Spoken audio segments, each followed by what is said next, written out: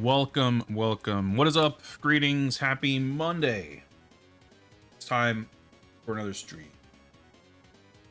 Maybe Sydney, thank you for the continued payment of the fight tax. Netscape Navigator, Brunin G, NPC, Running Wild, what's up guys? Lurkers in chat, VOD viewers, everybody else, welcome, welcome. Hope you're all doing well. Hope those of you living through unprecedented heat waves are staying alive. We got pretty mild weather here, thankfully. In fact, last week has been... I don't know, it's been actually nice. It's been very comfortable, but I've been looking forward to having, like, really sunny, stupidly warm summer days, so I can, like... I want it, at least for a little bit, to be warm enough to be uncomfortable staying at home by my computer, so I'm like incentivized to just go outside and hang out outside all day. But it's been like 17 degrees with some light rain for like the last week. But you know, I prefer something approaching that, but I'm fine with, you know, I'm fine with sub 30 degree temperatures. It's supposed to, we're supposed to get like 30 degrees in a few days, I think.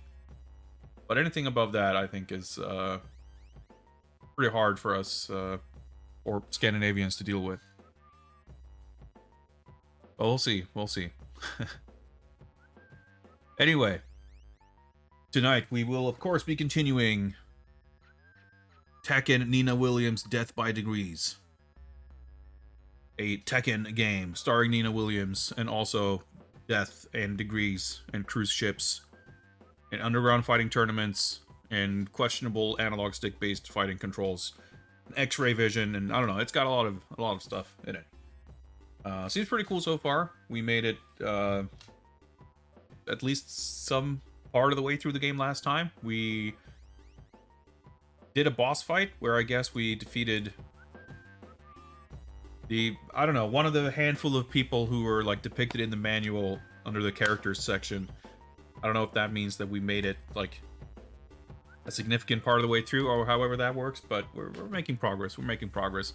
We got the second security clearance, I think, out of 3 by defeating him.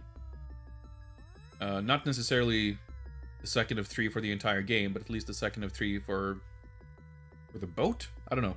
Who knows? But I was enjoying the game. I've been looking forward to playing it further. What's up, Gundam? Just remember, it was inoffensive but forgettable. Yeah, it seems like super polished in some ways, but surprisingly clunky in others. Like, I'm not a big fan of, like, a lot of the screen transitions and menu transitions and stuff like that have there's just a little bit too long and too frequent breaks with loading and waiting for animations and stuff. And whenever you get into fights, like, enemies kind of respawn in areas. Like, you clear out an area, next time you get there might be enemies again. And whenever you do get into fights, like, the camera is a bit awkward because a lot of the time you'll have enemies off. Like, it's always impossible to keep track of how many enemies are left. Like, whenever I finish a fight, I'm always, like, surprised because I thought for sure there were, like, 2 guys left off camera. And whenever I think I'm done, there is 2 people left off camera. Like, it's... I don't know. And it's made worse by the fact that you have these, like, radio guys who call for backup, which will spawn more enemies. And it's pretty crucial that you take those guys out quickly, lest the fight drag on forever with constantly respawning enemies. But half the time, you won't know they're even in the fight until you hear from off-screen someone talking about, we need backup, or whatever. And then when you try to go after them, they fucking Korean backdash all the way out of there super quickly. It's, like, really difficult to catch up with them. Even if you, like, completely ignore the fight and hold the run button, fucking run after them full speed, they'll, like, backdash out of it, and as soon as you, like, start attacking, while you're, like, throwing your jabs, they'll, like, fucking dodge it and keep backdashing and call for backup. Like, it's exceedingly annoying to deal with. The combat mechanics in general are... Well, the mechanics are fine, but the controls are definitely a little difficult to deal with, because it's all... Like, the whole gimmick of the game, basically, is that you use the analog sticks you move with the left stick and you attack with the right stick. And you use like the L1 button as a modifier button to like go into a stance or use a weapon. And you have a lot of inputs that are kind of, you know, you flick the stick once. Yeah, that's the other thing too, to do like dodges and dashes. You flick the movement stick. So you have to like flick the stick once and then delay the next input slightly and then hold L1 and double tap right stick in a direction. Like, it's not that it's super difficult to do on command, but it's like so different from any other game that it's very hard to, it's like unintuitive. Like you have to build up some kind of muscle memory, I guess, which a few hours into the game so far I've yet to do. Like there's a lot of moves to unlock and it's hard to just mentally keep track of how you do them because there's no, like, I think one of the reasons that it's difficult to keep track sort of what your moves are is it's just so abstract. If you have a punch button and a kick button, or if you have a light attack and a heavy attack, if you have buttons at all, I guess, I just find it easier to sort of mentally map my physical actions of pressing buttons to what the character's doing on screen. Like in this game, you sort of flick the left stick and you do stuff with the right stick. And yeah, I know that the left stick is movement and the right stick is attack. But I expect, like, my muscle memory sort of expects the right stick to be dodging or something, or looking around, which you can do if you hold a button. And keeping track of like, oh yeah, there's a move where you hold this button and you flick a stick to do a little step, and then you flick the other stick, like, it's just easy to get mixed up with the different inputs. And I'm slowly like getting the hang of it, but there's also like I was gonna say an overwhelming amount of different moves. That makes it sound like there's a huge amount. There really isn't, but I guess there doesn't have to be a huge amount for that amount to be somewhat overwhelming when the overall like controls are so unusual. Also, what's up, Goaty? I don't think I said hi. Greetings. But I think, you know, once you sort of get over that hurdle, which I feel like I'm slowly starting to, it becomes more enjoyable. And I think the setting and the characters and everything is like, I mean, nothing you haven't seen before, nothing like spectacular, but it's an enjoyable vibe. You know, I kept talking about that at the beginning, watching the attract mode and starting to get into the game and everything. Like, I just kind of miss these aesthetics, these kind of visuals, this sort of flavor of character design and everything. It's just like a perfectly adequate example of a style of game from kind of an aesthetic standpoint. Not really talking about the gameplay mechanics or anything, but it's just a vibe that you don't really get from... You don't get from modern games, but you didn't get from like PS1 games or whatever either. You know, Chase the Express is from 2000, so that's kind of like we're in that same territory. But if you go back to like earlier PS1 games, for example, or, you know, early to mid 90s arcade games or whatever, I love those games. They have their own appeal. Like PS1 anime stuff, like there's a lot of different things that I like for different reasons. But I think this is like so typical or exemplary of Namco stuff from this era. Like there were always this very high level of polish and like cutting edge CG that had a particular look to it that I just find really appealing. Like it's part nostalgia, sure, but it's also like rendering became realistic enough in terms of like pre-rendered CG stuff that you started getting into that area of deliberate stylization as opposed to stylization as like a necessity from technical limitation. And there's just a certain, like, even if at the time you would look at the cutscenes in some of these games, like, I don't know, the Tekken 5 CG stuff or whatever, and just maybe have thought of it as like high quality, very, very realistic cutscenes. Looking at them today, there's obviously a lot about them that isn't realistic. There's some of it that holds up great in that sense, but it's more so the artistic direction of them that still has a sense of style that I think not only holds up, but is like distinct from a lot of what you see nowadays. I mean, Tekken in particular, I do think has done a good job of maintaining and kind of pushing their in-game visuals in the direction of what was established in some of those older CG stuff, and that's something I'm really happy with. But you know, in a broader sense, it's just nice to go back to these PS2 games and I don't know, just soak up the vibes. I like it.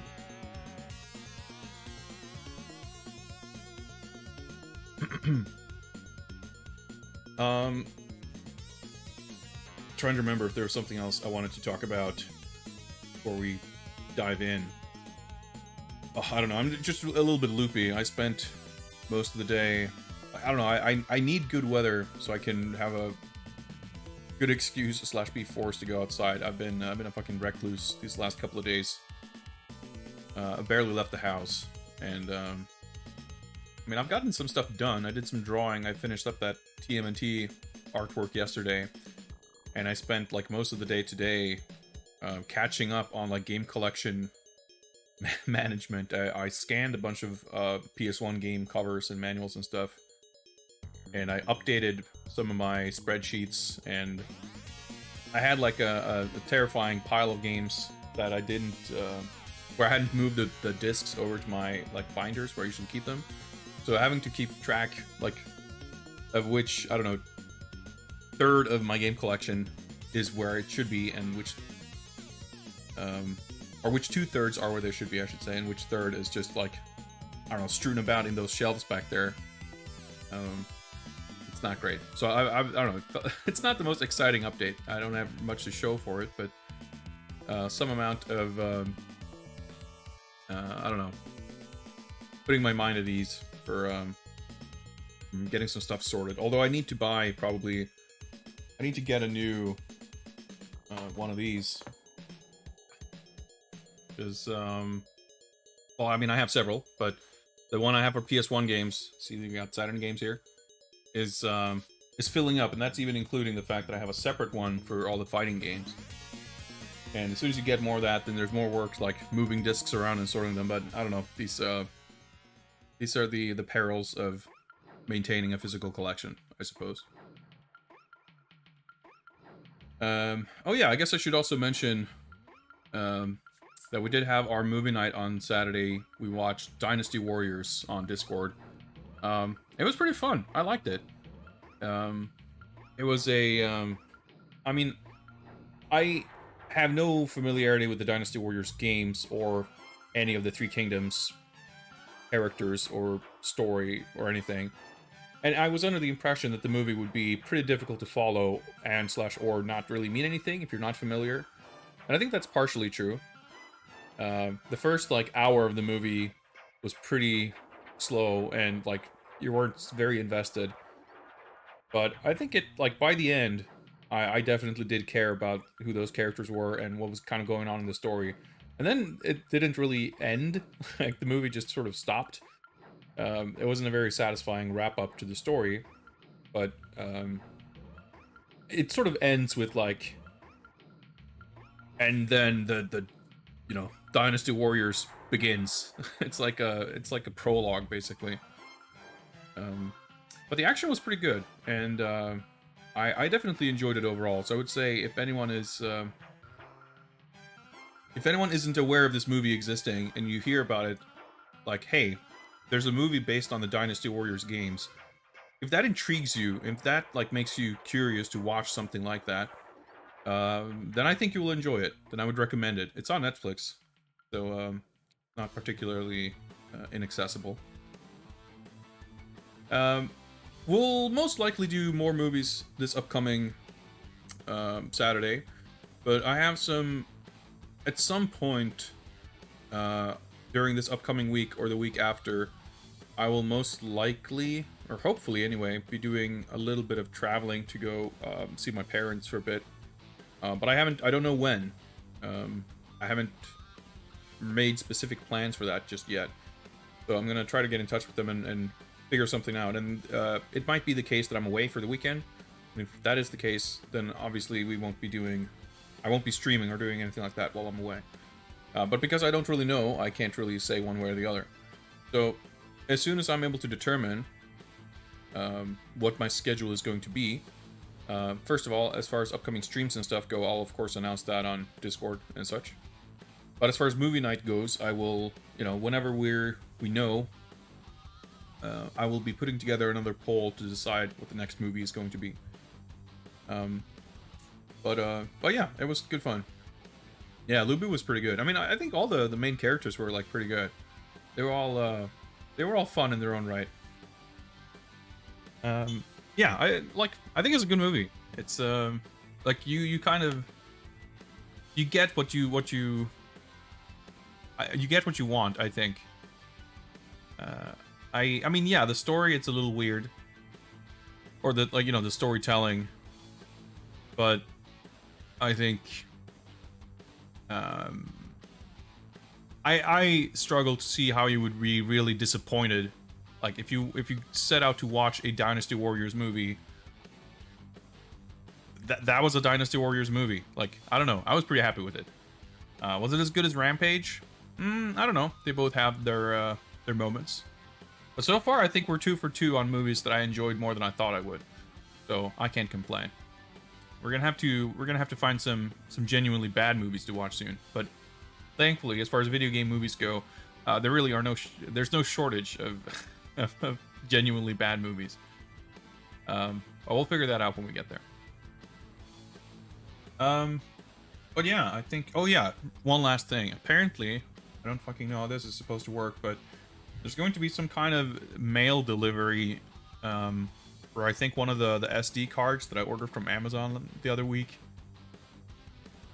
The mail service here is weird. Like, every 3 or 4 times you have a package delivery, you get a notification in the app or by text message, and it's like some new method of delivery or like pickup or whatever, and it's like, oh, okay, well, I guess we're doing this now. All right, whatever. As far as I can understand it, I think it's just basically going to be left in my mailbox, but I don't know. They might come ring the doorbell. They might leave it out in the hallway, or I have no idea. But if I suddenly get super spooked by a sudden doorbell or my phone ringing or something, I might have to excuse myself for a few moments to collect a package. Maybe. Who knows? But with that, I think we're what is left here? Yeah, the weird OBS crashing when I switched to the PS2 scene happened again. I thought that was due to something with streamer bot or something, because I'd updated it and I don't know, done some other updates or whatever, and it had never happened again in the past, like, I don't know, several weeks. I don't know what, like, it only seems to happen, actually that's not true, I was gonna say it only seems to happen when I'm actually live, but I think when I was messing around with it, I was able to reproduce the crash even when I was offline, but it wasn't consistent at all. Like, I'm not sure, I don't know, it makes me really upset because I can't reproduce it consistently, and for that reason, it's impossible to know. Like, I thought it was fixed, I thought it was gone, but then nope, I guess it's back. Like, is it something in one of my scenes? Is it something like, I don't know, it's very hard to troubleshoot.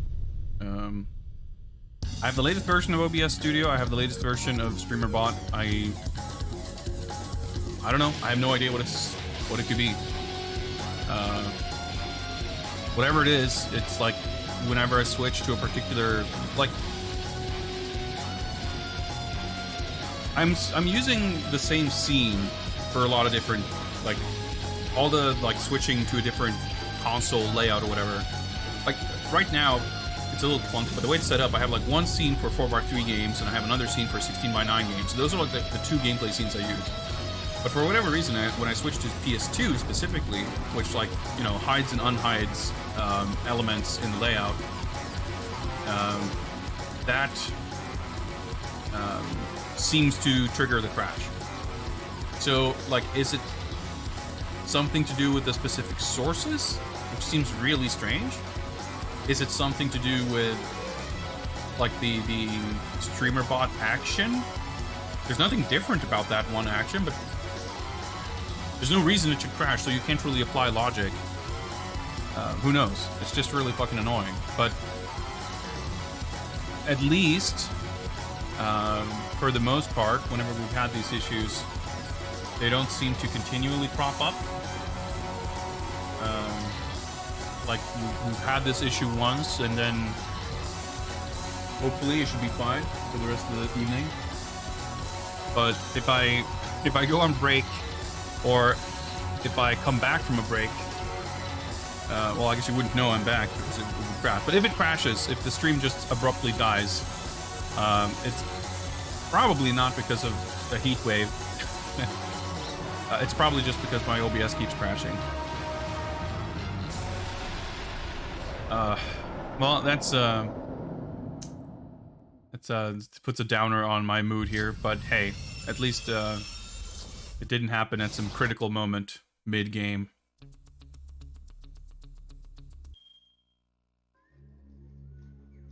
Let's load our save.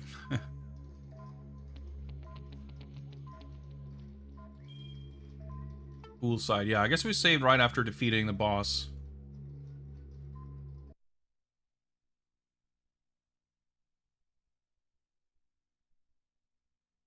Yeah, I mean, I don't think it's in the grand scheme of things, like, it's not that disruptive, because even if I'm down for like a few minutes, it's a few minutes here and there.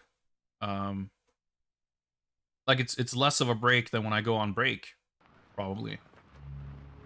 But it's to be perfectly frank, I'm not concerned with your viewing experience. I'm concerned with my peace of mind. Because I don't want these things, like, the thing is, again, like, if it was entirely consistent or, like, reproducible, that would be one thing. But because it's so, like, I never know when it's gonna happen, and it always catches me a bit off guard, and it just annoys me. And I don't wanna have my, like, mental bandwidth occupied by having to worry about whether stuff's gonna crash. Yeah, we'll see. That, like, I don't even know what I would...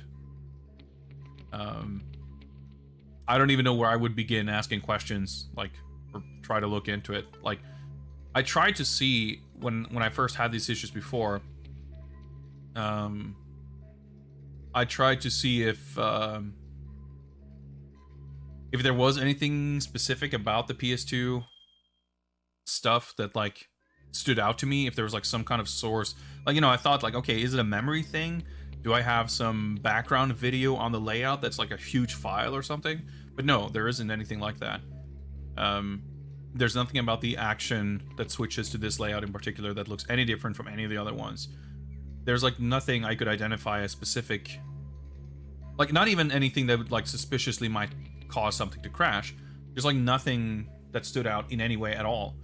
And like I said, like, it's not like it crashes every time I switch to the scene. It's not like it crashes every time I switch in a particular way. Like, the only thing that seems consistent is that if I, like, I opened up OBS, I was switching around between scenes, I switched to this scene before going live to update, like, the cover art and fix some things, and then I went back to the, you know, the starting screen. Like, the only thing that seems consistent is that if I go live, then the next time I go to the PS2 scene, it might crash. But obviously that didn't happen last time we played this. Like, it's a complete mystery. It does not create an error report because technically, I guess, it's not crashing. Well, to my knowledge, it doesn't create an error report because it just freezes. It just stops responding. It's not like an OBS crash. The window just freezes and stops updating. Like, the audio comes through. Like, and I noticed, because the game audio that you're hearing is the audio that is being played by the OBS window capturing the game audio. Like, that's how I hear the audio too. And when it freezes, like I could hear the game audio. So it's like it's outputting, it's doing some things, but the window itself doesn't respond and it doesn't like broadcast. So I wouldn't suspect that it would generate a crash report if it doesn't, like if the crash handler like isn't activated, you know. But anyway, let's not dwell on that. Now, see, the problem now is that I'm gonna dwell on it for another 10 seconds. The problem is that as soon as I'm gonna go on break, I'm gonna be fucking nervous as shit that everything's gonna fall apart as soon as I go on break.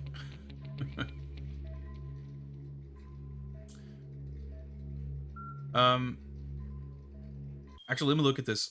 Let's see if I remember how to actually play the game. L1 is stance, right. L2 is the bone-breaking move. R1 to grab, right. That's the other thing. Yeah, that kind of complicates the controls too, because all the attacks, you just, you know, you point the stick in the direction you want to attack. So that's how you kind of aim your attacks. But if you grab, I guess you have to like use the left stick to move around to face the direction you want to grab.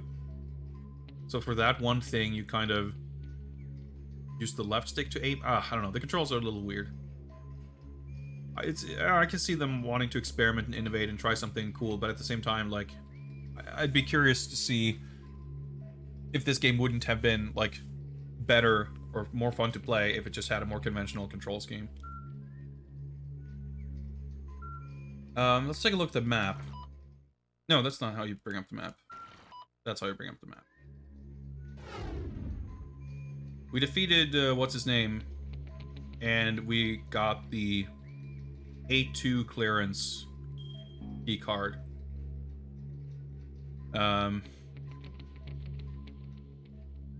Most of those doors were previously unlocked already. I guess all of the doors. Well, actually, it looks like the elevator door. We have access to the elevator door now, which is like kind of the thing that leads right into the middle of the atrium.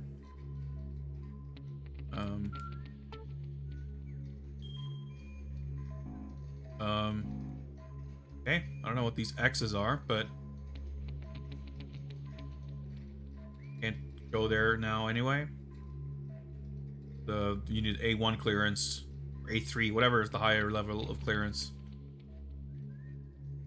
To get through that big first red door. New and tasty 6th house. Quite the name, welcome. Yes, we are indeed playing the Nina game. Okay, so yeah, this is the locker room. That was the locked door. Okay, right. This all looks. Oh wait, so can I get through here? Oh, you can get to this.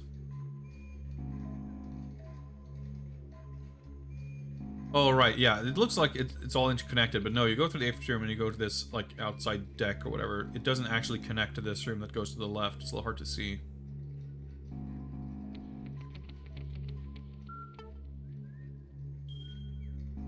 The elevator, and that door's still locked. Guess I can take the elevator to B1? It looks like I can do that, and that seems to be the only thing that's actually new. Doesn't really look like that's going anywhere, but I guess I can take these ducts to the boiler room.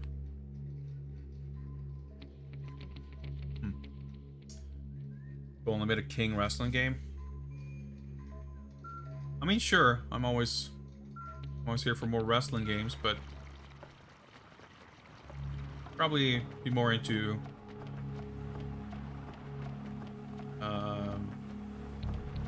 more kind of out there spin-offs. Like things that are a little bit of a bigger departure, I suppose. I mean, not that I would be against it, though. The enemies probably respawned here. We've spotted the intruder. Right, okay.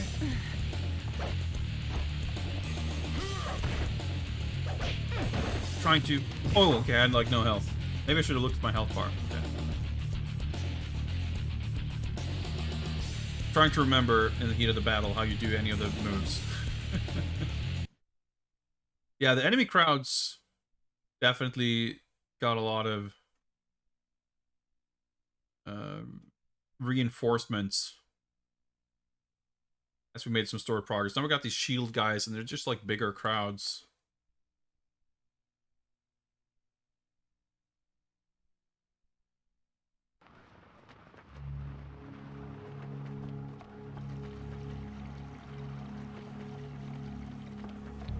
I have,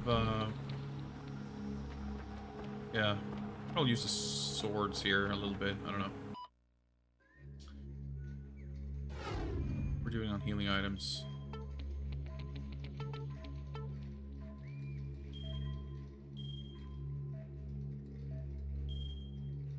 Do these. I have a lot of skill points. Do I have... What level am I even? I am level 5. Okay, that means we can buy something new here.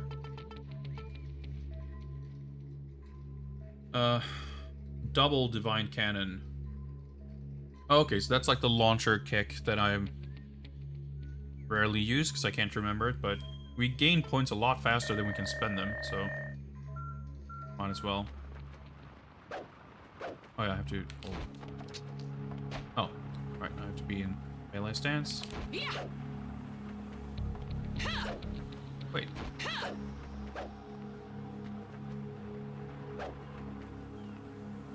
Oh.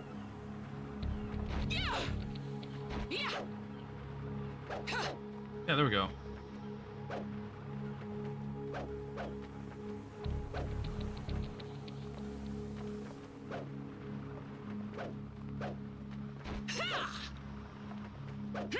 That's it. Okay, man, it's kind of tricky to do. I'm not even sure.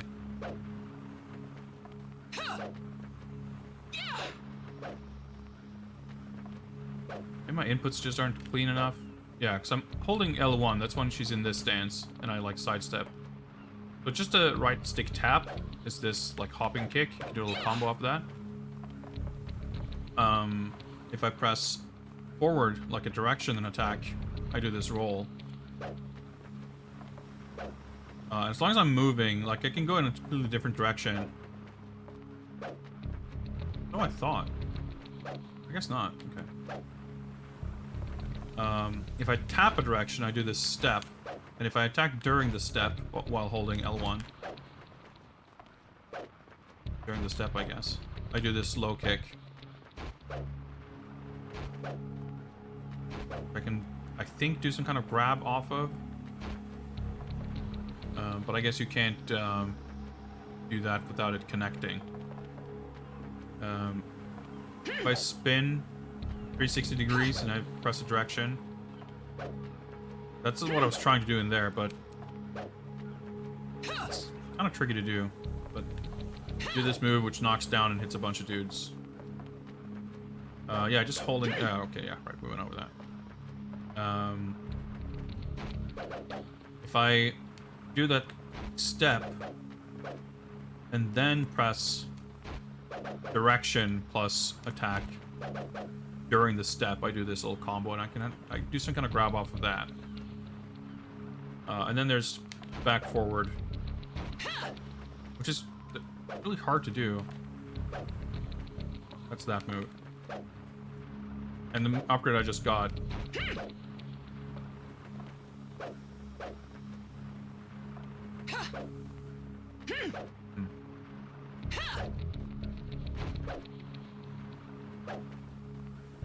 Supposed to be a second kick, which I was... There we go.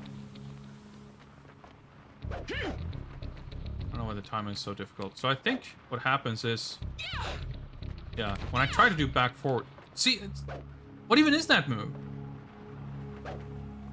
When I tried to do back forward kick to do the launcher... Half the time she does like a different move. It looks like the 360 kick, like this one. But she does a little yell and it's faster. Yeah, that move. But it's not the same. Is it like a quarter circle? That doesn't make sense. Well, I was gonna say I should save. So I don't have to heal up and do whatever else if I reload, but so for the best. At least I know I might have to pay attention to my health. There's the intruder.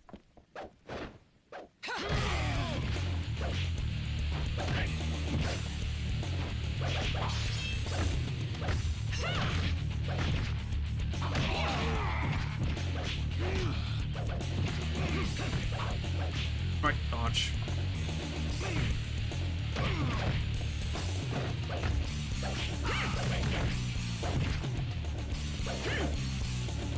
Okay.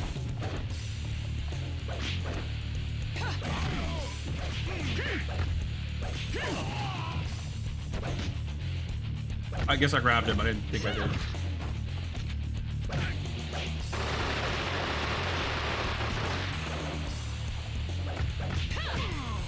Oh, that guy's the radio.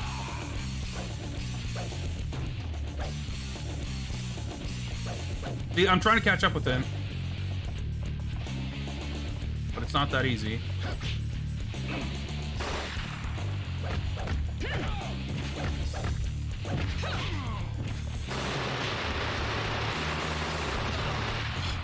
Being juggled. Requesting backup. Oh, now it gets back up.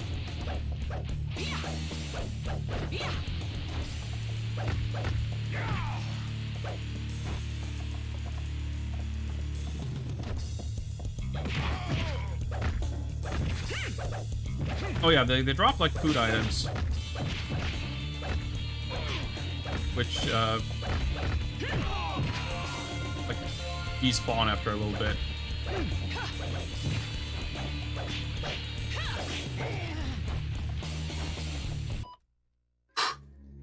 It's intense. Alright, let's heal up, I guess. We have our,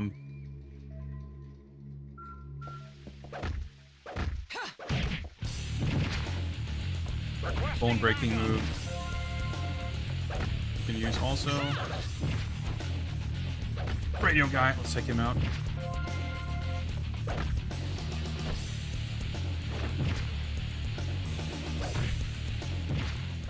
Okay, I think we're done. Alright. Now we got a bunch of points. Alright, so you can go into this, like, look mode, but you can't fight when you're doing this because you're using the right stick to move the camera. So it's not really any help during the fights. So, like, the camera is definitely a bit of an issue. Yeah, this room seems to be kind of... We've already been passing through it quite a bit. Laser beam, yep. Right on time.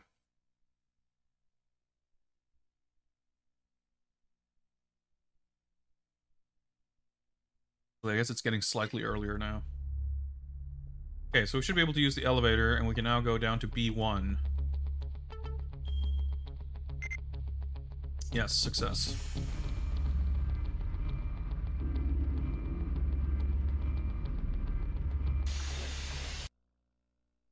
Derek Danzig, what is up?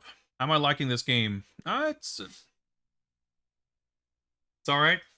I'm gonna sit over here, I guess. It's a little bit of a mixed bag. I'm really enjoying the atmosphere. I think it's overall a cool game. I love that it exists. Intruder confirmed in the atrium. But it's got a lot of little annoyances. The security level 2 elevator has been activated. Shut it down now. So what's up, McCall? I think the controls hinder more than they help. And some of the stuff with the, like, very specifically the radio guys who call in for backup, like, get really annoying. And some of the camera positioning, like, it just doesn't, like, it's a lot of things that sort of interact with each other and sort of combine into a somewhat frustrating experience. But it's cool. I like it. It's no Chase the Express, but it's decent enough game to follow up. Okay, there's something on that side that we can't get to. But I'm pretty sure this is these are the vents that we saw on the map, so. Alright, rats. Oh yeah, you can run in the vent.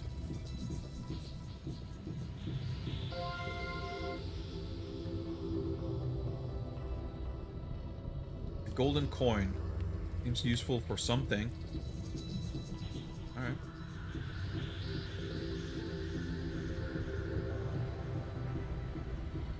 On. It's back. Oh, yeah. Nothing there, I guess. I skipped one, but fuck it.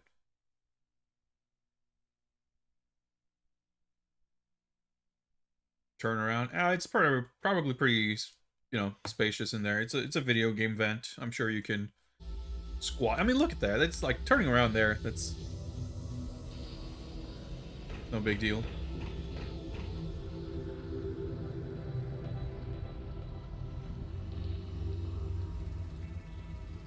Kind of panel. Let's find those save spot and save first. In case it, I don't know, triggers an alarm or something. I love this, again, with the save thing, where you have to find the spots where you have a good enough reception to contact the CIA headquarters to save your game. I think that's a delightful little in-universe justification of save spots. Oh! Yeah, the way the controls behave when you switch camera angles is also a bit questionable. Anyway, yeah, I guess it said something about it's 43 degrees in here. It's the boiler room. We previously had a boss fight in a freezing room that was minus 18, so be fine. Okay, it's a puzzle box. Honeycomb lock system. Yeah, I think we saw this in the manual. Okay, so this like switches them around, right? Yeah. Okay, I think. Oh, wait. Okay, never mind.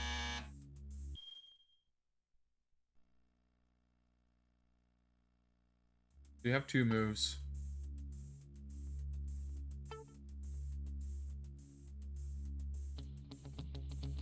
And okay, you just okay. The controls are a little funny, but the two has to go. I wanted to push the number 2 up, but well, I guess if I do this, it's the same thing.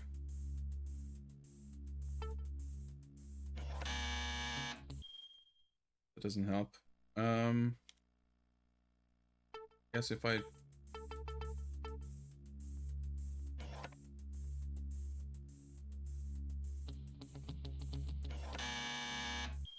Yeah, okay, you only have the 2 moves. Doesn't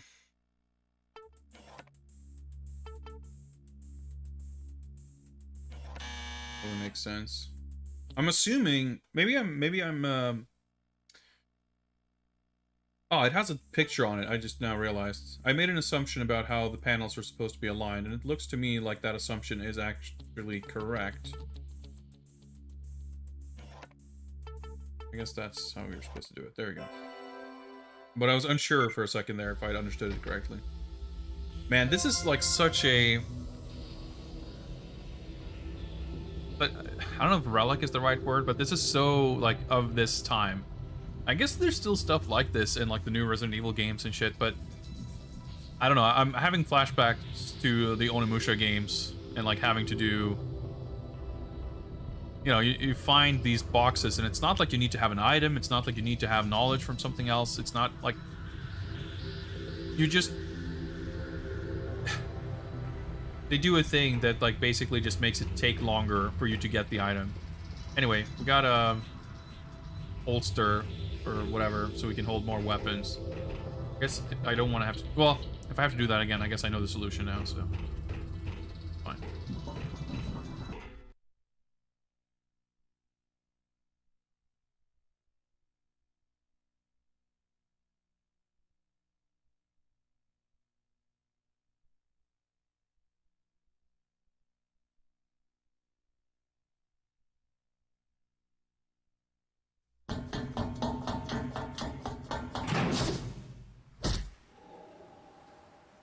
Williams, wait!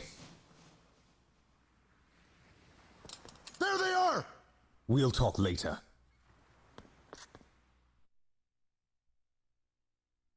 Intruder's busy having an anime fight over there. Okay.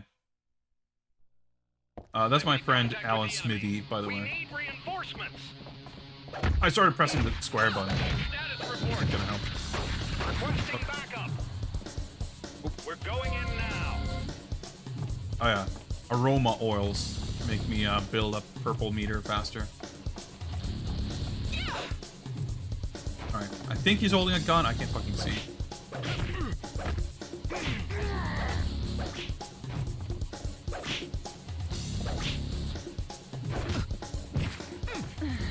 My bad.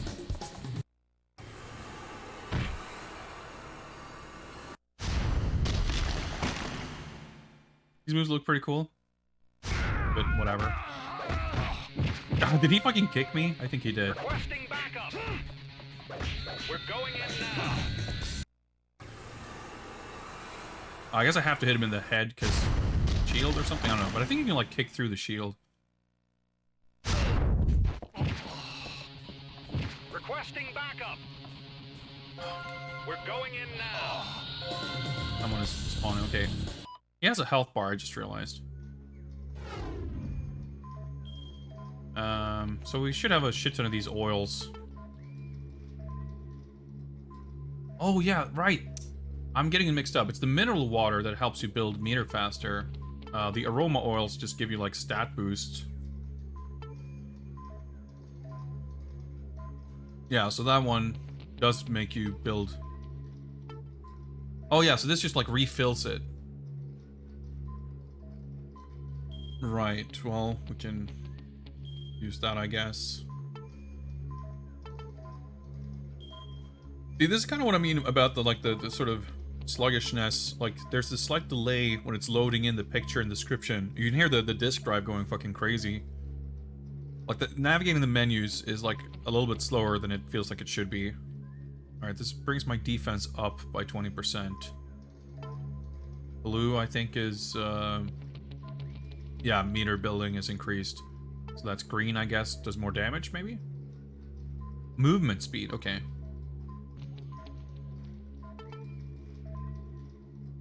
Well, I guess we can increase our defense for a bit.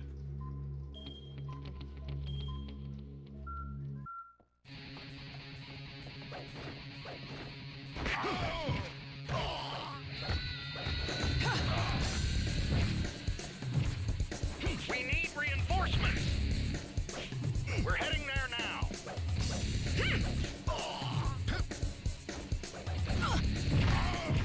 Alright, is there a radio go up here or something?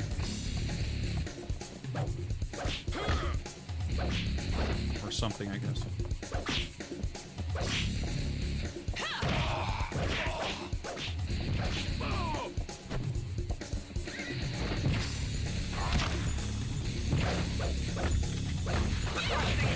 Try to roll. Yeah, you can't like cancel out of like. You're committing We need reinforcements. We're heading to like everything.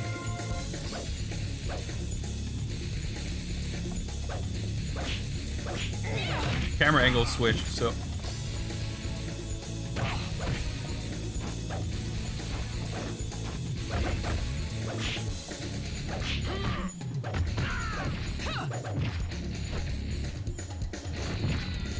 Cool. There we go. Not gonna kill him.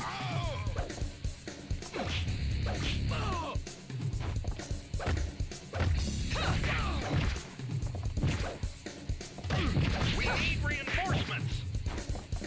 We need reinforcements. We're heading there now.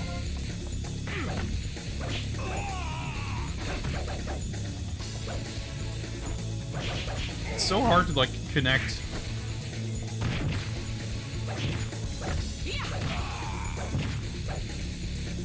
Oops.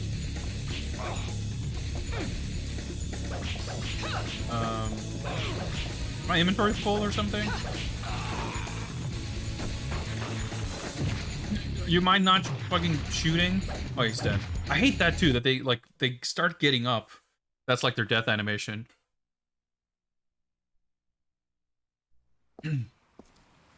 Not bad. X-ray moves before Mortal Kombat pity. 9. Yeah, Your this dress predates is Mortal ruined. Kombat 9 by 7 years. A proper self-introduction's in order. The name's Alan Smithy. Not very creative, are we, Mr. Alias Man? I'm Nina Williams. Everyone uses an alias in this line of work. You're a strange one. I'm a little rusty. Nina, 2 weeks ago, one of Carmieta's ships went down in the middle of the Atlantic with the force of a nuclear explosion. They're using the power vacuum brought about by the fall of the former communist bloc countries to smuggle large amounts of weapons. We fear they may be modifying those weapons.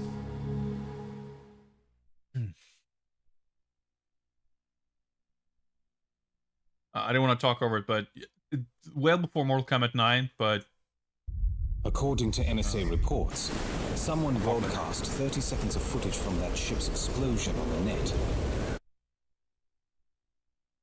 mid cutscene loads, huh?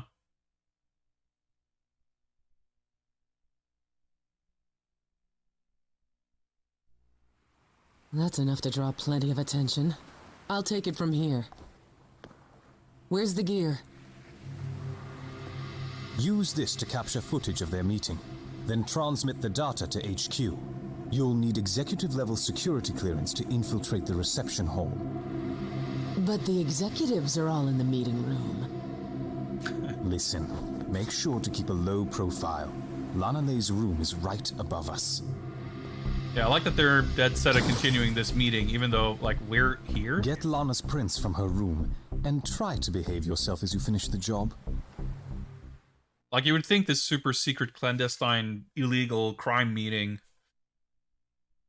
would be like, maybe some of the people involved would be a little bit skittish about going forward with the meeting, when it's like, oh yeah, the venue for our meeting has been compromised by these CIA agents infiltrating, killing a bunch of our people, but it'll be fine. They need a higher security clearance to get through this locked door, so as long as we're in the reception area, we'll just do our secret meeting. It'll be fine. I don't know. It seems a little bit silly to me. I guess they're not going anywhere if they're on their cruise ship. I don't know. Anyway, we got the Stingray. So I guess that's the Stingray minigame that we're at about in the manual is for this kind of stuff. Anyway, I was about to say that the X-ray moves are well before Mortal Kombat 9, but I'm pretty sure it's a couple of years after... was it Romeo Must Die? Is that the Jet Li movie that had the... Well, that had exactly this, basically. These, like, X-ray cut-ins. I always thought they were a little bit silly. I think that was the movie, right? That was, like, 2001 or something. And this was, like, 2003, 2004. Okay, I meant to check the crates, but that's fine. There's no power, apparently. Okay. Right with these.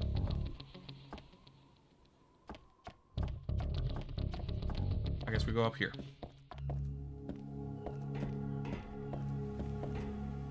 She died in 2001. Okay, well, it was, couldn't have been much later than that, then.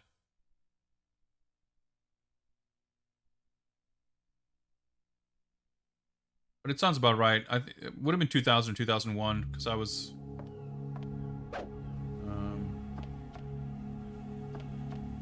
I was in, like, 9th grade.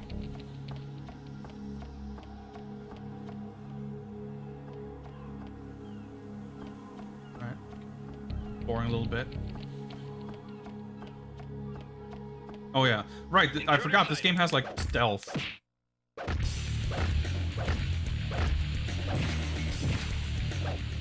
Oh, wait. Died? Okay, sure. Oh, yeah, right. It's a weapon. I can only carry so many weapons, I guess. Firearms, rather. I don't know if I was meant to go up here, but fine. Oh, yeah. Oh, even like the climbing is like a little bit slower than it... I mean, it's not like unrealistic. If anything, it's too realistic. Enter the tank? Sure. Okay, now OBS is apparently randomly disconnecting me from chat. You'd think this was a fighting game stream with all these technical difficulties we're having, but I guess I'm still live, so let's keep going.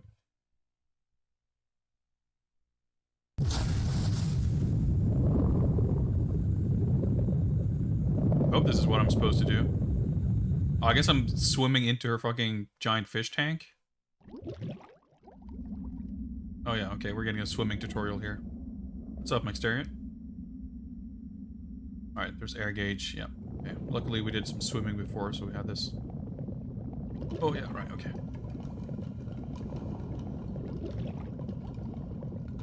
Pretty fun idea, though. Thing. Oh, it is a thing. Another gold coin. Wait, is that not a gold coin? No, it's a seashell, okay. Oh. Oh boy. I guess this was just a little detour. Collect a gold coin or something. Huh. What did the exit look like? Where is it? Oh, there we go. I'm running out of air. Did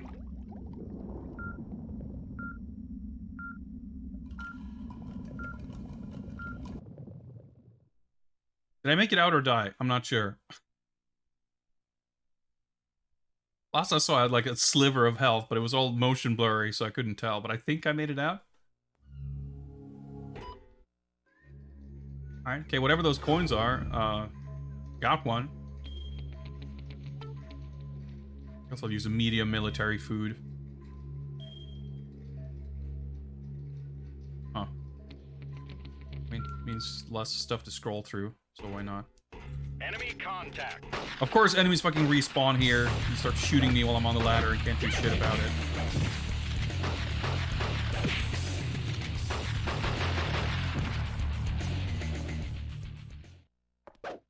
Like, that's a thing that I find this game doesn't do great. Like, it puts you in screens where there's, like, very rarely are you able to investigate and sort of safely scope out an area to see where there's going to be enemies. You get kind of thrown into it in a way where you don't really have the ability to fend for yourself properly.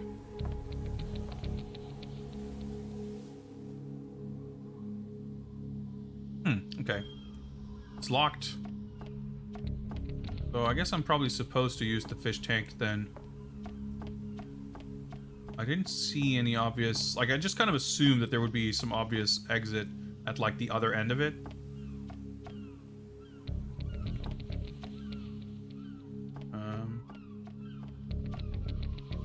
Let's see if we can... But I sort of swam to that wall and I didn't see anything. Unless I'm supposed to, like, shoot the glass or something.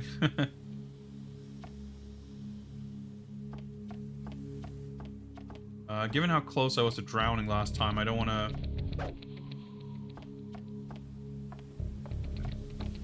I don't want to have to figure it out on the fly if I have to. Unsurprisingly, that doesn't do much.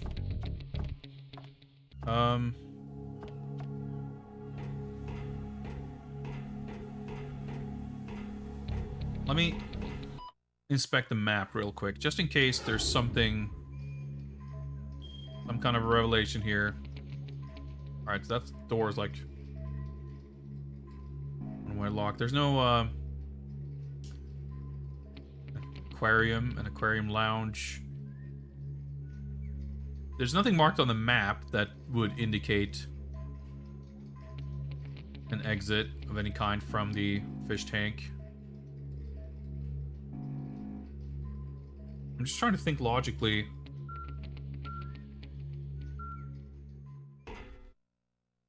It's like, yeah, but I guess I can't. I can't think of anything where it's like not helping. I'm just like, I wonder where there could be any kind of exit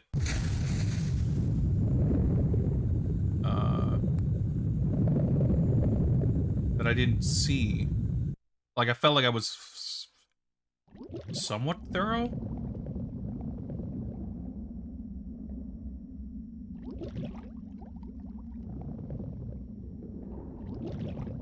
Like, I'm not gonna, like, fucking bust through the glass, am I? Okay. That's the thing, I guess. I was gonna say the ceiling, I guess, is, like, the one thing I didn't check too closely. Yes, we're playing as Nina Williams from Tekken. Okay, got a defibrillator. It seems useful underwater, but no, I guess we're gonna use it to power up the electronic lock, huh? Ah, yeah, there's a switch. I'll pull this. I guess this will take us down to the aquarium lounge. Yeah. Figure something's gonna happen down here. Nina, if you find a room you can't enter, try using the stingray. The stingray should be able to give you access to some areas. Stingray. Well, in fairness, I'm glad he called, because I did kind of forget. Is this gonna, like, close the shutters or empty the aquarium or something? No, we're just gonna pull the... Okay. I don't know why I would need that, but sure. Oh. Every now and then you just, like... In some angles, like, you can... Or some places, you can control the camera. But then, like, as soon as you walk into a part of the room where you can't control the camera, if I hold down R2, the camera control button, that little thing shows up. And when you can control the camera, the right stick will, well, control the camera. But when you can't, it'll attack. So even though I'm holding the camera control button, like, basically, I'm running around like this, and I'm controlling the camera, and all of a sudden I might do that shit, because the right stick changes from controlling the camera to doing attacks, like, without warning. Alright, let's get some fingerprints off of this champagne glass. I like this concept, it's pretty cool. Like, you're scanning these fingerprints off of stuff.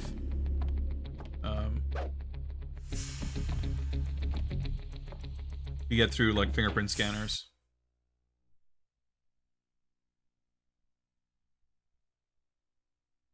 Like, it's a cool bit of spy tech, and I think it's more interesting than collecting key cards.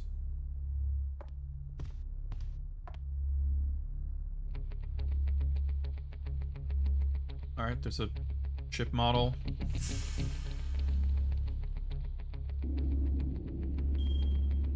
It looks like a camera? Is that a giant crest indentation there? Oh, chimera. Okay, I misread that. I thought it was a camera. Yeah, okay, that makes more sense. So the golden coin that was in the aquarium was, like, very easy to miss. I don't even remember where I picked up the other one. These, like, switching there is so slow. Alright. Can't use this. Okay. このアイテムが持っているだけで結果がある. Okay, just holding this item will give an effect. That's one thing I like about this. It's, like, fairly streamlined as far as inventory puzzles go. Like in Resident Evil and a lot of other games. Although, to be fair, Chase the Express did this too, like this game. Where it's like, you walk up, well, to some extent, not always. You know, you walk up to a chimera-shaped crest hole, and you have a chimera crest, and you'll inspect the crest slot, and it'll tell you exactly what you need to insert, but it won't give you the option to just press a button to do it. You have to, like, arduously go into the inventory menu to dig it out and press confirm and press use and whatever. This game doesn't really make you do that. It doesn't make you jump through those hoops, which I appreciate. If you have the correct items, you'll just use it. I mean, it makes sense to force the player to deliberately use an item if, you know, there's supposed to be some thinking and problem solving involved in figuring out which item to use. But in these types of games, that's rarely the case.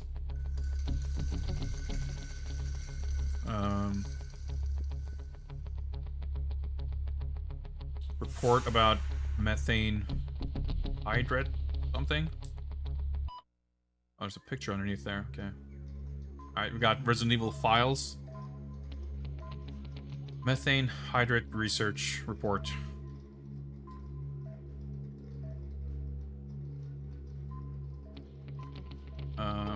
Something about methane gas and a laptop. All right. Should I try to read this? It'll be fine. Whatever. Let's not worry about it.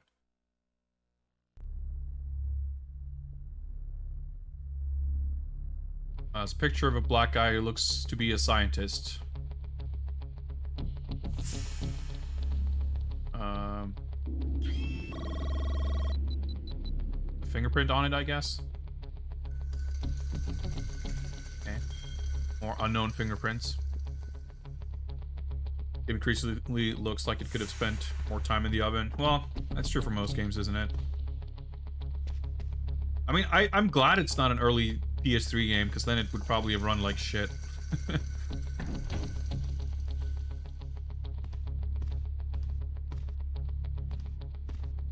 I'm just gonna kind of assume that I won't be able to enter that other door. Okay, I guess I refilled my... Oh, wait. Oh, okay, yeah. No, okay, it's a... Yeah, the percentages are weird. But yeah, I picked up that other holding thing, so now I can have 3 weapons, I guess. What's this? Message card. From Lana Lay. She's like the head honcho, I guess. Oh, it's for her, I see.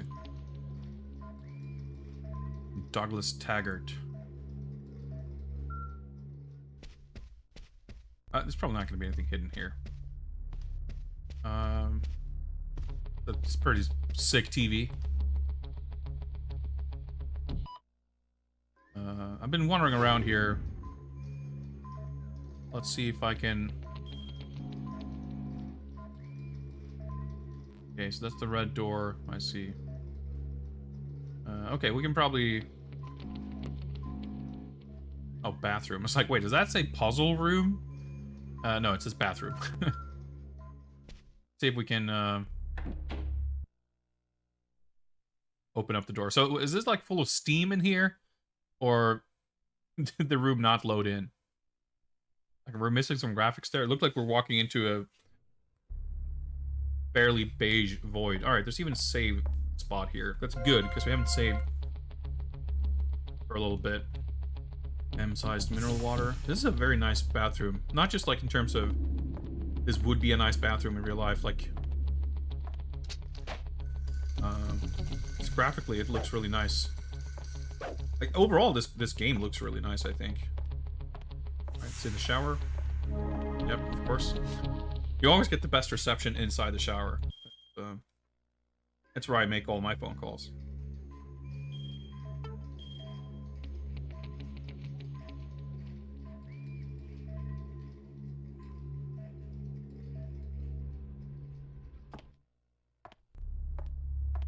The baked lighting, the texture, like, yeah, I just love graphics from this period. Okay, so it asked if I wanted to go through the door.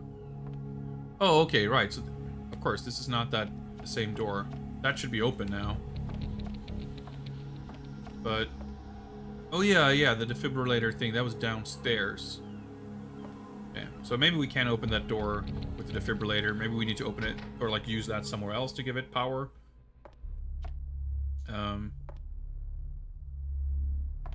These are not sinks. This is a toilet and this is a bidet. The sink is over here. Sink looks pretty whack though.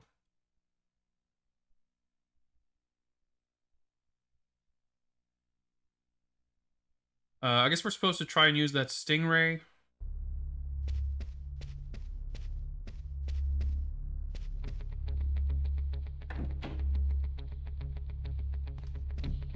I mean, we didn't even try to go through here, but...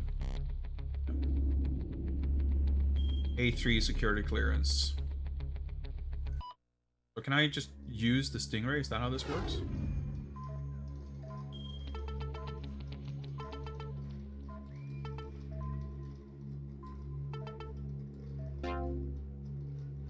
No need to use it here. Pretty specifically said, use it if you can't go through a door or whatever. Like, I mean, it doesn't seem like you'd be able to slip that through the through a closed door.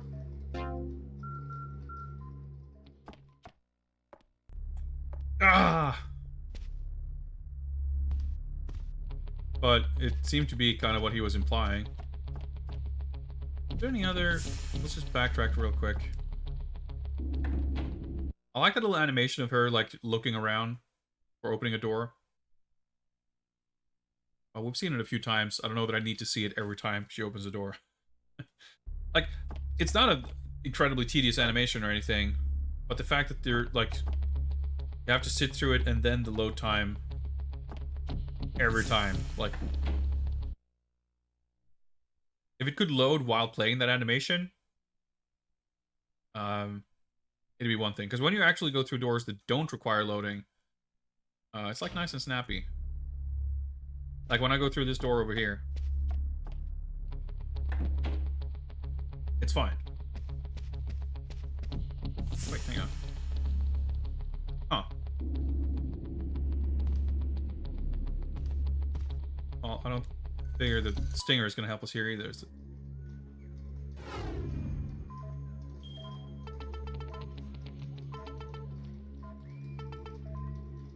Like, whenever you stop moving your cursor, you can't start moving the cursor again until the icon and whatever has, like, loaded in the item menu. Just like... Yeah, there's just a lot of little things like that that make the game a little needlessly annoying to interact with. There's just, like, a lot of tiny points of friction. Okay, I guess we'll go down and see if we can...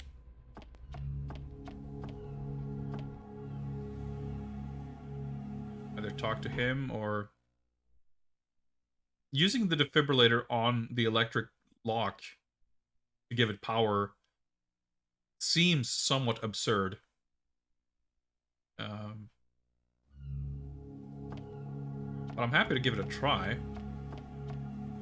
I just figure we would power it from somewhere else, probably.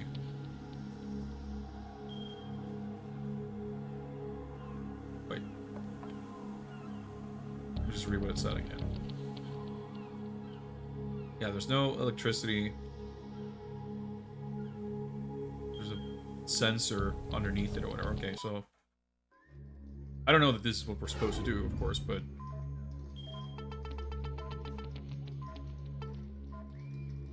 If you... if you're trying to step, like, one at a time, it has, like, stop to load. Nope, okay, just holding this item... Okay, yeah, it just says, basically, you won't need to actively use this, just having it in your inventory is enough. Oh yeah, maybe I should actually fucking read the item description. I just assumed that it would have something to do, even though it's ridiculous, that it would have something to do with power. I wanted the defib plant to work. Yeah, me too. It was just silly enough that it would be kind of sick.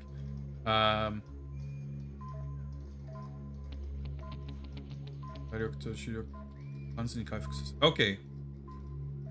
Completely refills your... I guess it sounds like an item... Like, it'll protect you from death, basically, and refill your health and focus meter. So, where did this... Oh, yeah, okay. Yeah, this game is, like, not super great at pointing you in a direction.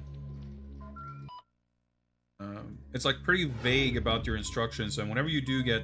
Like, we had the same thing when we were... Wait. Oh, that's me, okay. When it's, like, showing someone running through a door or disappearing somewhere, like... It shows you that, but at a point where you're not really familiar with the environment yet to know what door that is. So you're left kind of wandering around. Like, the game... It's... Like, the thing... to be clear, like, I'm not saying that a game needs to be extremely explicit about holding your hand and telling you where to go and, like, not giving you any room whatsoever for backtracking or exploration or even making mistakes in terms of navigation or traversal. But it doesn't feel like this game is, like, intentionally being vague. Or, you know, again, just compared to something like Resident Evil. Resident Evil has a very open-ended map. Like, the game is quite linear. There's a few things that you can do in slightly different orders, but by and large, like, it's not a non-linear game by any stretch. But you legitimately have different areas to explore, and you have different things you can do. Other games, like Chase the Express, are very kind of tightly railroaded. You're kind of on a leash, and you're, like, the game is sort of stopping. Well, I shouldn't say stopping, but the game is informing you very frequently about, like, your next step. Like, you know, I feel like something like most of the Metal Gear Solid games are kind of like that too. Like, you have these radio conversations, you get these, like, very minor sort of objectives. Like, you should try to go there, like, get this thing from over there. And you can, of course, always, like, call the radio to get a reminder if you get lost or you forget. But the game is, like, very good at always telling you what you should be doing, or what you're trying to achieve, or where you're trying to go. I think either approach is totally fine. There's obviously, the spectrum extends further in both directions.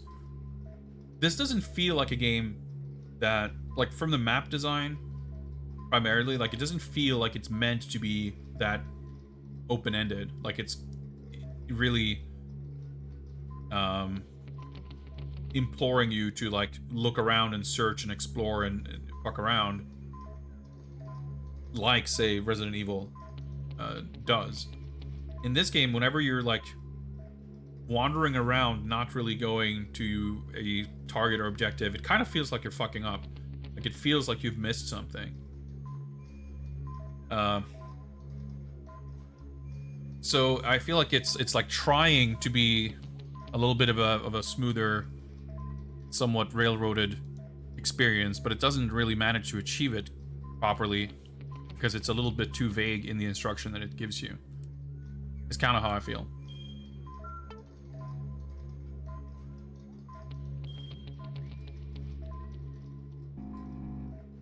I don't know. Like, we got the Stingray thing. We got some kind of instruction to... Wait, hang on. They're calling me.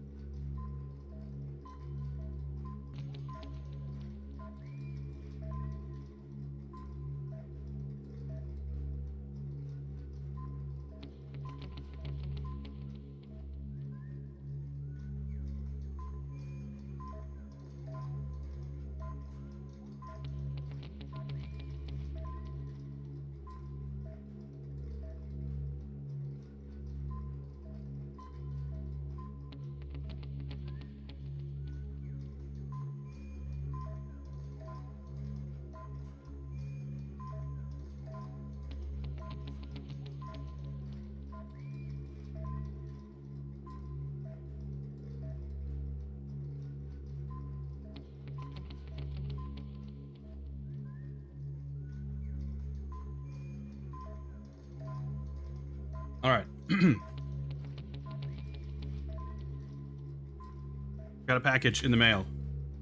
Delivered through the most inconvenient means, but that's how it goes. delivery to the door, which in I guess means that I have to be home, but hey. Got an SD card. Very exciting stuff. Okay. Yeah, exactly. I had to go. I had to go to the shower to take my call. Maybe I should have.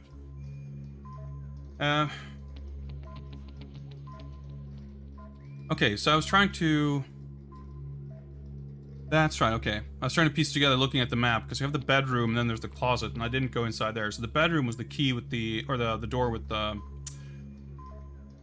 code lock thing. Maybe I should pay attention to my notes here. Alright, my chat keeps... Well, it does. It's not like I can see myself disconnecting, but every now and then it just says, "Welcome to the chat room," like I'm just connecting. Oh, shit. I forgot this was a thing. Nina's memo. So this is like our notes. Okay, so I guess this is in place of fucking radioing the kernel. I can look at my personal notes. So this is mission 4, apparently. Like infiltrate through Lana Leigh's room. Confirm something or other via the map. Keyword Stingray. Okay, what I wanted to see was actually if there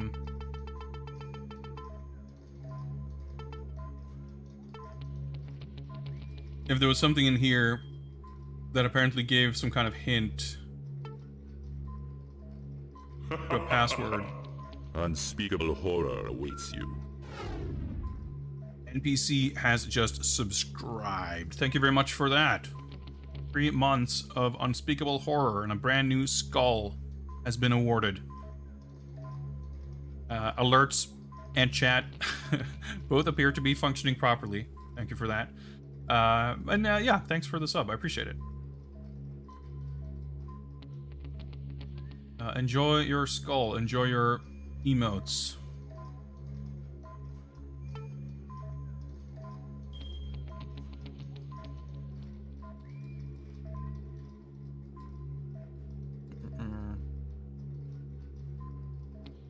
Oh yeah, okay, I guess this is... yeah, about the number something, which I assume is the code. Bango wa here ni gozaimasu.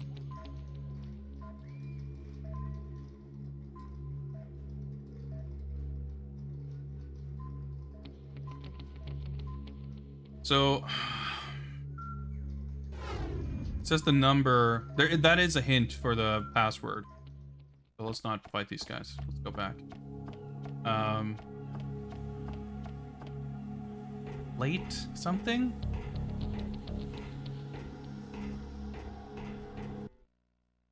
There's supposed to be a number somewhere, and that's supposed to be the password. So I take it we're meant to find that and figure it out.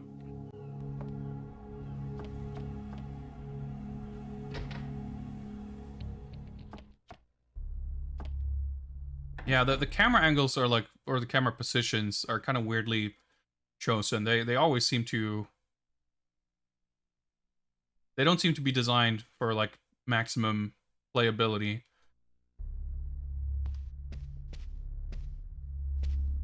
So there's like not much more you can inspect. There's that like ship.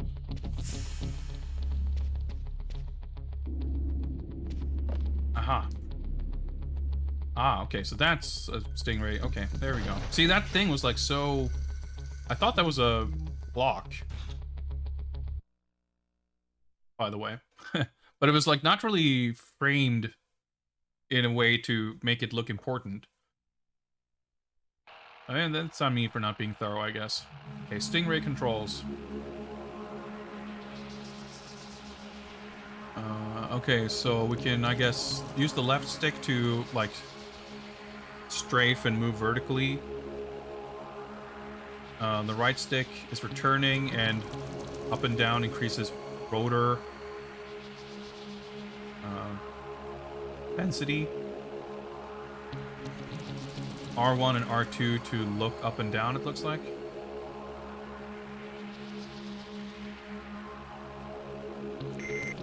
Oh, okay.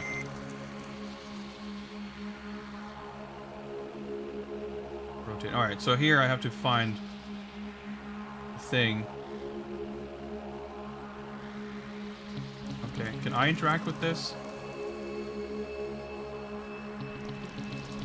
Okay. Oh, just get close. I saw a few numbers there. 0523, okay.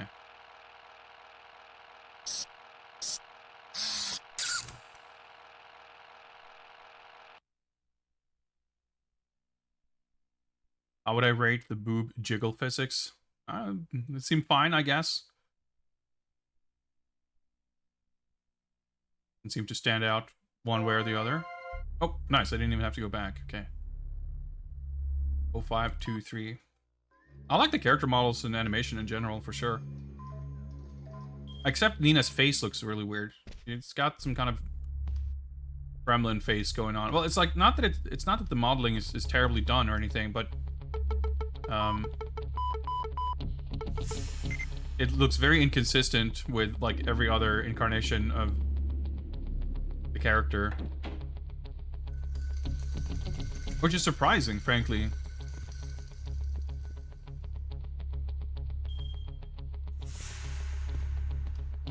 Pressed? I don't know. Like, it's surprising given that they usually have like a pretty high level of polish. Also, that's kind of interesting looking at it. To me, this definitely looks like it's a different character model. Like, there's probably a different model during cutscenes. Can we get that closer to the wall? I want to see her face. Kind of not letting me. I mean, it's kind of a smart camera thing, of course. It's like moving out of the way. But yeah, like, that's definitely not the same face as during the cutscene. You can see her ears are a little more pointy as well. There's like not as many polygons, which makes sense because like during normal gameplay you would never see. I mean, I have to really jump through hoops to even look at her face. But it's funny because I think this face looks better. Like, there's more detail in the cutscene face for sure. And this face is still not like a perfect match for her actual like design, the way she looks in like the cover art and like in the actual Tekken games. But it looks closer. I don't know, that's funny. Okay, so that's another little stingray hole. Or no, I guess that's where we came in. I thought, okay, never mind. Alright, let's go inside the closets. There's probably some other vent or something here that we can use stingray in. Or just... Ah! Get a Chimera crest.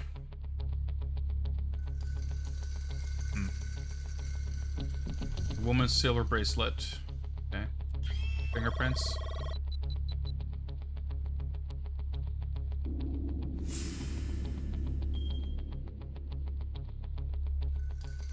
Oh, I see. Okay, I wasn't paying attention. I was gonna say, we keep getting this, like, mystery fingerprints, but I guess they're partial prints. So, we've got all of our partial prints, so we can synthesize full fingerprint of Lana Ley and get A3 access. There we go. I like this little spy stuff you do in this game. It's pretty cool.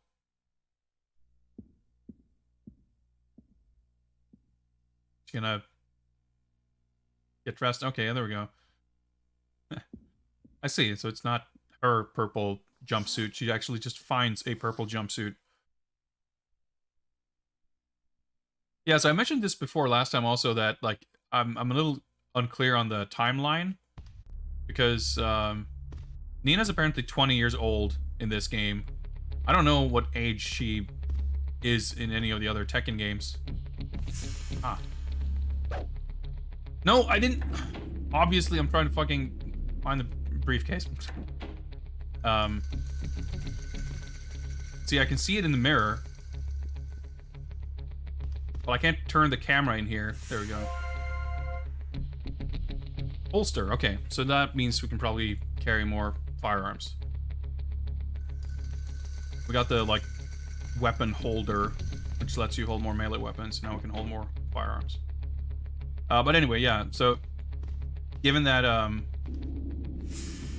she's listed as 20 years old, it made me wonder if this is supposed to be some kind of a prequel or like where it's set in the timeline. It's like, did Nina officially not age when she was cryogenically frozen between Tekken 2 and Tekken 3? Is it possible that she's like 20 years old by, you know, Tekken 4 or whatever, which was like the latest Tekken when this game came out?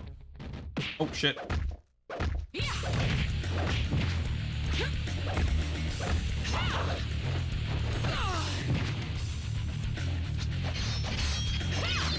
Fucking blocking my swords. Okay.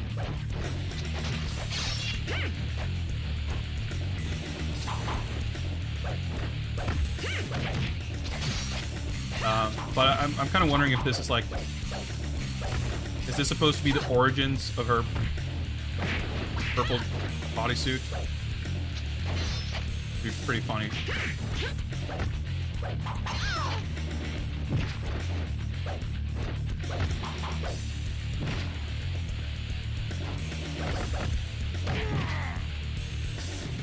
Is that? Yeah.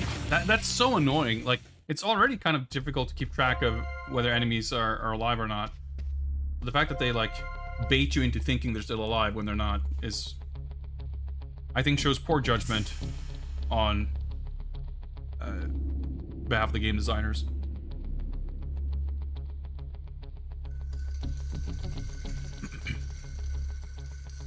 But anyway, yeah, because, like, it's funny because, like, in-game, I'm not in love with the way this suit looks, but it looks pretty cool in like, renders and stuff. Like, I think as far as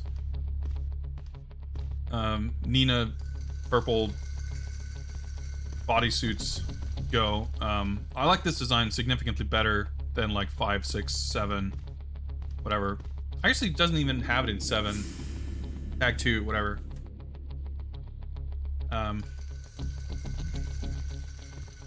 But it's funny that she just finds it here, and apparently it's like Lana's outfit, and she's like, hey, I'm gonna make this my style now.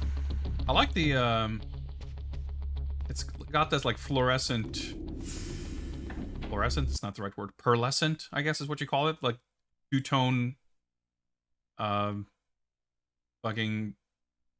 supercar paint job vibe to it. Nice touch. Oh, I should maybe save. Like, you never know when you're gonna be thrust into a deadly situation, so it makes sense to save whenever you have the opportunity. But I love the fact, like, I mentioned it last time too, like, it's so cool that her outfit changes. Like in the intro, I don't think you ever actually see it like in game, but she has a. Yeah, does she have it on the cover? I don't think so. No, she's got like this. Well, you see the cover right there. I don't have to show you. But in the very opening, the 2 seconds of cutscene. Wait, I'm not even going the right way because I can go through. Like the 2 seconds of cutscene when she's actually in the illegal fighting tournament. She has a different outfit, which is also not my favorite, but I probably like it better than the other like modern Nina costume. But like I said, I don't think that actually like is ever visible like in the game. But after that concludes the first playable section, she's like lounging in a bikini by the pool when she's like accosted by guards. So you're fighting in a bikini for like 5 minutes. And then she gets changed to that black dress. And after a little while, that gets torn up. And now, because we happen to go inside this closet, it's like, hey, let's steal this assassin suit. And I vaguely recall seeing that it will eventually... I'm being grabbed. There are technically throw escapes, but... I fucking missed, I think. You get like 2 chances. Or I hit him. I don't know.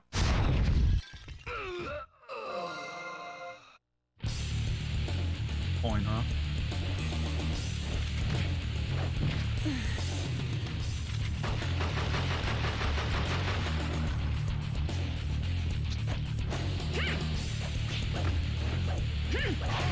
Trying to dodge.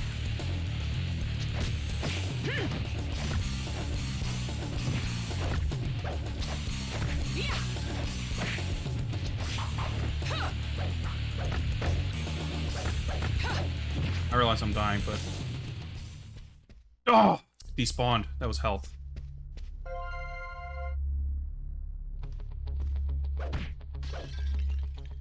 Unbreakable.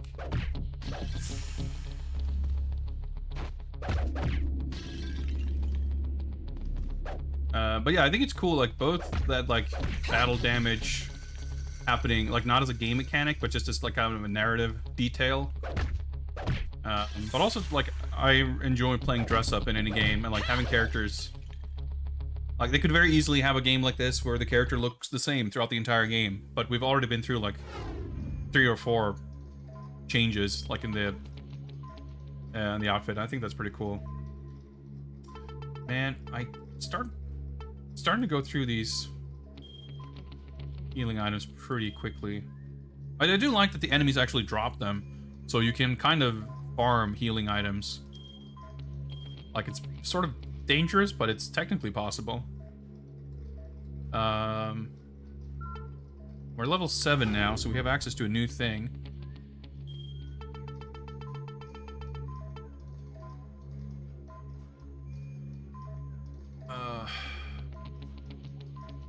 I had this already.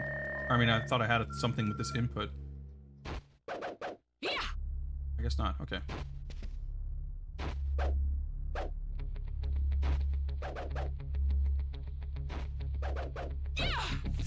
Yeah, having like the time inputs, it's weird. But also, like, you have this like full 360 degree of freedom, death by degrees of freedom. So some moves are like really hard to aim. Like the spin kick it's like hard to do, but it has like probably an even wider radius than it even looks like. But these kicks, I've like never hit with them because they're, I don't know.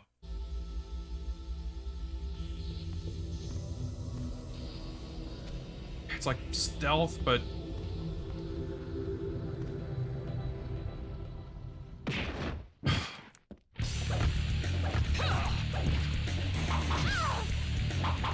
stealth is pretty fucking weird.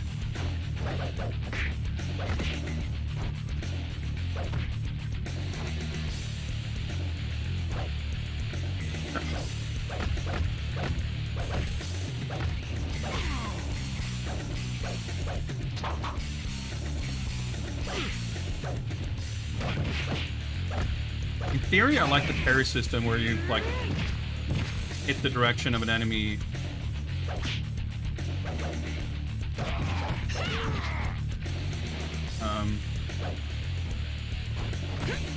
Trying to backdash.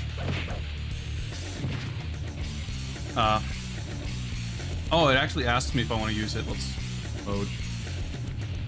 It asked me if I want to use the defibrillator to respawn.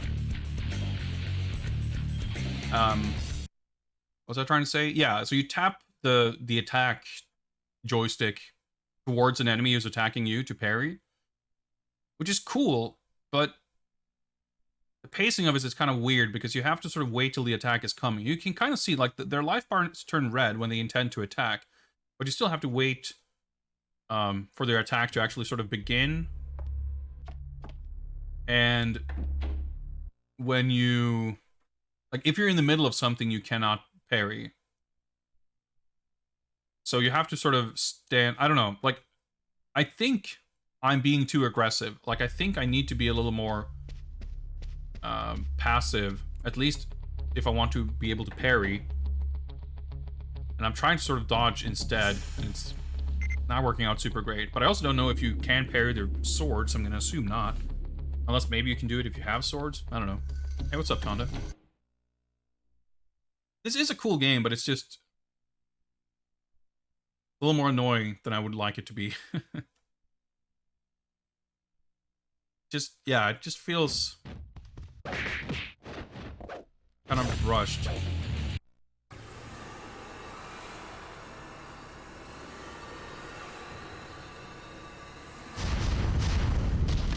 Hit the other guy too? Kind of looked like it. Dude, that guy still hit me.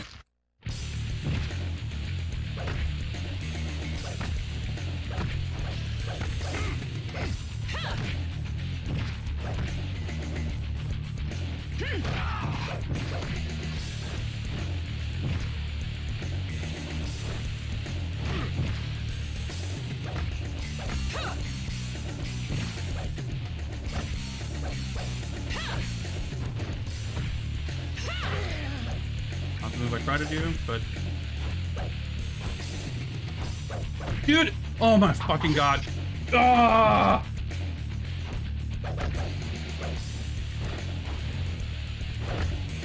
The camera, like, kept changing angles, so my attacks went the other direction.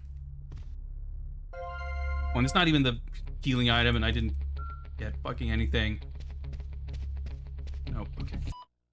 This game can be kind of infuriating. So these guys, they go into this, like, extremely long-winded attack animations where it seems like you can't hit them out of it, either. Pairing it, it's weird. Ugh, I don't know.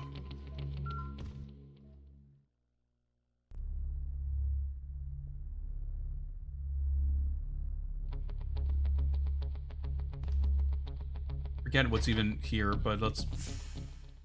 Right, okay, so that's where I died. See, like, the camera, like, it's fucked. But it doesn't seem like I can sneak up on these guys anyway. See, she'll go into this, like, stealth animation.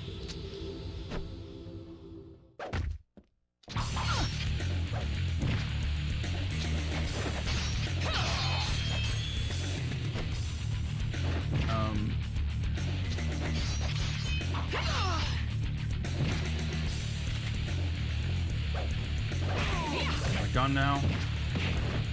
Oh, countered my throw, I guess.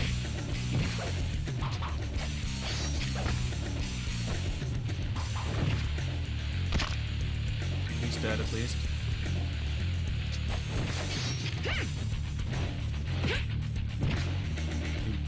Auto-correct.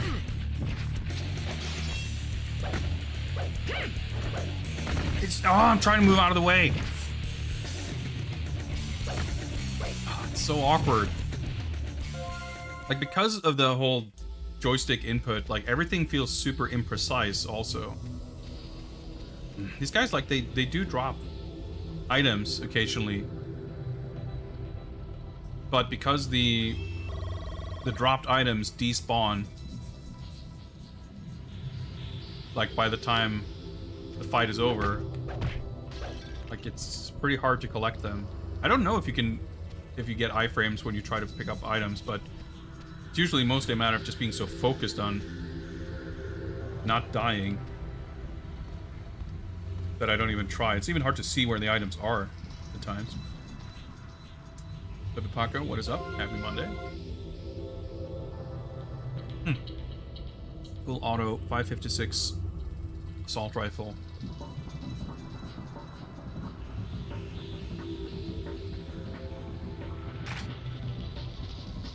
Oh, I didn't mean to do that.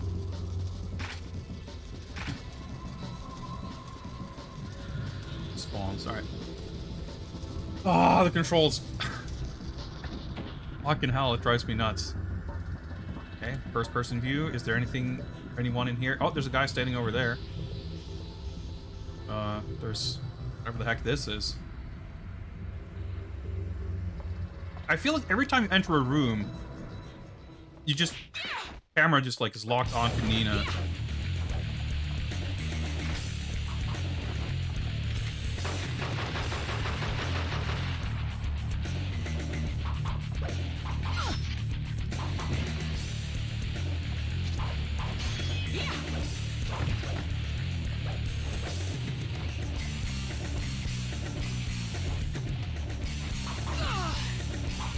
Fucking off screen.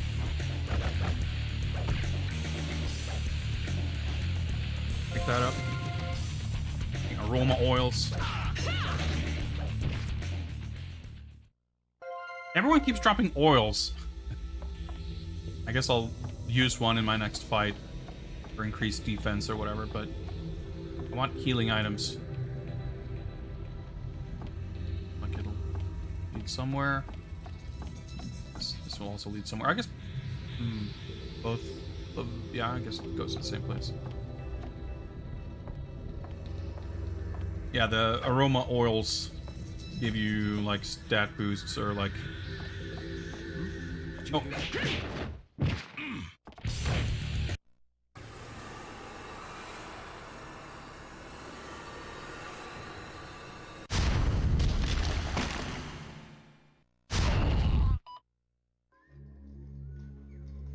I guess I should have tried to have been stealthy. I don't know if it would have worked, but...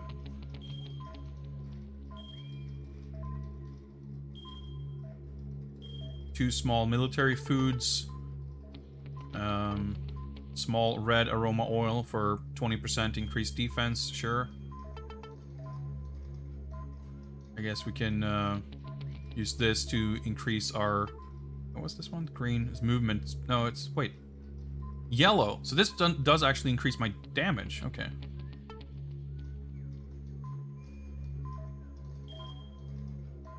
Let's hold on to that.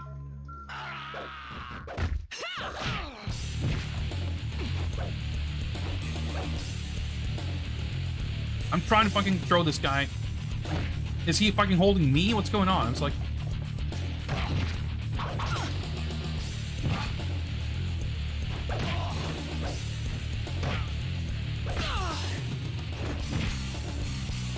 Fuck's sake.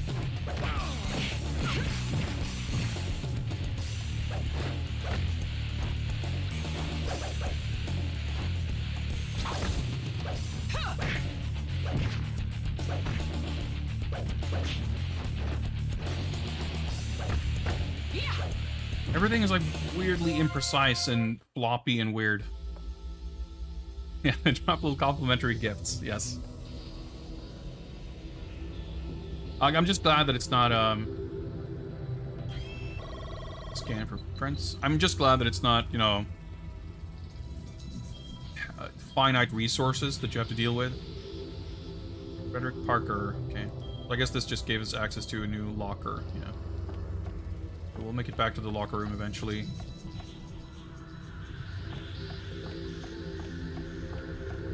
I don't know, these, like... I thought I was, like, getting the hang of the combat system. But then the game, like, takes that moment. I think that, whatever that was, probably despawned. Yeah. Why do items despawn, at least, like, so quickly? Ugh. But yeah, like, I was starting to get the hang of things, and the game chooses that opportunity to, like, introduce new types of enemies. And just, like, kind of ramping the difficulty up. What was the point of coming here? Just to get that dude's fingerprints? Guess I'll check Nina's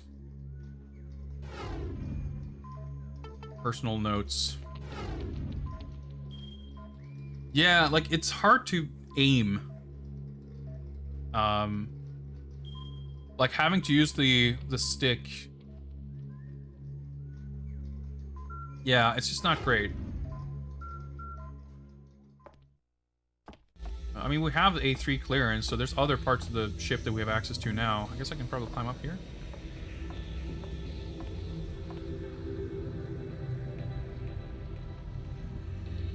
The monument. The J. Scripted, okay. Well, I guess...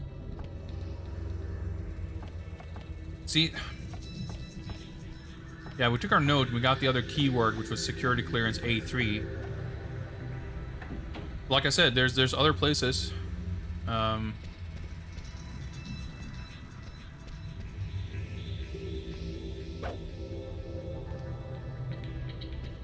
I don't know that I felt like I got a strong indication that, like, I feel like we're supposed to go in here, and then, like... Okay, nothing here, I guess? Do we go back?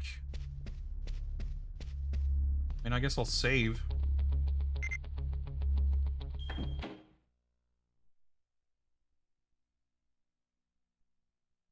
Yeah, I just don't think the game does a great job of pointing you in the right direction. Like, you spend a lot of it... Well, I spend a lot of it wandering around, and it's not... Like, my concern, again, isn't with... Like, oh, I'm not being told where to go. Like, oh, I have to search, I have to look around. Like, that's not the issue. The issue is... It doesn't feel like that was the intended kind of feeling they were going for. So I end up going around... Not so much concern about wondering where I'm supposed to go, but concern about whether I missed something and whether I, like, hang on, like, what's... Like, should I be... should I be kind of lost, or should I, like, am I supposed to know something? Did I misunderstand information that was given? That's just not a great feeling. Like, to be fair, some of that, of course, could be to the language barrier, and we might be giving notes and text that I'm, like, kind of willfully mashing past. Wrong button.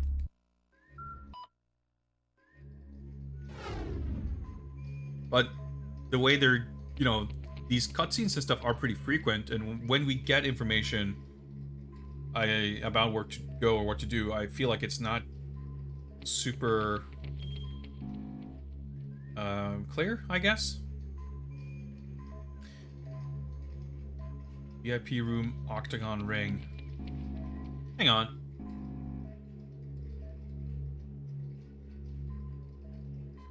Was there a door there? The atrium. I didn't see that door, but I was probably not paying attention. Well, the atrium is where I intended to go anyway, so that would, if that in fact is where you know, if that works, that's the fastest way there. Let's give that a look. That door, the locker room, is still closed. But that door from the outdoor deck is now unlocked. Or we can unlock it, rather.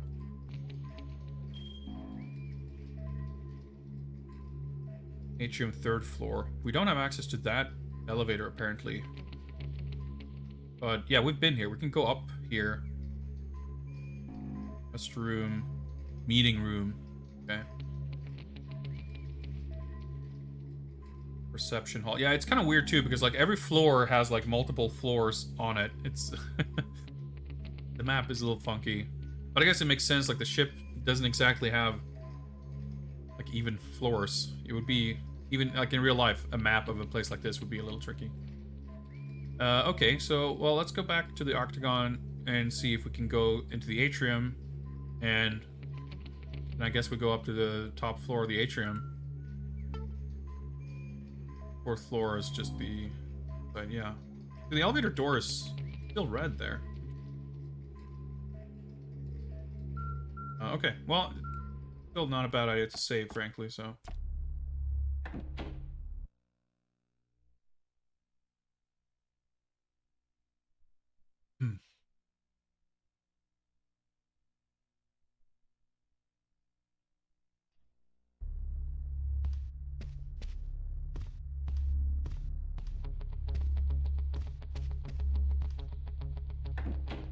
But yeah, I'm like trying to think, you know, what some other games are that would have had similar camera and combat and stuff like that to this game, or like what you would compare this to. That's like reasonably contemporary. And I guess the Onimusha games are like not a bad point of comparison. Because even Onimusha 3 is actually kind of similar to this in that it's got like, it's all real time. It's not pre-rendered backgrounds, but it's mostly like set camera angles. You don't really have camera control. And these two games have a lot of similar issues because of that.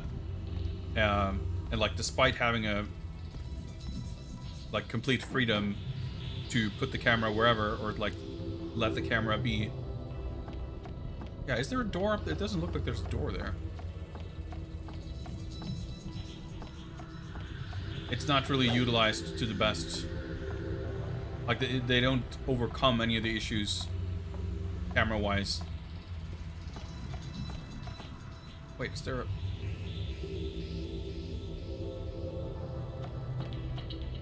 Another... Oh, these are fucking stairs! Okay. Well, that would explain why I missed that. Like... Onimusha 3, like, I didn't much care for the... I think that had, like, the worst camera of the first 3 games. Well, all 4 of them. Because it, like, despite it being all real-time, like, it still had weird camera angle issues.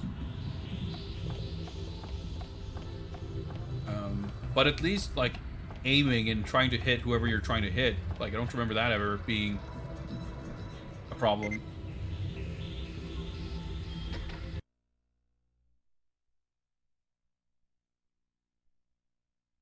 Onimusha 4 like has a more like typical behind the shoulder kind of camera, so it plays pretty differently.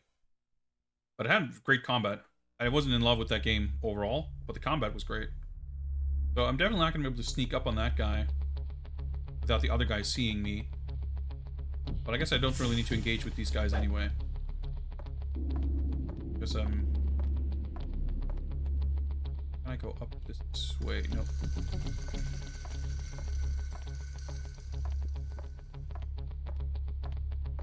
Like, you know, the probably kind of obvious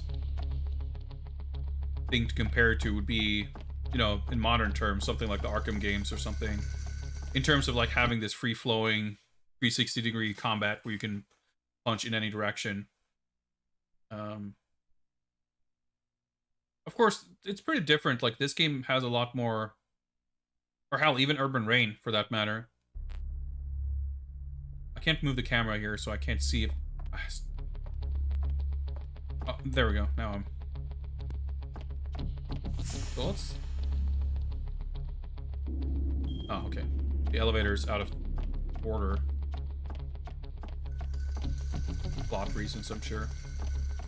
Like these guys. Can sneak up on him, so... Thought. Nope. I've spotted the intruder.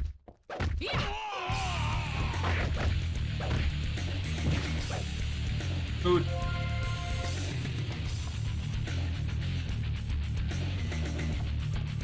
Someone is still alive. Yeah.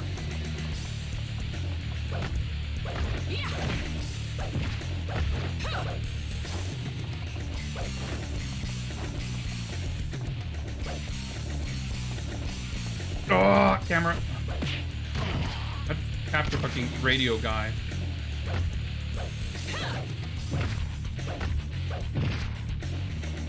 But of course, you know, not only is Arkham Asylum several years after this, it's a lot of different ways.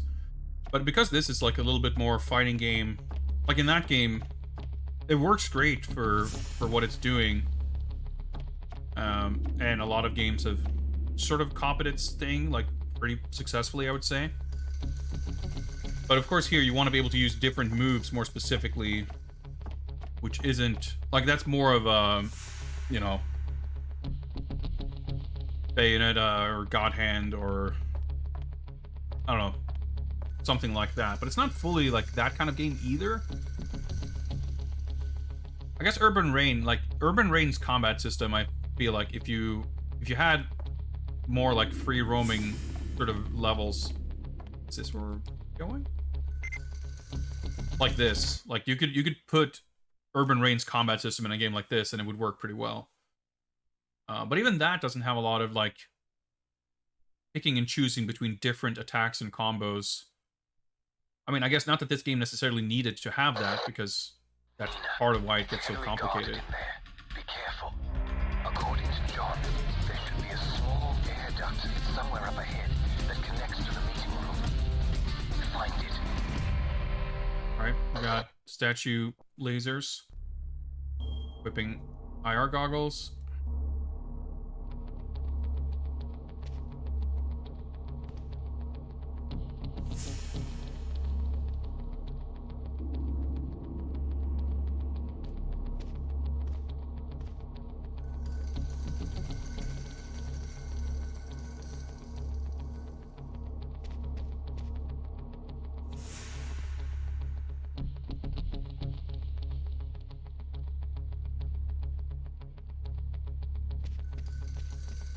go.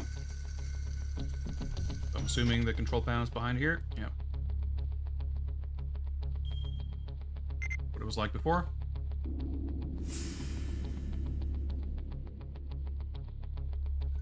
There we go.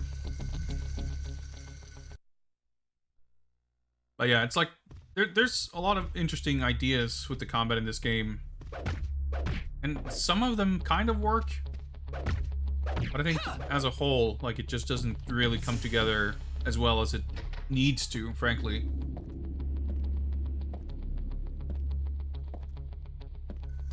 We've spotted the For intruder. fuck's sake!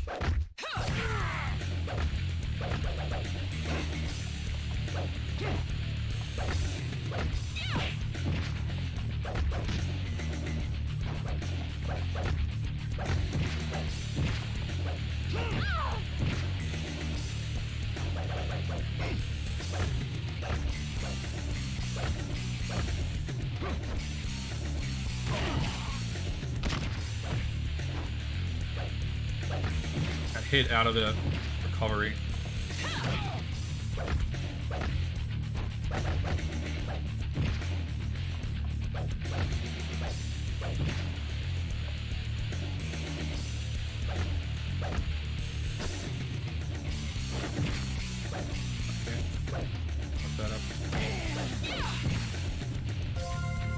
Drop a gun, okay, sure. Oh, I feel like I'm spending the entire game like dangerous levels of health.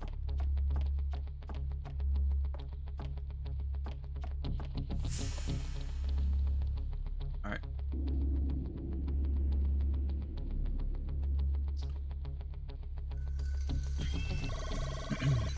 Scan for prints, more partial print C. Oh, sword, but I can't carry it. Got too many weapons.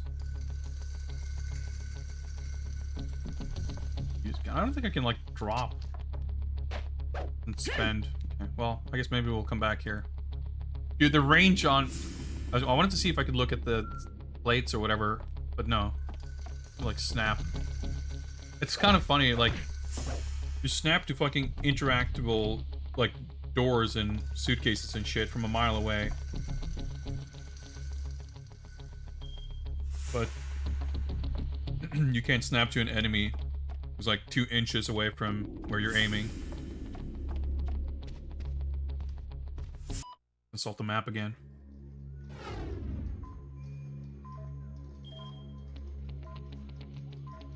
Wait. Did I just pass through a one-way door? It doesn't quite look that way.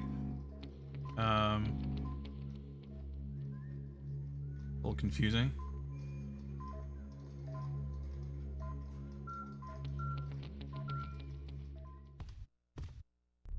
Is there a shutter here or something? I guess there will be, probably.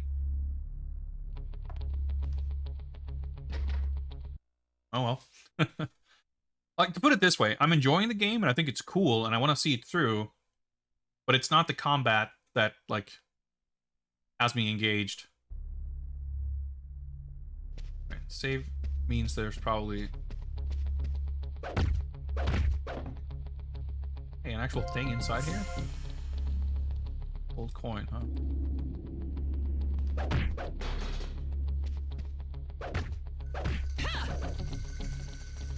If there's a save point, there's, like, probably no enemies. But... rolls.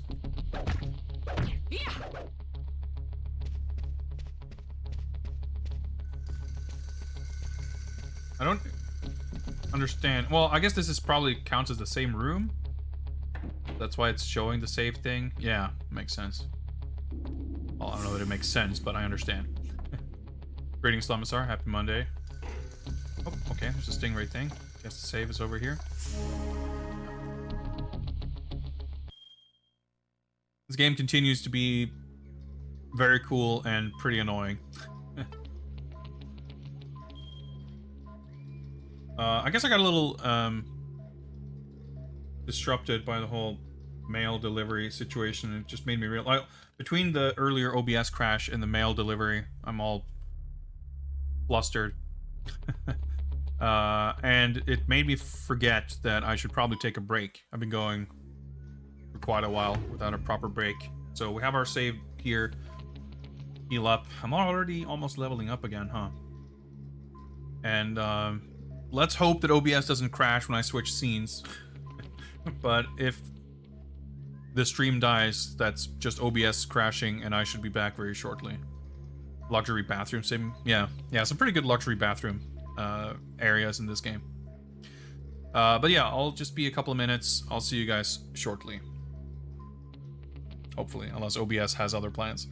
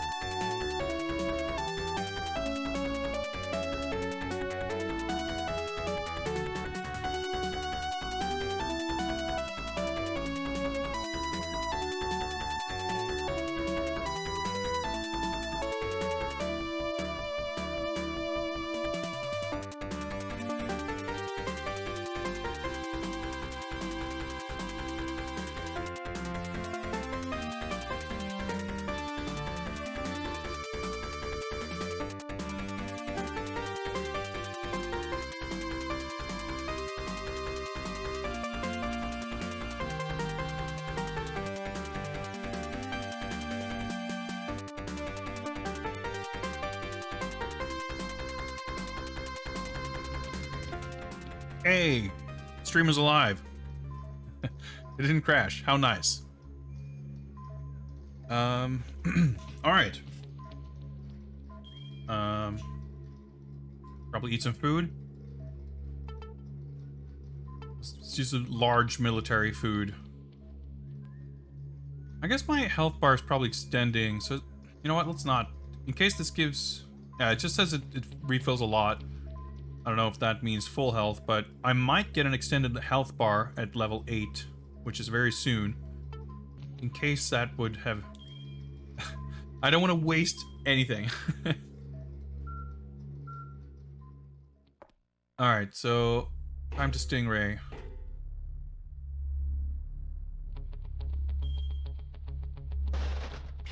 I guess we're gonna... buy on secret meeting.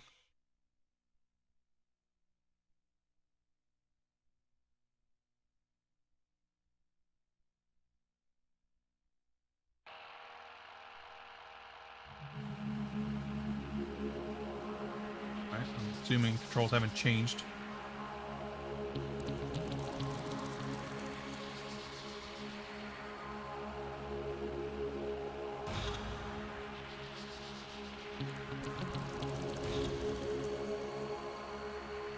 Oh, I just realized I do have what I guess is health.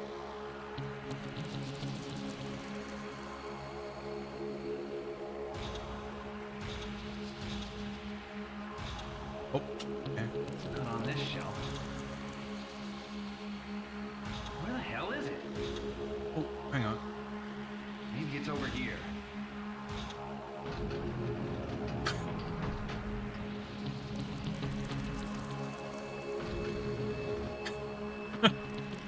Oh shit. What am I looking for?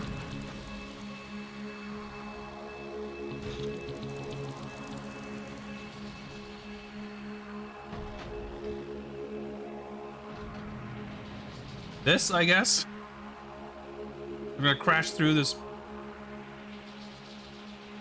one-way mirror? Or did I learn that something is a one-way mirror? No, I'm just spying on their meeting, I guess. Finest cowards. Environmental disaster, my ass. No need to get excited.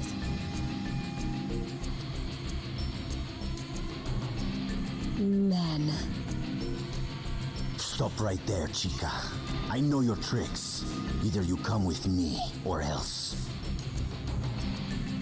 Do you really think you can handle Salacia? That sunken ship of yours. That was a major loss, wasn't it? Salacia will make you a lot of money. You're attracting attention. Keep it up and Edgar will come after you. Edgar, huh? I'll send him back in a body bag. Well, so what's it gonna be? I'd really like to go with you. But I can't. Please. Grant me a quick death.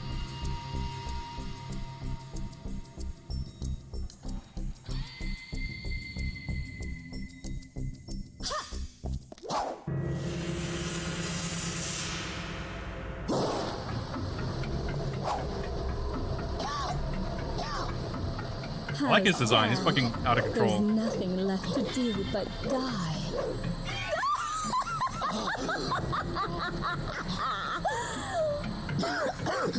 Damn! I am an idiot! I knew what she was like! Warning, fire alert. Very good line delivery there. Fire alert. Listen up, I'm on my way! Warning, Have the chopper fire ready! Alert. Warning, fire alert. Well, I guess that meeting didn't perhaps go super great. Also, I'm pretty sure we don't have to fly the Stingray back, which is pretty nice. I mean, that's what it was like last time, at least.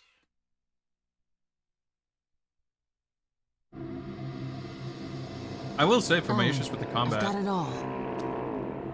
They're all dead. the one boss fight was pretty fun. Interesting. Nina, John set up a data upload terminal somewhere. Find it, and then transmit the image data to HQ.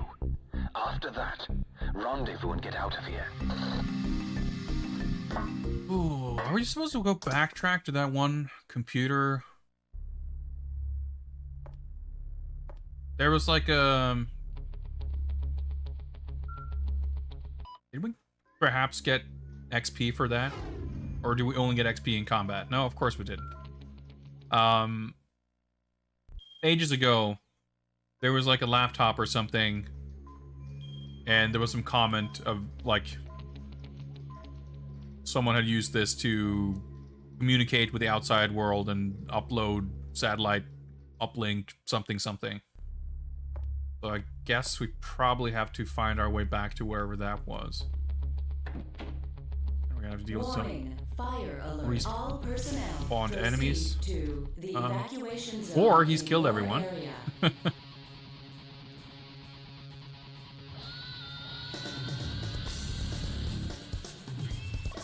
Alright, we got exciting music. Okay. Oh, we got new locker access. We're ready to go in. There's the intruder. Got fucking special commandos. Alright, I'll be with you guys in a second.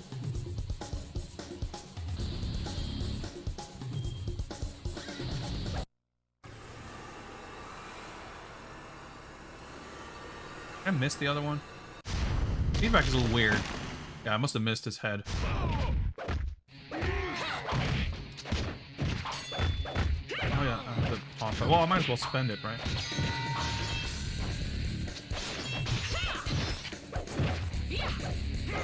All these oils. I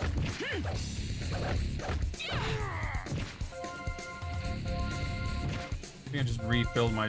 Oh yeah, I picked up a new topper, rather.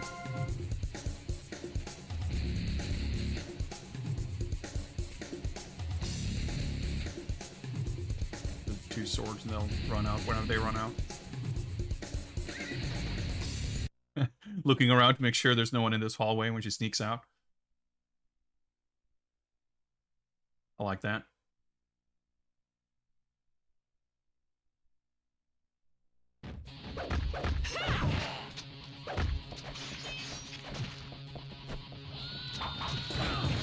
Yep, that hurt me.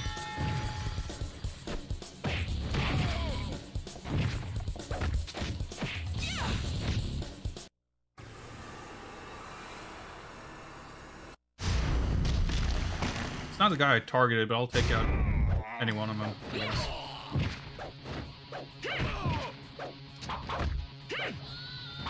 Oh, fuck's sake, they like fucking dodge shit.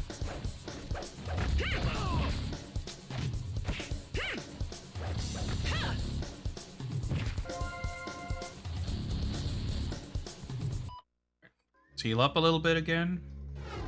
Although we must have leveled up now. Yeah, we fucking almost leveled up again. It's weird, sort of, that the game doesn't tell you when you level up. Level...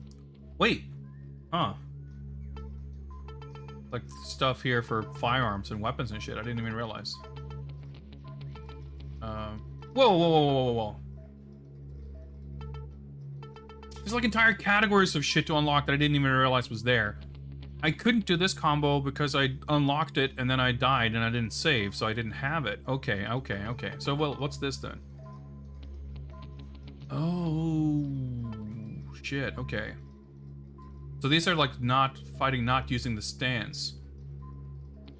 I should probably have gotten these a long time ago. Okay, well, better late than never. Spinning cutter, just rotate the stick. Okay, it's just like adding more context-sensitive options, it looks like. Ukemi, okay.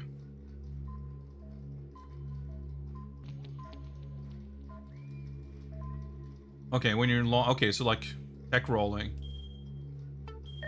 Left stick, okay.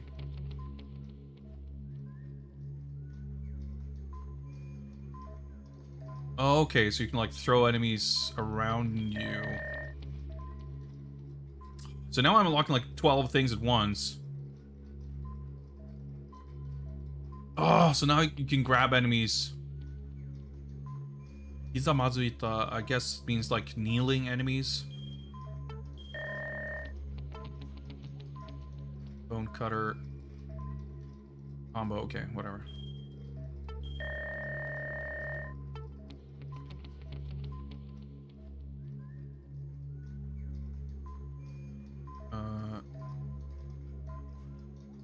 Oh, okay, so now I can grab while dodging, like from a dodge.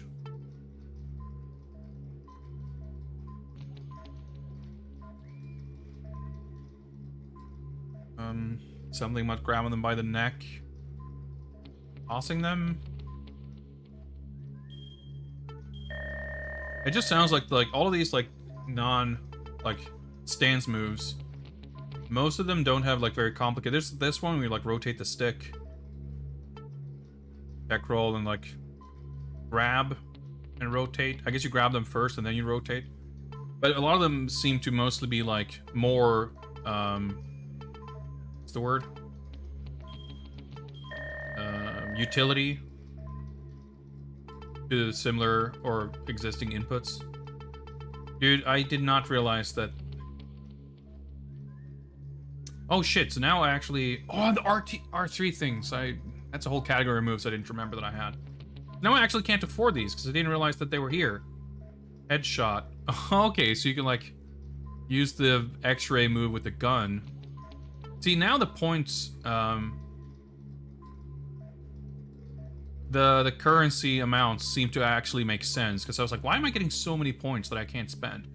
But now I actually can't, like, I can't afford these things, for once. So this is melee weapon category. Lethal attack. R3.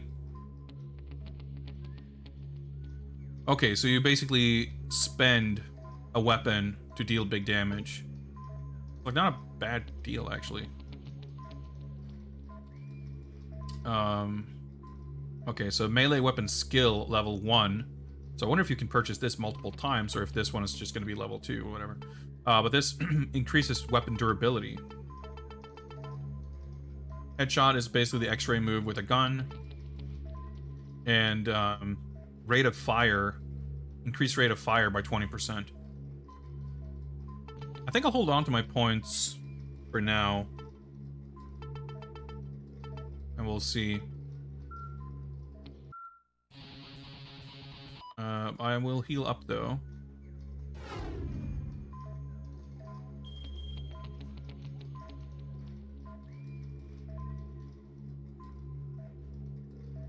Guess I'll... I'm in the exact same scenario now where I don't want to heal. I don't want to use a big heal when I'm about to level up. Something up there. I think I picked up a weapon, which means I won't be able to pick this up, but... Check. Nope. I could grab it. Okay, fine. Guess we didn't go up here before?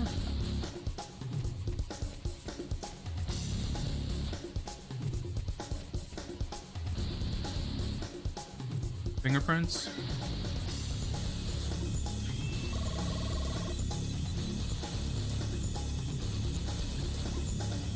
So I guess if we just make it back to... Hey, we got all partial prints. Goggles Taggart. Okay. We'll get back to the atrium, and from there... Oh, there's a door. Actually, let me check the map. I think there's... Is that maybe some kind of a one-way locked door? Oh, so that's why this map was so confusing, because there's an upper floor here. That's like, hey, I didn't pass through this one-way door before. No, because it's on this fucking floor. So it's probably I can open that. Anyway, I'm trying to say I probably make it back to the atrium, which connects everything. And I guess you're supposed to go to the like luggage hold area or whatever. I think that's where the... Show yourself.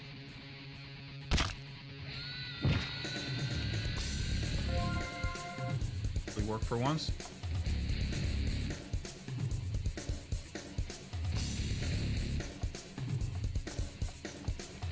It's the intruder.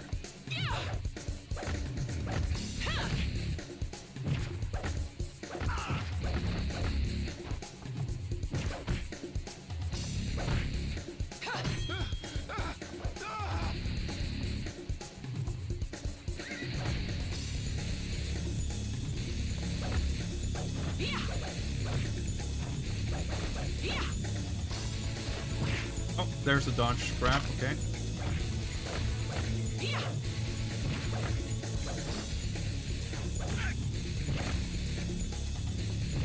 I don't know if this was worth it exactly. Just got a nice foil collection. You would think that letting us connect through here means that this is where we're supposed to go. I mean, it'll all connect one way or the other, but I don't think... It does in fact not lead to the atrium, actually. It leads back over here, this out, like the pool area, but there was another... I didn't go the other way. There was another door to a room that we didn't go to yet, I think. Actually, no, that was probably down... Yeah, the map is a little... ever so slightly confusing.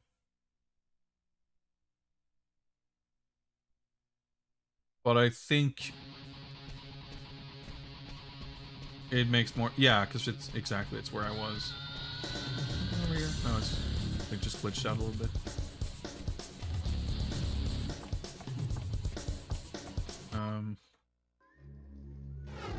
Is this where I came from? Yes. Oh yeah, okay. So this leads back to the atrium.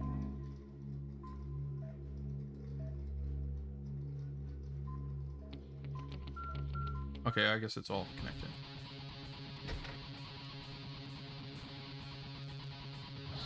Oh, right. This.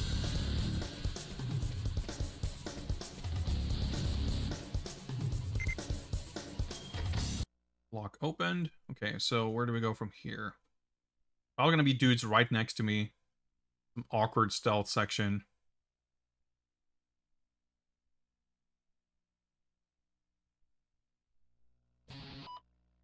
Oh yeah, there's some kind of fire alarm thing going on, isn't there? Right, there's the cafe. So I should not... Actually, do I go... It's...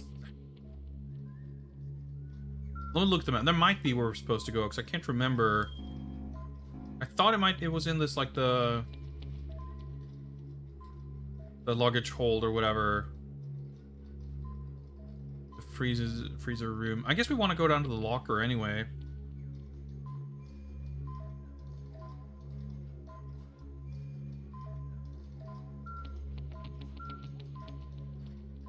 Wait, hang on, let me just see. But there's a save...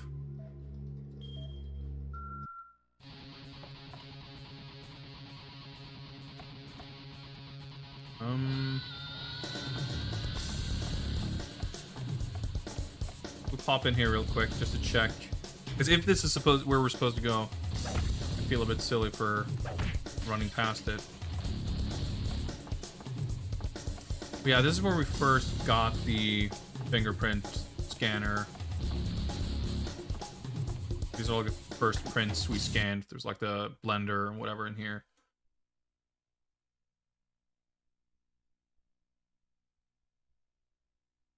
Yeah, if I recall... Oh yeah, there's where we read about the rat meat. Yeah, it's not in here, but this might actually connect to the area where that was. But at this point, I definitely want to check out the locker room.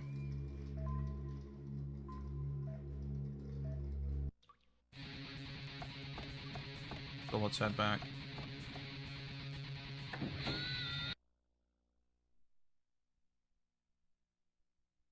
I don't quite remember the type of stuff we were able to find in the lockers last time we went. But if there's, like, at this point, even healing items, which used to be very, plentiful, would be a welcome thing. But there might be some permanent upgrade type stuff, like the holster thing that lets you hold more weapons.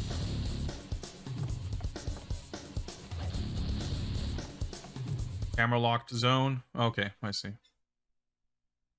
Yeah, the transition from like having camera control to not having it is like jarring every time. It's kind of weird, like that. You know, you use the right stick for attacks, but you also use it for camera stuff. So there are situations. I'm pretty sure that's the locker room across there,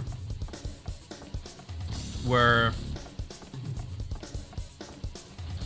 you know you get used, like using the right stick for attacks is already a little unintuitive, and you know, just on account of being unusual. But then even this game doesn't commit to it fully by also letting you control the camera with the right stick every now and then. So like you kind of fall into the expectation that the right stick will move the camera, and then it's like, oh yeah, it does. Except when it doesn't. Let's look at the map. I figured since I've opened a bunch of lockers, it'll be reasonably fast too. Okay. Just try it out, but maybe that's not the case.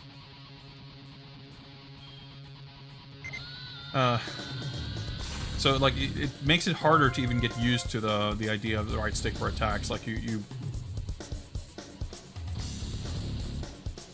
start expecting it to be something you can like twiddle the stick completely without consequence. Oh shit, okay. Shotgun, but we can't carry more weapons. Okay, so this door, okay, there we go. I was gonna say, I hope it, like, we can tell which lockers are, still have stuff in them.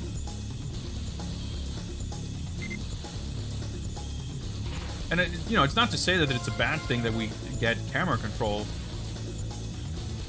but it's, yeah, it's just like it doesn't quite all like sort of come together. There's different systems and ideas that are a little bit at odds with each other. Okay, more swords. Refilling my sword health, I guess.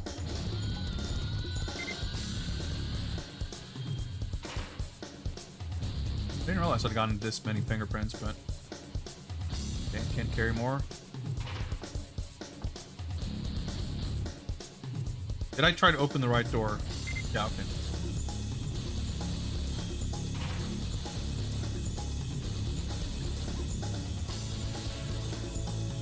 Nothing really that exciting, huh? Okay, I've got the Julia poster. There's fucking Tekken 3 and Tekken 4 posters, of course. Kind of a funny touch. You know, there's a Jack like recruitment poster over there too. You get proper working mirrors. It's kind of funny that maybe it's like localized to this room because it's a small room, but the lockers. I mean, this. I'm sure this is just like there's another room on the other side of this wall, and like Nina's model is copied. Like the sink doesn't appear in the reflection. Probably. Like I feel like we should see it from this angle, and like you can tell that the lockers don't have the scanners on, like they're closed for that matter. But I noticed this, like it stood out to me because we were in some other rooms that had reflective floors, which are probably done the exact same way, where you basically just, but yeah, in fact this room even has, you can see the door and the ceiling lights are kind of reflected in the floor, and it's a very simple effect. You just literally, you know, you copy the room, you flip it upside down, and you make the floor slightly transparent. But you'll notice that Nina is not reflected either. Of course, in this room, she's already, you know, there's already a second Nina in this mirror. So I can see why it would be too expensive to render a third one under the floor. And it's pretty common, like, for, like, doubling the amount of characters in a scene is not trivial. So for doing this type of reflection, you probably wouldn't reflect the characters in general. But it stood out to me because, like, I had noticed this moments ago when we were in the room with a shinier floor. So the fact that, like, hey, we have the technology to actually do instance like characters and mirror them makes sense. They didn't use it for the reflective floors. I figure even this mirror is probably like they sort of splurged in a room like this because it's a small room with no enemies. What's up, Slot? I can never get used to the controls. Yeah, I have a feeling that even by the time I'm done with this, I will not feel confident about the controls. 80% bathroom. I stop in every bathroom to go on rants. I think it's quite that bathroom heavy otherwise.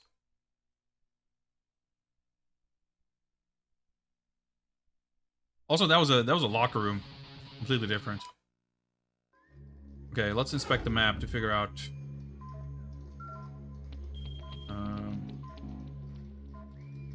Yeah, so we go through this door and then we go all the way around here. I believe, yeah, because that leads to the freezer room. Yeah, it's data storage facility. Container storage, luggage storage. I mean, hey, this game even had a luxury bidet, so this should be this is a goaty game for sure.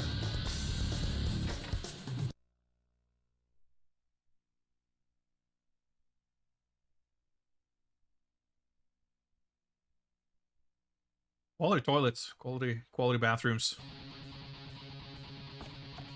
But hey, I mean, even, like,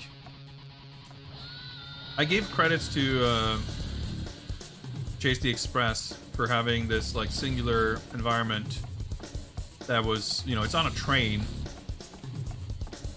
but it manages to be pretty varied and interesting. Like, it's never really boring, even though a lot of the cars have, like, the exact same layout, which is logical. It's what you would expect. But it's, like, well-designed. I think that's true for this game, too. Like, obviously, it's a luxury cruise, so it's not, like... Yeah, we're gonna have some gray service hallways, but even these, like, they're quite pretty to look at as far as these things go. Then, of course, you have the, like, super extravagant, not just the luxury suites, but, like, the poolside area with the giant stone temple and statue and shit. Like, it's just a good-looking game. Yeah, this is the data broadcast room in there. Well...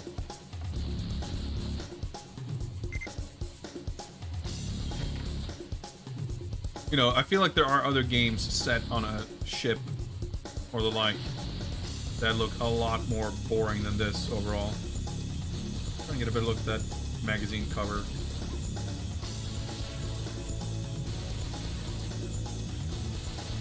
Oh yeah, this was something like only in case of emergency I was able to pull that thing, right? Send the image data to CIA. Okay, I have to send the image data to the CIA. Alright, let's do that first then. I was just curious to see what the switch did, because I didn't remember.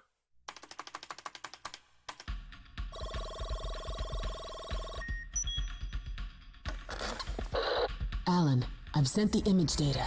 Good. Now let's get out of here. Meet me at the heliport. Enrique and his men are headed your way. Yes, I know. I want to capture him while I'm at it. Ah, I see. Hurry up, or I'll leave you behind. I like the voice acting. Alright. Ah, so this is the lifeboat safety lock. Yes, we uploaded the pictures of bootleg pirate Benicio del Toro. Release the locks, yes.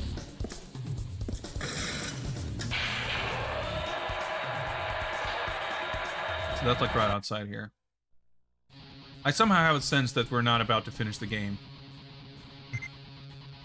Like, we're gonna have to fight Benicio del Toro. Securing all areas. And I guess we're probably fighting Lana Ley also.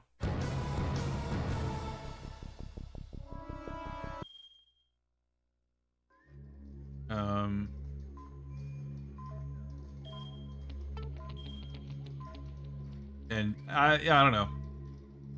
The fact that the map shows, like, I mean, it could be because there's different modes. There's like the Ana mode and whatever, but like if you look at the map, I mean, I wouldn't be shocked if the game is like 6 to 8 hours long. Like, it's not that I expect it to be much longer. But you see at the top, that's the name of the ship. So it's like, I'm supposed to be able to press left and right to go to other maps. So that would imply to me that, like, even if we get out the boat, the game's probably not over. But I also have a feeling that getting off this boat is not going to be quite as simple as just waltzing on out of here. Yeah, the pacing in this game in general feels a little, I don't know. Like, I like the music, like, when it's supposed to be exciting and shit. But sometimes it feels like we're transitioning seamlessly back and forth between wandering about sort of aimlessly and then being, like, hurried along. I've located the intruder.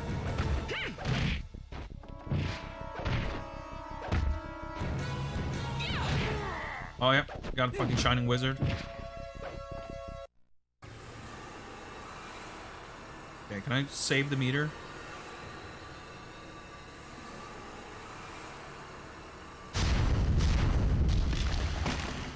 Can I only do the one attack?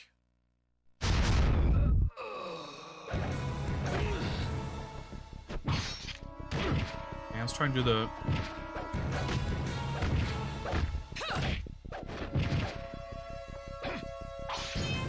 Dude, the parries are fucking hard to do. Okay, I guess I got a full... I leveled up, I guess.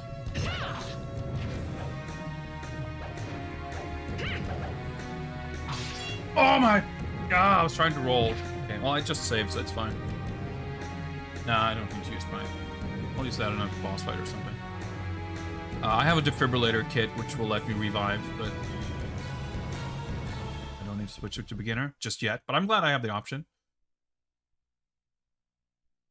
Like, the thing is, like, I don't feel like the combat's too hard. I just feel like I'm not used to it enough. So, like, I feel like I could get used to it to the point where I can get by just fine on this difficulty. So I don't want to switch. I mean, so far I have. I haven't, like, gotten stuck, unable to progress. Oh, wrong way. Quick look, though. Yeah, because that's none of that's gonna have given me any XP. Yeah, exactly. So I'm still.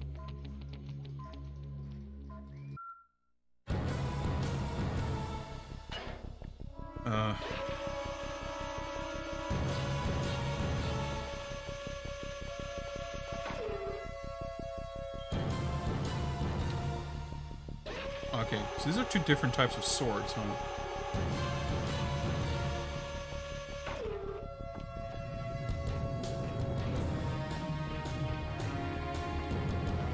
A bunch of moves that I didn't quite figure out how to use. Let's see, do I... Let's do this.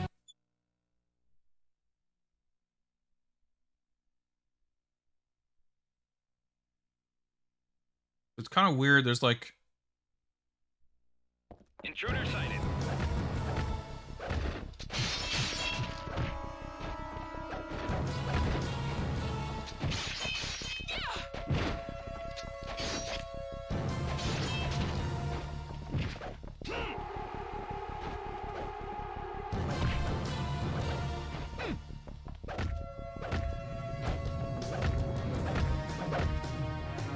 Level up, okay, cool.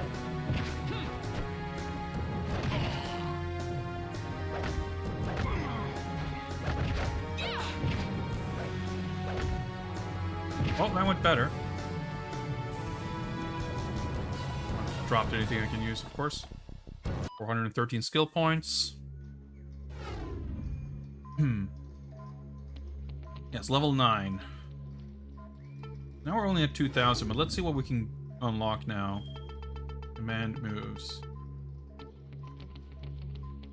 Hunting Slicer. Okay, so there's like a follow-up to the spinny kick. I'm already kind of struggling to... these are normal attacks. It's weird that these don't come first.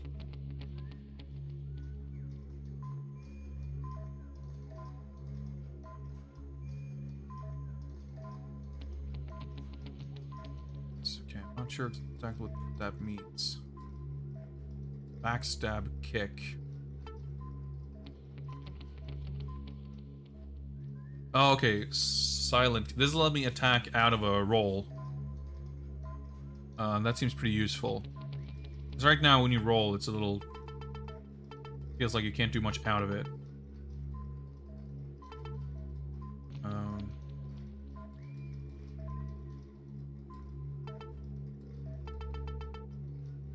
Like, I want to kind of focus on stuff that I feel like I'm actually going to do. So, like, the follow-up to the spin kick. That requires me to do the spin kicks. And that's, like, a little bit tricky. But we'll get this. Let me just take a quick look here.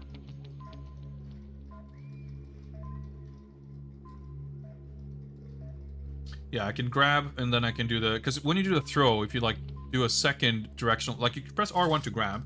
You press a directional input to throw them in a direction. And then if you press the same direction again, you do, like, the bone-breaking follow-up. And that's, like, supposed to work, but it's a little bit...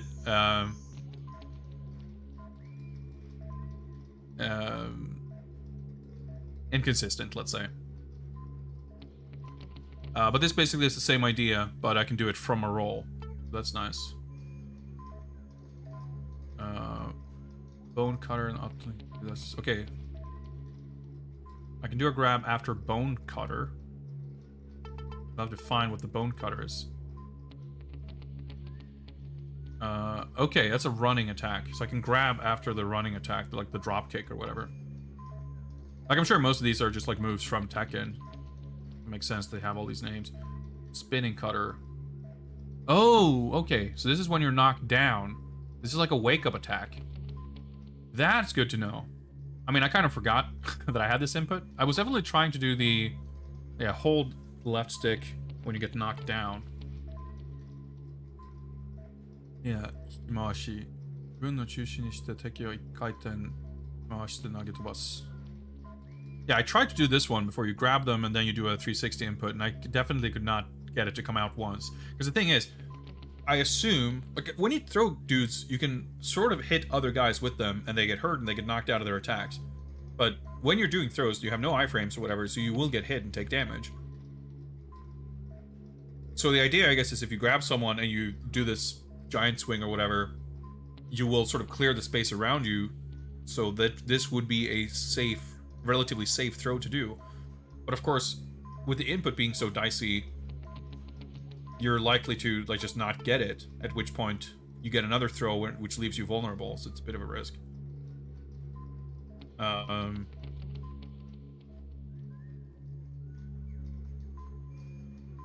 there's some kind of wall attack. Supposed to, like, run.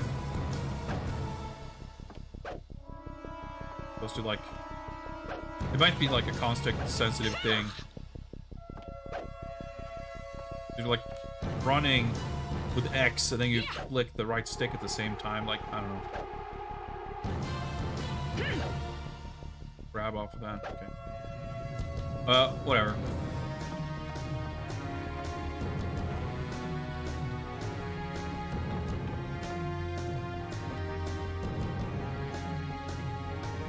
Wait, actually, double check. Everything looked different over here.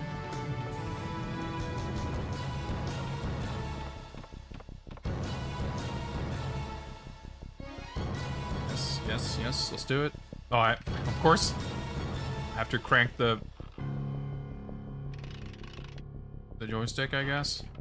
One crank at a time.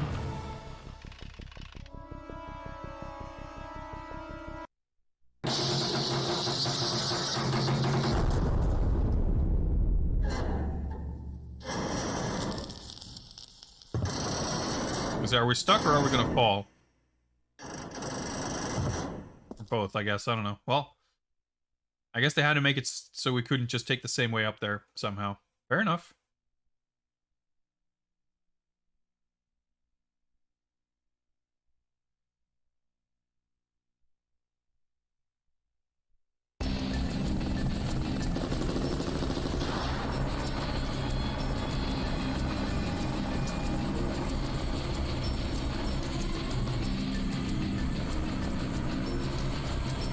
Are we gonna see how badass this guy is?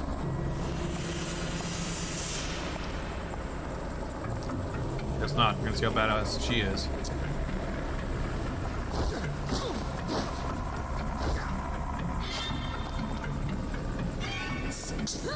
Oh, okay. I didn't realize we were there. I thought that was Alan's point of view. Okay, I guess we're not gonna see how badass anyone is. We're gonna see how You're the one who murdered Bryce. incompetent Nina is, but that's fine. Yeah, Bryce was the boss we defeated in gladiatorial combat. Okay, wasn't expecting that, but okay.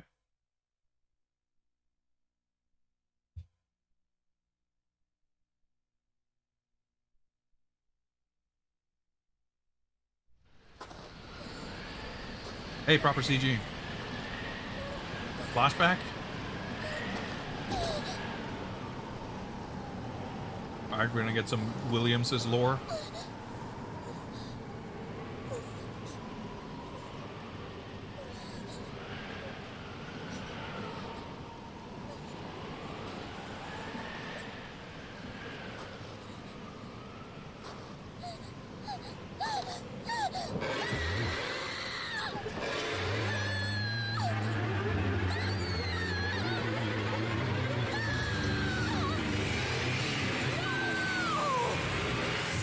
Daddy?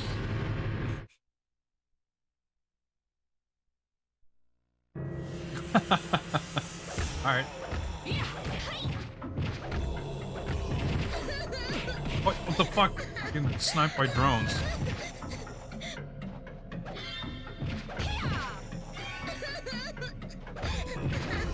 I mean, this was unexpected. Oh, my Jesus Christ.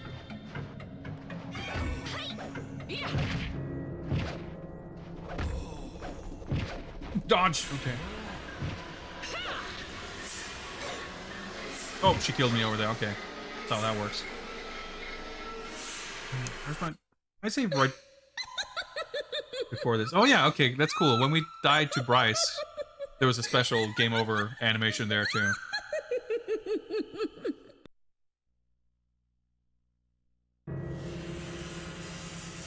Yeah. Oh, that was the same thing. When we died from that boss, you get this little hint. But that made me think, like, oh, do you get to actually just continue? But no, it's still, you still have to load. But yeah, it says, like, protect baby Nina from the zombies. And defeat Lana Lay. I mean, it makes sense that I have to actually protect her. It's just the weird drone things that... Like, it's not like you get zero warning, but the dodging is... I guess it just feels unusual for a game like this to not let you cancel into a dodge. Like, you can't... boy. What are you doing with this? Well, fair enough.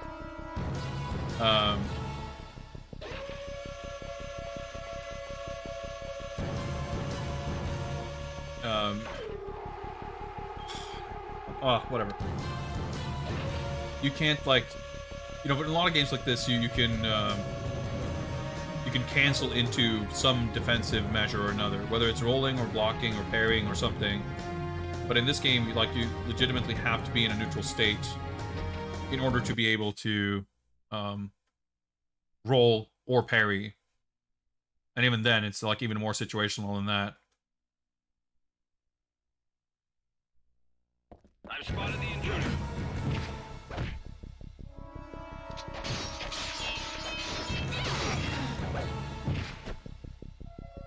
Nope, didn't get that.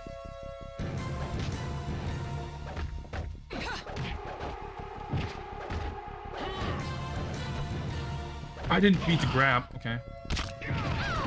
Yep, get hit out of that, of course. I died. I was like, will I survive this or not?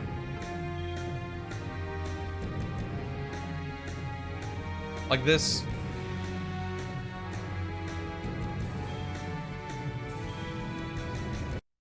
This entire sequence, like even if this save point is where I have to start over, just the sequence of dying and confirming that I want to try again and waiting for the load before I can try again. Like, a lot of these things just add friction to the experience, which I think even at the time, I mean, it stands out more now than it would then, for sure. But it would have been annoying back then too, and I feel like it could have been done better. What's up, Alex? Greetings. Welcome. Happy Monday. We're persevering through this game. It's not a bad game, but it's definitely annoying. A lot of things that could be less annoying. Alright. I mean, I have healing items and stuff. I didn't have to die there, of course, but let's... I didn't want to waste all my resources. But let's use a few of them, and I guess we can...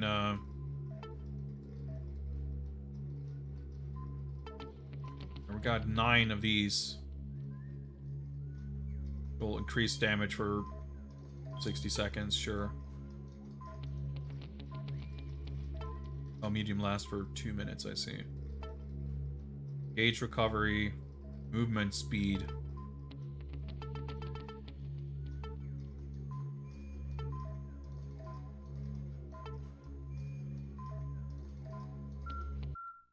Oh, this will be fine, I think.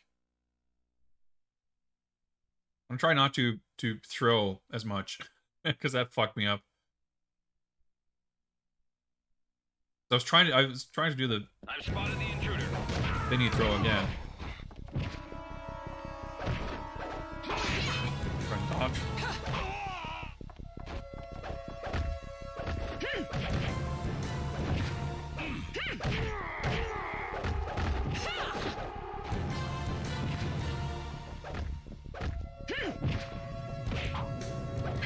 You know, a lot of moves like that have like massive recovery.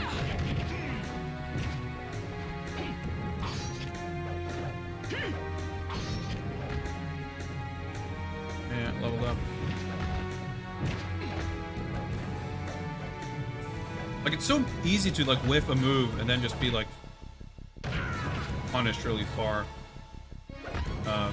Like really harshly for it. Like you're trying to combo someone and the third hit just whiffs, and before you can recover, they like punish you basically. It's hard to get a feel for how you're supposed to kind of pace your approach, because you don't want to like stand around, especially when you have the radio guys who will summon reinforcements. But even like waiting for them to do something so that you can react to it, it's kind of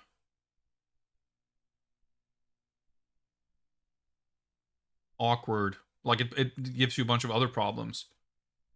Like as soon as you, I don't know, it's a little bit of the River City Girls kind of thing too, where anything you do, the tiniest thing you commit to feels like an overcommitment because you find yourself defenseless and like unable to respond to things. Like you do something and then like 2 seconds later an opponent does something and you can't respond because you committed 2 seconds ago. When you had no way of knowing or expecting that would be an issue.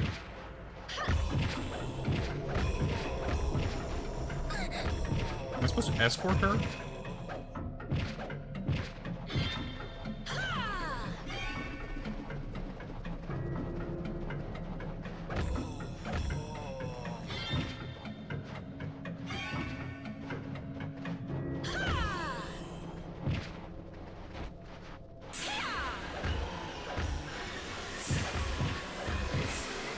Dude, like, homing drones. Jesus Christ.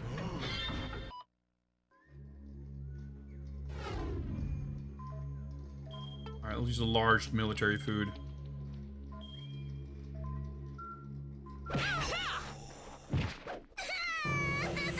Dude, I'm...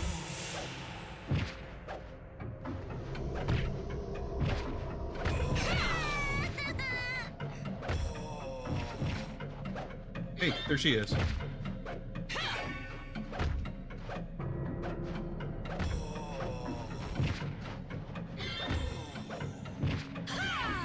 I guess she's shooting those things. So sorry.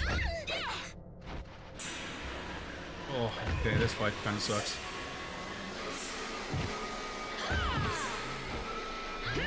What a fool! How stupid!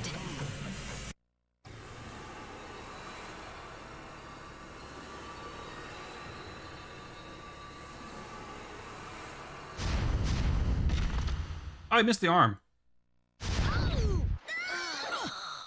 Oh my god. Okay. I got confused. I thought I got insta-killed right there. That was not the case, but that did a shit ton of...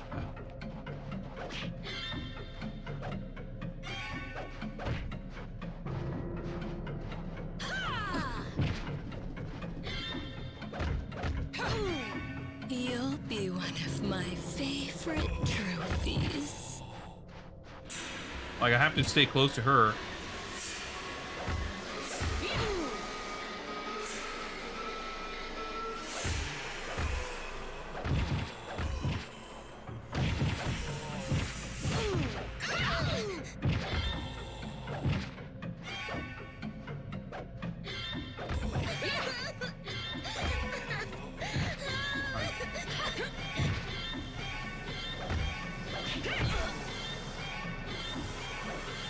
It's kind of cool, but like a lot of things in this game, kind of cool, kind of annoying.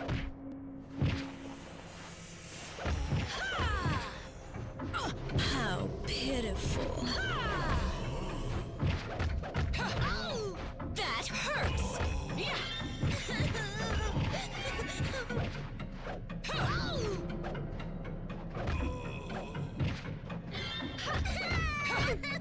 Why don't you relax? We're almost done here. Let them take you. Dude, if I can fucking hit her. Okay.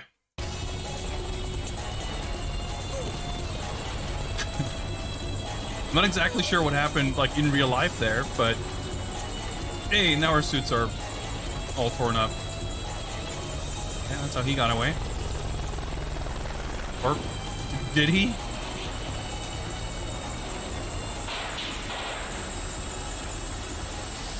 This is one of those things where... once we're past it, it's like, man, that was sick. That was cool. But in the heat of the moment...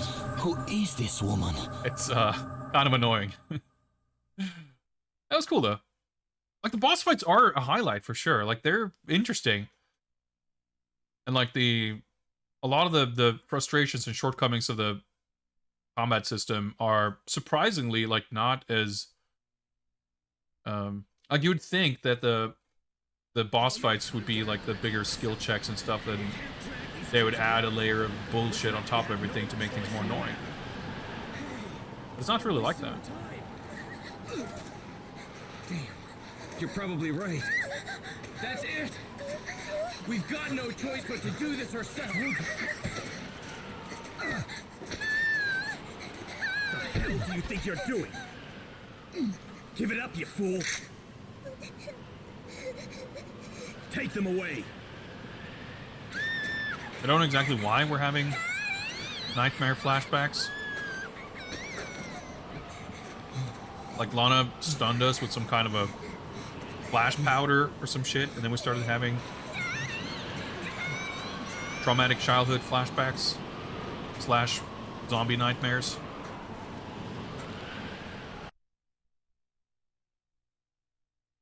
I guess maybe this is some kind of a prequel, right? Because she's just 20 years old, so maybe she's still a rookie. A rookie secret assassin CIA agent. She's out cold. When she comes to, start up again. I'm gonna take a leak. Well, it looks like we're not on the boat. So how long are they planning to keep that guy in solitary alive? Beats me. Who is he anyway? Some sort of scientist. You awake? Morning. Good morning. All right. Let's hope we don't die. We haven't saved in a while.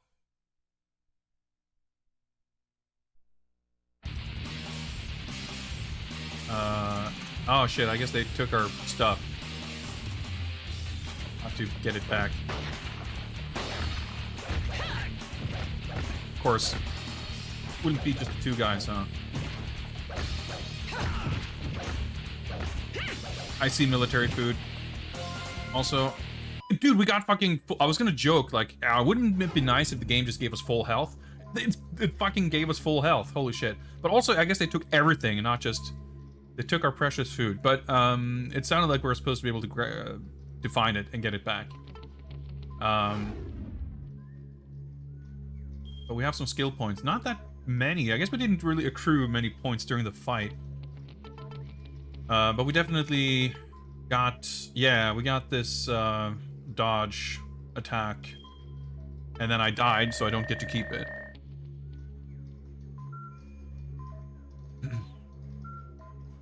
Yeah, health restoring cattle... Yeah, you know, it's basically a defibrillator, right? And that... It's well established that a defibrillator can give you full health and full focus meter, so... I think that makes complete, perfect sense. Do I have a map? No map. Okay. Well, that's helpful.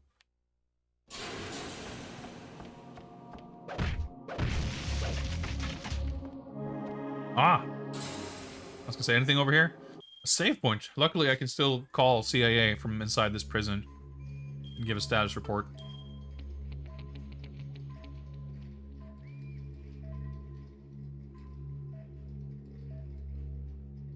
There we go.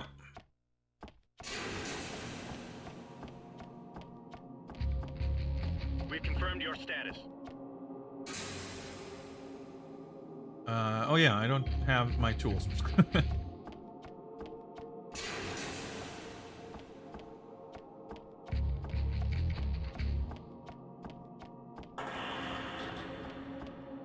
We'll look around first.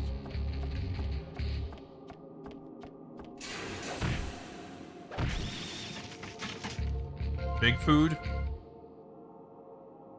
Medium food. Alright, I'll take that. Camera angle changed.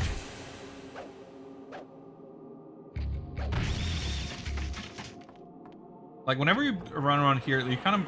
I don't know, it just makes me want to feel like, man, I wish I could just... That I didn't have to use the right stick to fight, so I can actually use the right stick to look instead. Alright, notes. Prisoner A's journal. Where is this place? Oh, okay.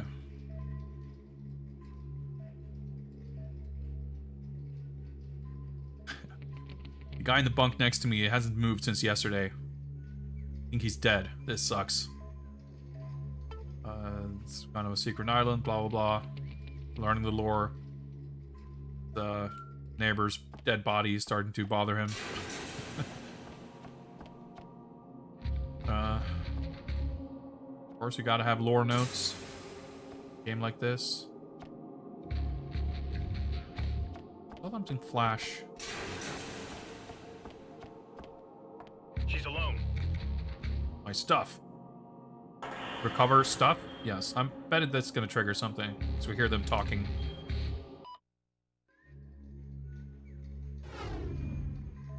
Stuff recovered. Thank you very much. Roger.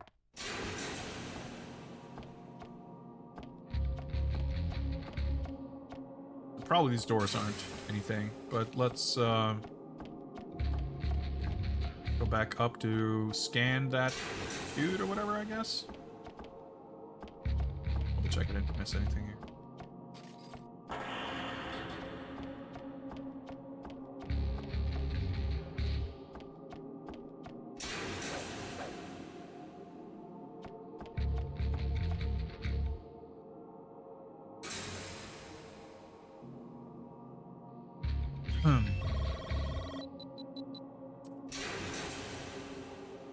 Barry Goldman. Alright.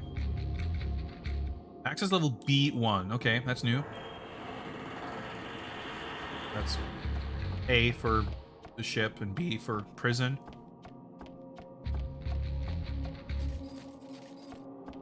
Also, trying to piece together, like, we jumped in the chopper, and then I guess we just, like, passed out again. Is that what happened? There's another staircase up here. Boxes here, maybe? No. I mean, there are boxes, but they don't look breakable. Contact with enemy.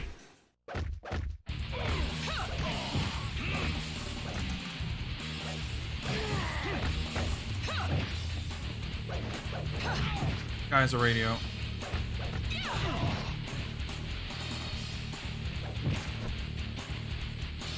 Hey, I actually did a spinny throw.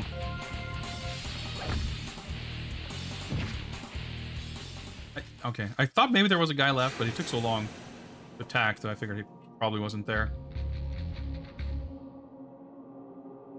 I guess I can't just, well, disappear. I was gonna say, I guess I can't just drop this. I guess like this handgun isn't that great, so I should use it to sort of make room for better weapons. But that went pretty well. I assume there's something I can grab up here, or reach or whatever. Open cell. Suitcase just laying around. All right, prison sword.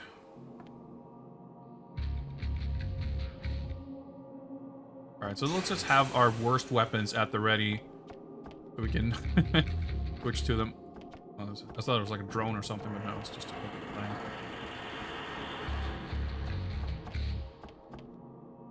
So, like, yeah, the game's like fairly generous with drops. Like, it could be a lot worse. It's also like conditioning me to be Show yourself. stingy. All right. Diary of Prisoner B.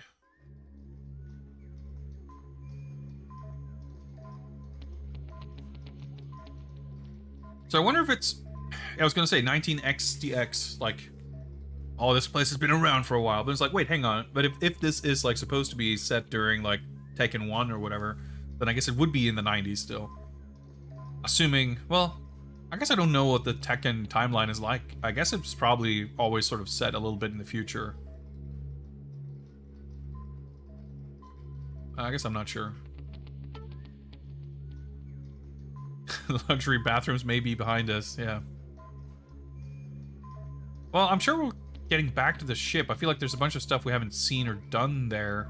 Well, I don't know about a lot, but, you know, there was that mystery ship model in that bedroom. We didn't actually go inside the, like, the meeting room or whatever. Anyway. Where did you hide? Right here.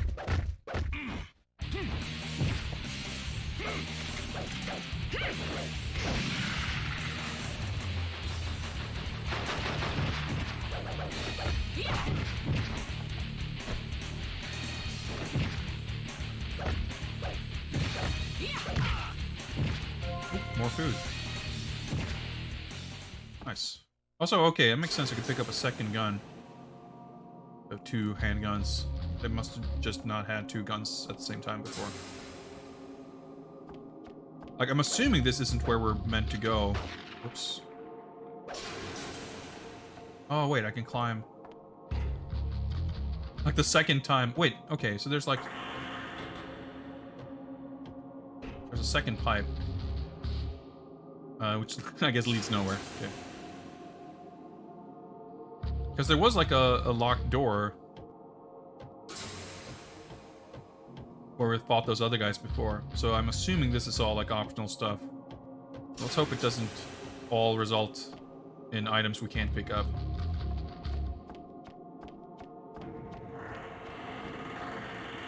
Another holster or something would be cool.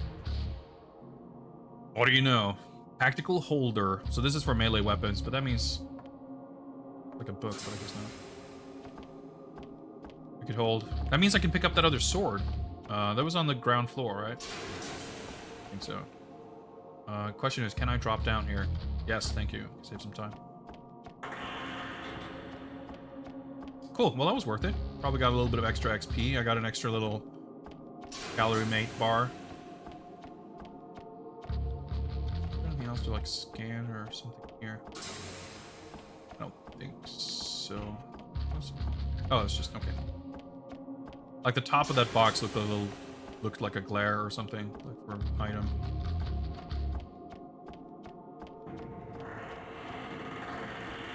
This here. Good. Wait, isn't this where the? Maybe it was up. I was gonna. Maybe it was up by the save point. But you know what? I should probably save. I've been fucking around here for several minutes. Having to redo all of this if I died as soon as I go through the next door would be incredibly annoying. But the suitcase might have been here also. Actually, no. I don't know where it was. I mean, I'm sure we'll find, whether we find it now or not, we'll keep finding more weapons than we know what to do with.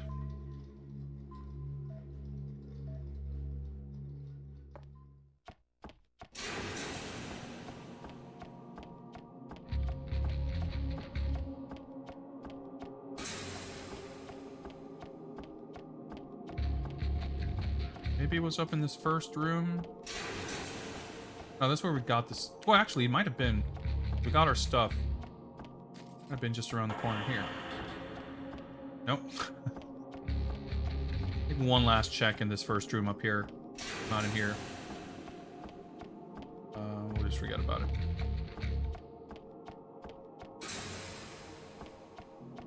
Ah.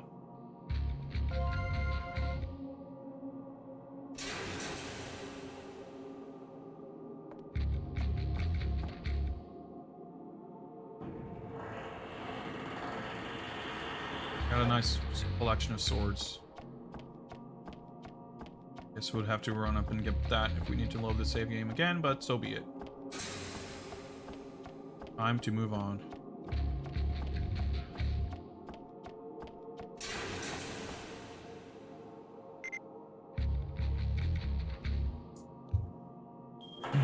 Unlocked.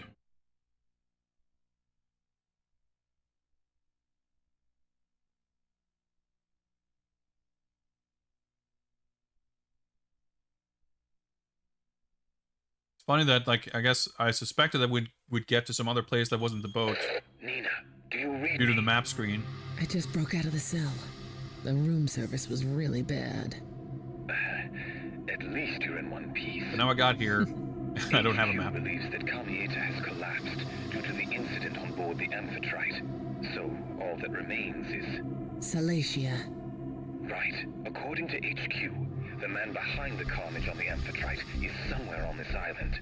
Lucas Hayes. He's one of the research scientists employed by Kamieta. He seems to have betrayed them and broadcast that video of the exploding ship. Mm-hmm. Nina, Hayes should be imprisoned there somewhere. Locate him and acquire information on Salacia. I'm going to scout around the outside of this facility. I'm counting on you.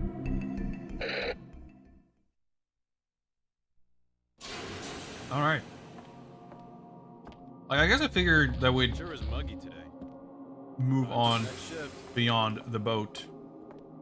From like this plot synopsis stuff I've read. I mean, not that they gave away this whole story. We've located the intruder. But they seem to imply that there was more to the story than just a mission on the boat.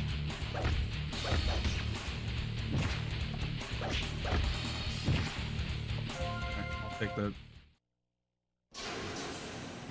electric tonfa. I can't pick that up. Medium food. This is like Chase the Express all over again. Had a very kind of dire situation where we're running out of food and ammo, and then all of a sudden we're fine. Oh, that's gonna despawn anyway. I mean, I basically just read basic descriptions, not a rundown of what happens in the game, but just like, oh, Nina's, you know, infiltrating this cruise ship as a super tournament fighter. And then blah blah blah, international conspiracy, something something.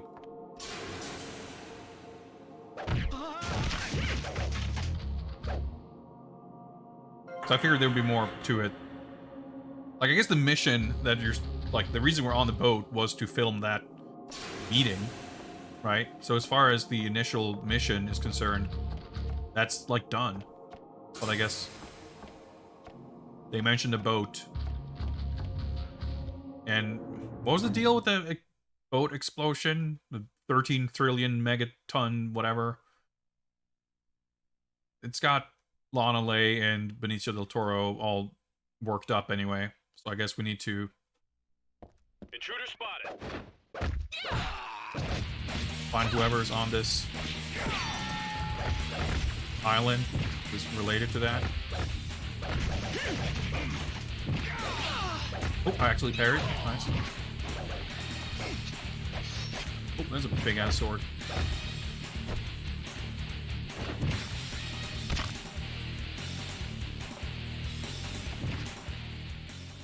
Can't hold that.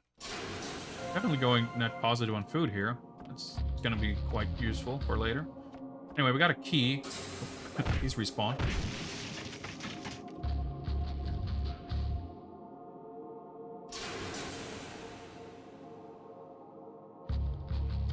Okay. Oh yeah, I can only have 2 handguns, right? Or firearms, I should say. So I'm assuming I'm gonna need the key. Doesn't exactly look like there's a lock here. Should I go back? I don't know, there's something unnerving about finding a key but not knowing anything about any locks in which to use it. Still don't have a map, I'm guessing, unless that's part of my equipment somehow. No.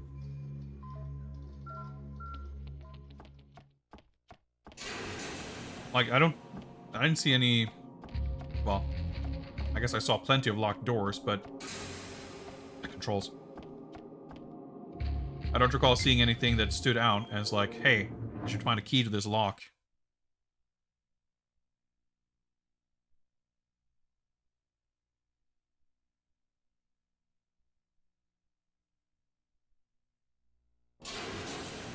Like, the thing is, like, the way the game works, anytime I'm, like, wandering around like this, I feel like I'm inevitably going to just, like, trigger more enemy spawns. So I'd like to kind of keep it to a minimum. Yeah, see, like, I don't feel like I'm gonna unlock these cell doors, but maybe there's... Maybe that first door I just ran by over down there. Maybe I'm supposed to use it there. Yeah, because it stands out a little bit, that door, right? Not among all the other cells, so... Okay, I guess I'm on the right track.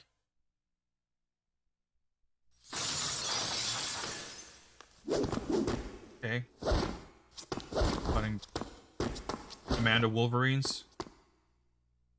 Okay, cool. Good. Enemy introduction. Use some guns.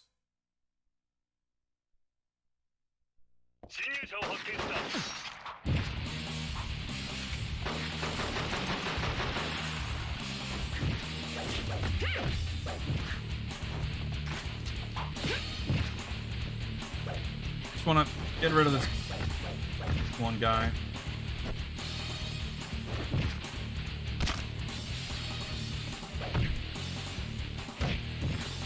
Bit of Shining Wizard there, but...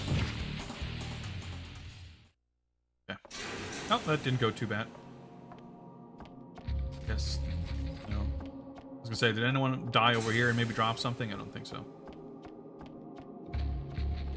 I like, you know, it's funny, because, like, under any other circumstances, I'd be like, oh man, it's sick. Like, they keep, you know, they mix things up. They give us new enemy types. It was something I praised Chase the Express for. Like, you kind of expect it to be a little bit samey as far as combat goes, but they sort of mix it up with some new enemy types, but also just, like, scenarios that are a little bit different. But here, anytime there's a new enemy type, I'm like, oh, I'm so, like, I feel so insecure. I have, like, no confidence in my fighting ability in this game.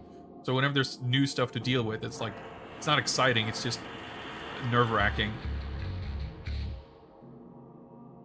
As a guitarist, find this rock music most generic. Yeah, I think it works for the atmosphere, but it doesn't stand out as like... I mean, it is very generic, yeah. Like, Chase the Express was arguably generic in a way, because it's so, like, you could very easily picture that music exactly in, like, a Hollywood blockbuster. But that's exactly the tone they're going for, so it actually fits really well. And I think it was more exciting. I've obtained a map of this facility. I'm sending it now. Nina, be careful. They've got reinforcements. The TEKKEN force is here. Oh, shit. TEKKEN force? Mishima Saibak's private army. A special forces unit versed in all forms of hand-to-hand combat. I've heard rumors of them. Actually connecting to TEKKEN.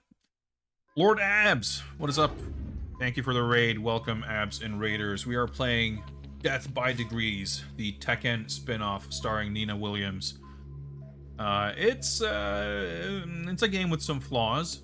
It's a kind of a Resident Evil-like, although I guess a little bit more of a Dino Crisis Onimusha-like, because it's very action-focused. Some people erroneously refer to this as a beat-em-up. I definitely think it's not that, because it's all about... I mean, look at it. You got map screens, you got inventory... Well, not puzzles exactly, but you use items. You've got files. It's a kind of a action-adventure-y kind of thing. It controls a little awkwardly, but it's pretty cool. Pretty cool. But yeah, I hope you guys are all doing well this Monday evening, night, whatever time it is in your time zone. And thank you again, Amps, and welcome everybody. We were infiltrating a secret criminal cruise ship to gain information on some kind of secret deal. We were able to film the meeting, which I guess mostly consisted of the two main villains killing everyone else. And as we were trying to leave, we passed out as we snuck onto one of the evil guys' helicopter. Now we find ourselves on a prison island of some sort. And we're supposed to escape, I guess, and we're gonna fight TEKKEN force. I'm not necessarily following or caring all that much about the plot, but I like the atmosphere. It's a cool game.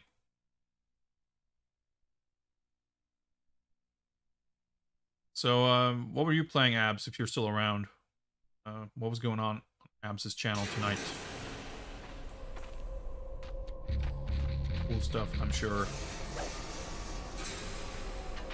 Alright, it's open. There's the intruder! Oh.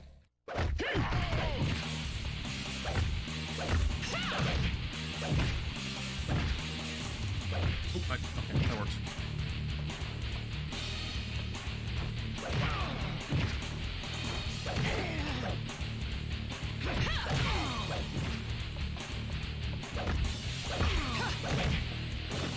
Oh shit, okay. Football slide.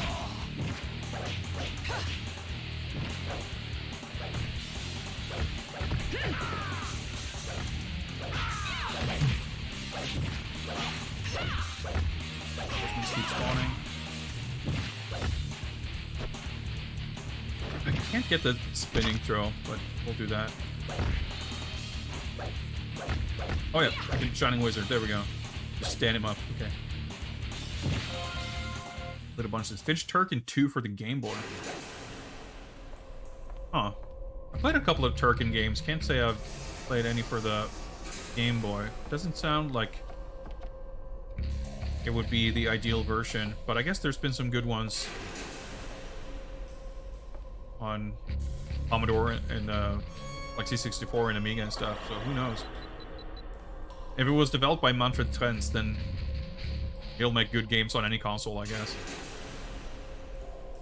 AKA Sam, what's up? Fight Freudvania. Not exactly, but I guess it's arguably a little bit closer than calling it a beat 'em up. It's like a note, yeah. So yeah, I have this like fingerprint scanner, which I use to scan fingerprints. Well, it's a fingerprint copier, basically. And by, like, registering fingerprints from various corpses, for the most part.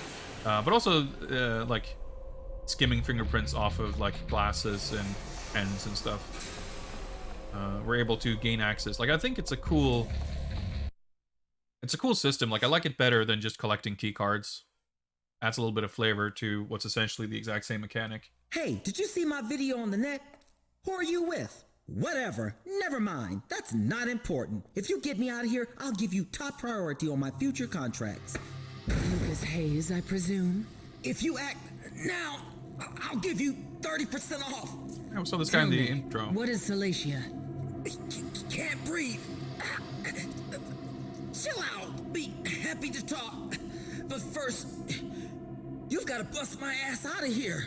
If I die, you won't get your precious information. But gee, I wonder if this guy's supposed to be black. The way he's You'll talking. need Enrique's prince to open this door.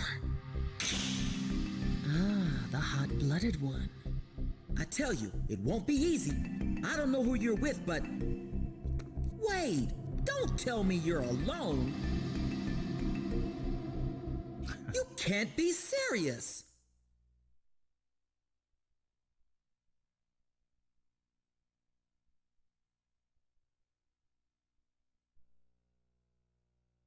Yeah, this game's cool, but it's a little bit annoying and tedious.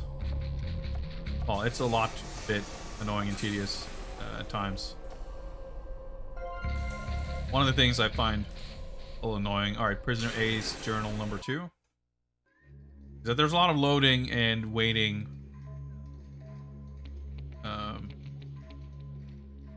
It's kind of a stuttery rhythm to playing this game.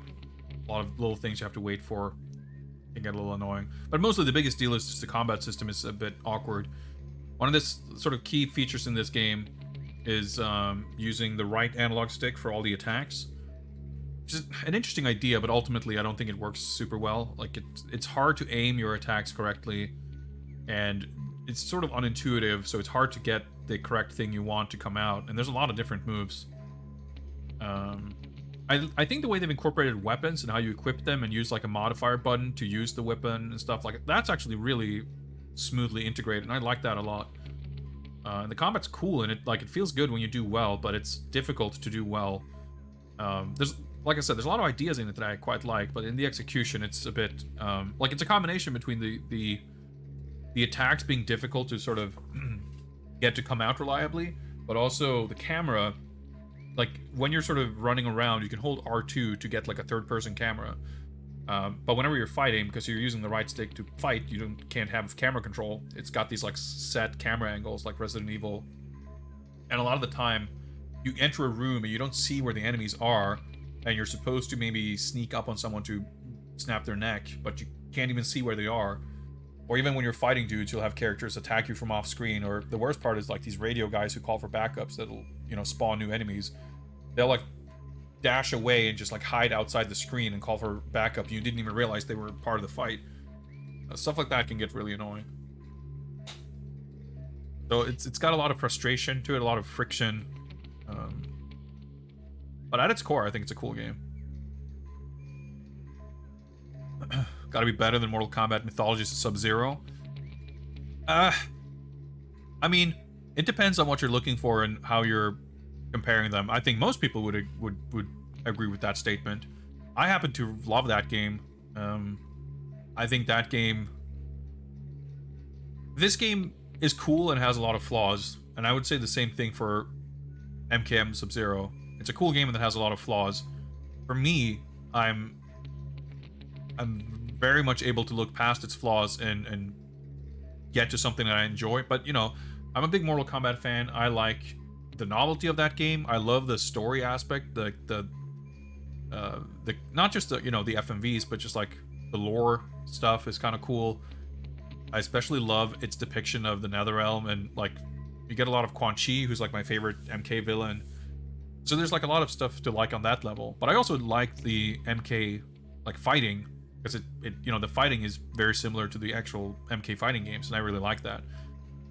You know, if the combat in this game felt like Tekken, then you could very easily see someone being like, well, the story is whatever, this is so and so, that thing is annoying and it's slow or whatever, but the combat's really good because it's like Tekken. But the combat isn't like Tekken, so it doesn't have that to fall back on, and it doesn't. I mean, it's not that the combat's terrible or anything, but it's not great. A lot of people would probably say that the combat's not great in Sub-Zero either, but at least you know what you're like. If you're used to those games, like I could see someone who doesn't play a lot of Mortal Kombat jumping into that game and being incredibly confused and frustrated with that game. It is a frustrating and difficult game. It's very punishing. But if you're used to dealing with MK2 and MK3's AI, Sub-Zero is like perfectly in line with that and just what you would kind of expect. So it's very, like, it's not user friendly. I think this game has its frustrations, but it's a little more palatable to more people, probably.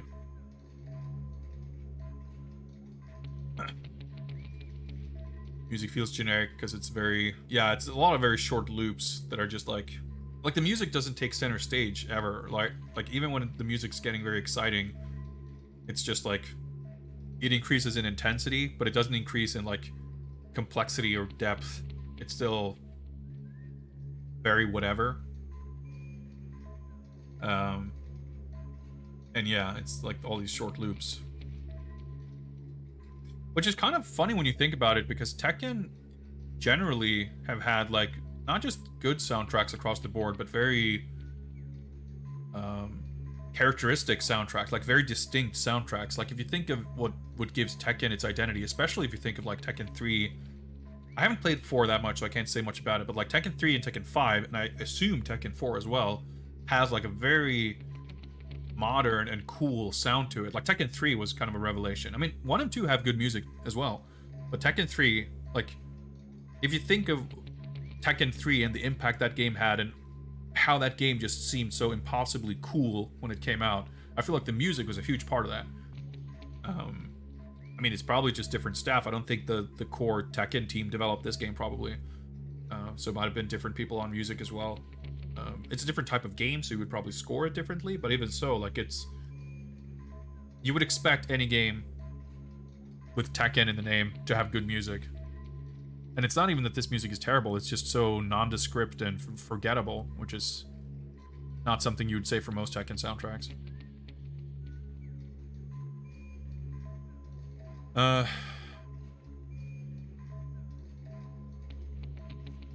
Like, it's taken time. Yeah, this guy's diary, previous entry was in January. This is in December. It's like, it's taken a lot of time, but I've been able to dig my way through the, like, sewers, I guess. From what I've heard, these tunnels lead to an elevator shaft, or I should be able to make my way, like, dig to an elevator shaft. And kind of emergency exit.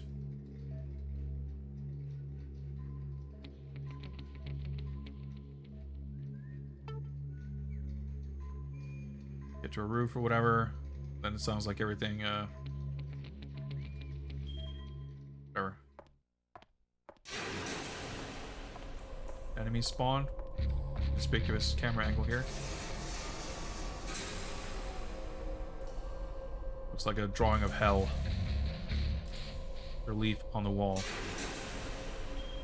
You can feel a draft coming from the wall. Alright, so that's where he dug his tunnel, I guess. Okay, well, we'll,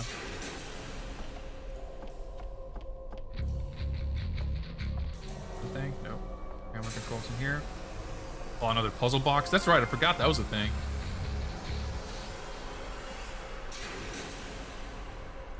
Weapon storage manual number 2.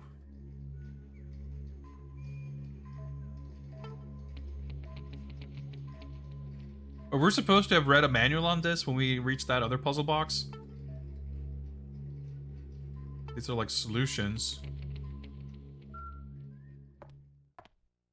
I don't know.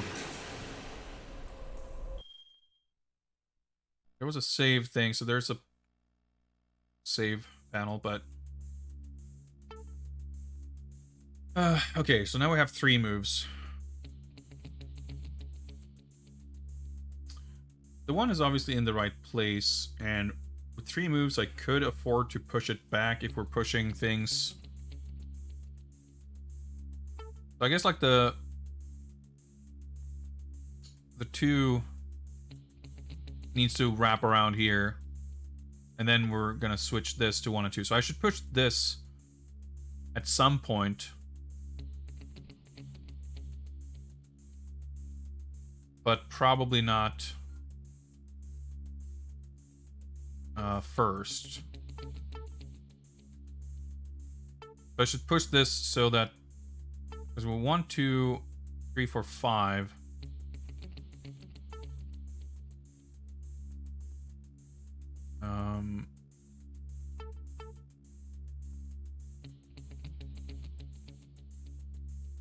So this makes kind of sense, but where does the 6 end up?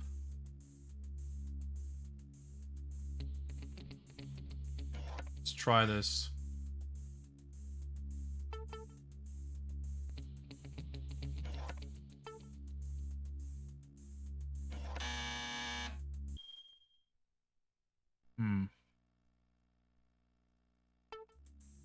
Kind of working our way backwards. So if I were to do this, the controls are a little weird. Oh, I can't push it up that way. I have to push it this way.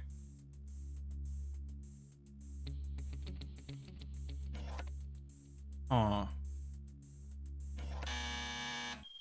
I mean, I'm glad we only have limited moves, because that means there's a limit to how complex it could be.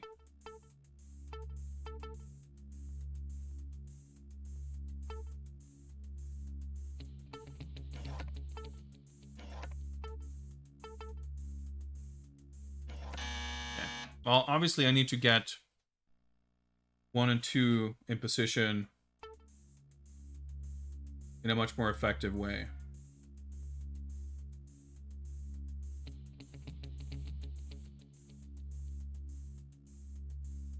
It's one of the things where, like, until you figure it out, it seems so impossible. And then when you get it, it's like, oh. Push that there, but I don't see how that's gonna help.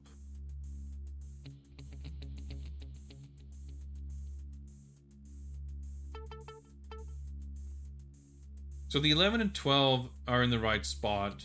Like 7 and 10 end up correct if you do this.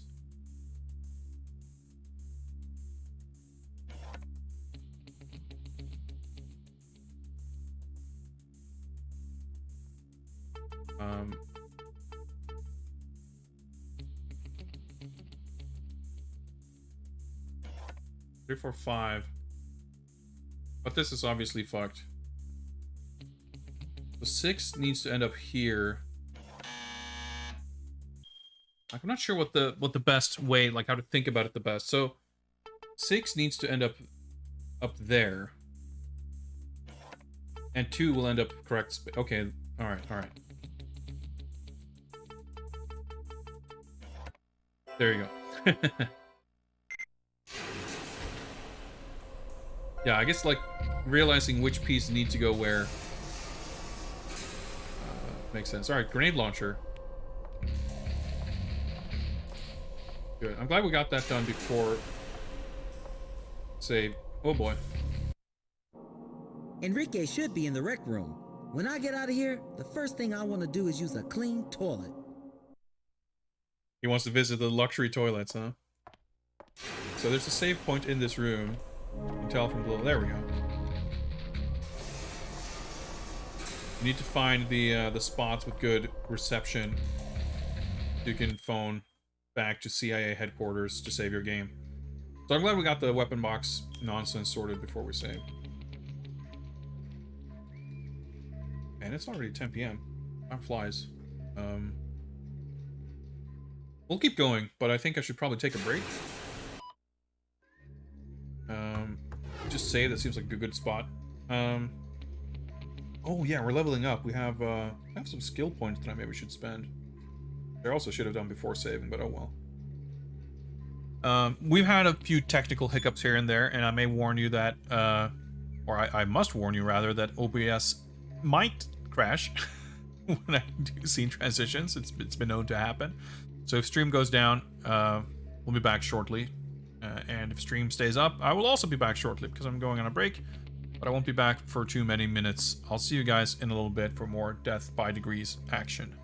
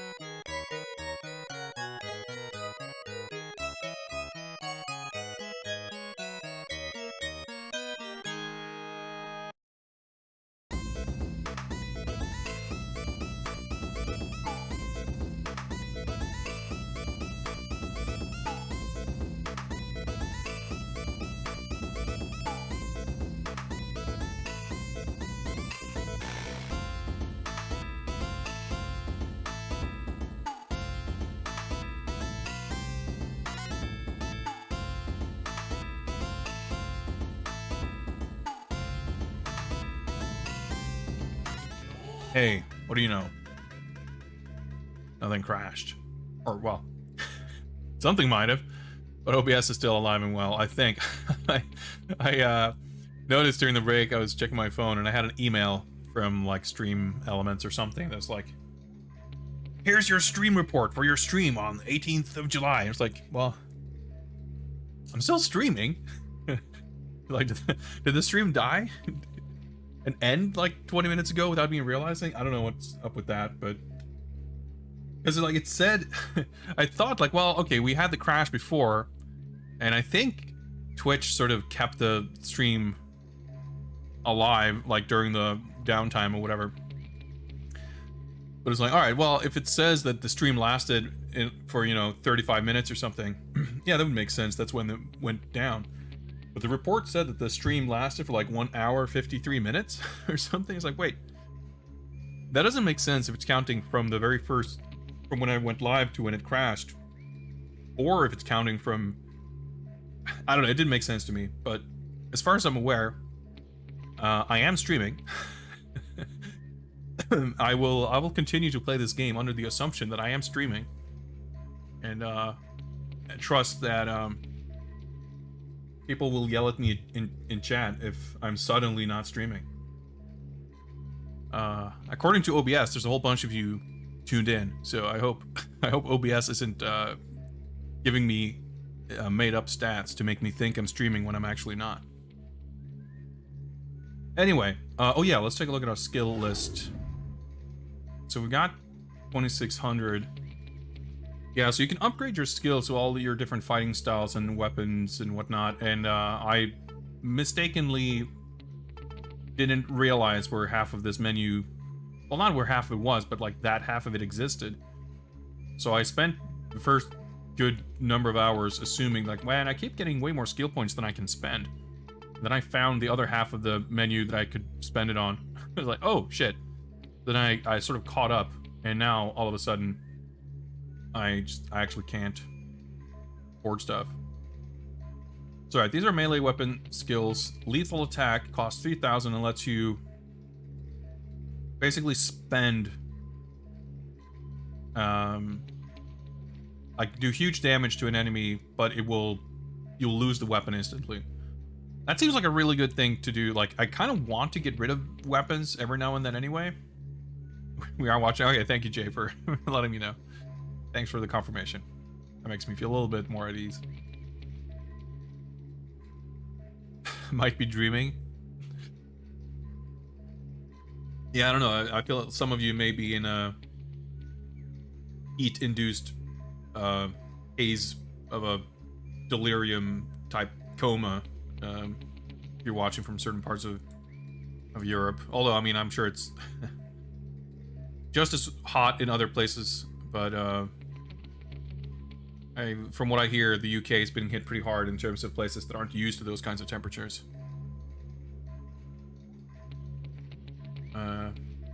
Or, you know, I'm also known to go on vaguely coherent rants, which could similarly induce a sense of delirium. I could imagine. Said nothing on purpose to keep me anxious. Well, okay. Mission accomplished, I guess. Well, I'm joking. It's not that serious. No fear. That's right. That's right. Gotta have no fear. What was I saying? Oh yeah, lethal attack lets you sort of expend a weapon for big damage, and that seems like a useful thing just to sort of be able to get rid of weapons. But if you do big damage, like I guess you do it on like a boss or something, I don't know, or even just a singular tough enemy, but it seems not a very good thing to use in a crowd. This just lets you reduce the what do you call it? Deterioration? Like, weapons breaking will happen slower, 15% slower. Durability is the word I was looking for. And these are firearm skills. Headshot, which is basically the X-ray attack, but for guns. And rate of fire increase. So the rate of fire and the weapon durability, those are called level 1, so I assume once you buy it, there will be like another level. So stance attacks. Yeah, that's the follow-up to the spin kick.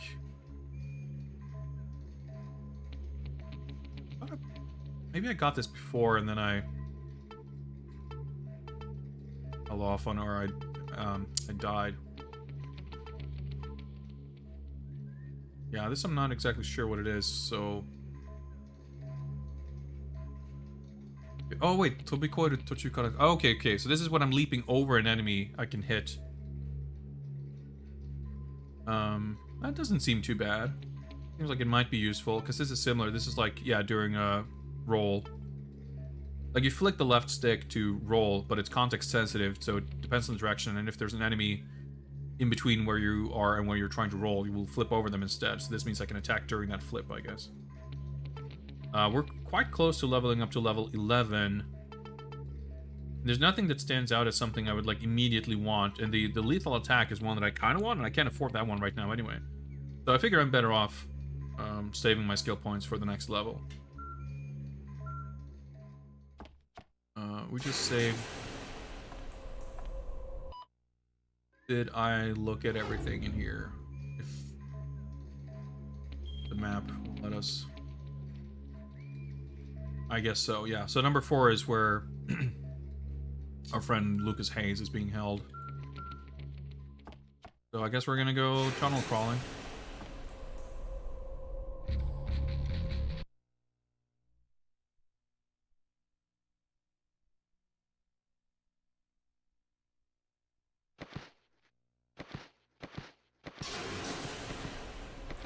It's pretty cool, like you find this guy's fucking escape tunnel.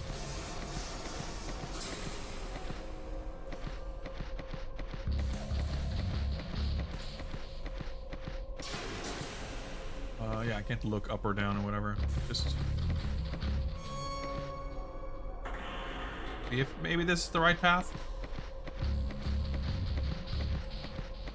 Okay. Well, we found something. Another gold coin. Got a whole bunch of these, and I still have no idea what they're for. I wonder if they're like something for the end of the game or something. Like just, you know, you get a ranking for their game clear based on how many gold coins you found.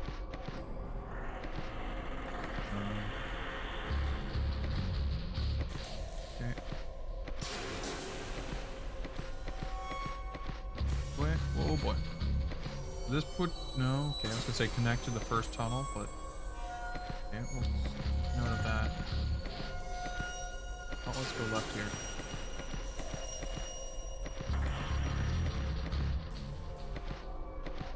Looks like a little manhole cover. Guess we're not going down there.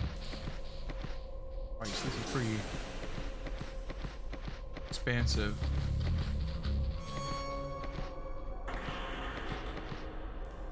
There's another gold coin. Shit, I kind of want to see if I can find the coin. Because that looks like it was kind of on the right path otherwise. If I go for the coin, will I ever find my way back here is the question. I have a vague sense of what I'm trying to... Yeah, I didn't go here, so this would lead to the coin. Yeah. Alright, worth it. Gold coin. I wonder if it's useful for something. Well, I would hope. Maybe you go to a casino and you get to bet all your gold coins. A giant TEKKEN gotcha slot machine. I mean, that'd be pretty sick. Although I wonder, there probably weren't... Like, I'm sure there must be TEKKEN gotcha slot, I feel like. But I feel like that's probably a sort of... Tekken 7, or at least, I don't know. Like, were there Tekken 3 or Tekken 4 gotcha slot machines? There might have been. It looks like I can jump down here, but if I jump down, I won't be able to go back up. I think we found 2 gold coins. I think we should be happy with that haul. I shouldn't assume that finding 2 gold coins is more than I would have expected. Let's just put it that way.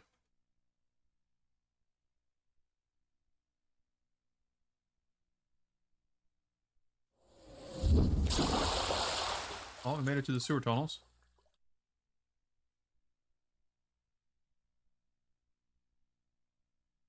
Gonna eventually have to find our way back into the prison, but I guess it's probably not going to be a problem. Well, the game had some gray hallways, and now it also has a sewer level, because of course it is. Can I climb up here? It doesn't really look like it, does it? I mean, there's like the railing and everything.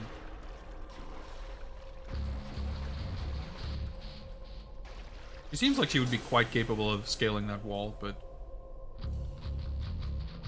3-round burst gun, but I'm all weaponed up. But yeah, because I got the grenade launcher. I only have 2 firearm slots out of an array of swords.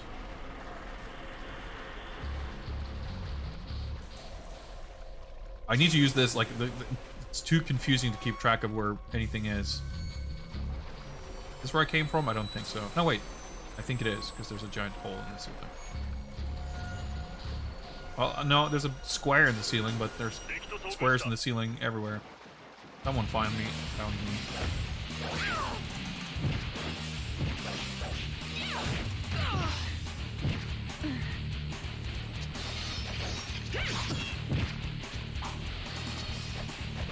Angle's like so tricky to see.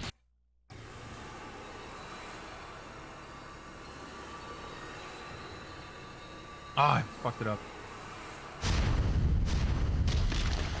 I wanted to land all 3 to see if it does like something different.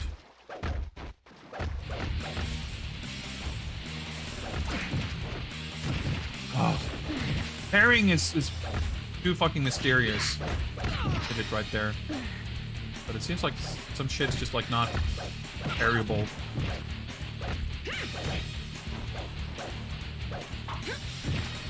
Well, like fucking throwing knives.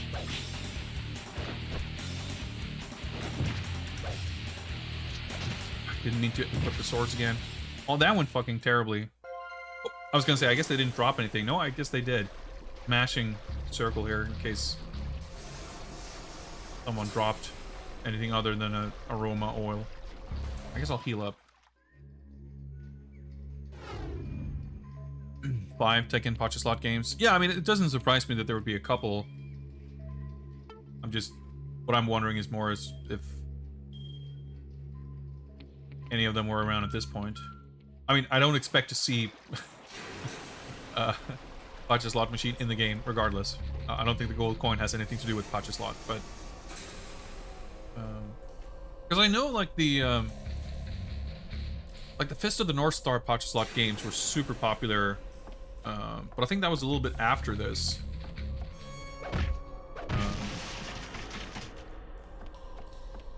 Like, I wonder if that sort of style of video... Oh shit, another defibrillator. Nice. You know, like, there is a Street Fighter 4 Pacha slot game.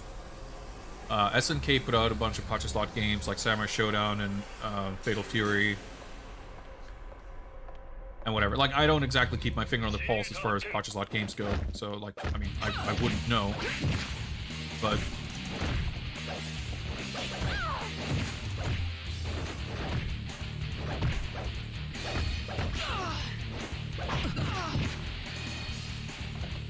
But all of that stuff that I can think of is like definitely a few years later. It looked like a person gonna fucking keep throwing knives and shit.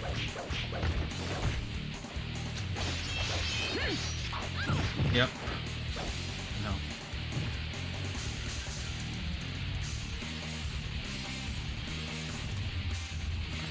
Let's use one.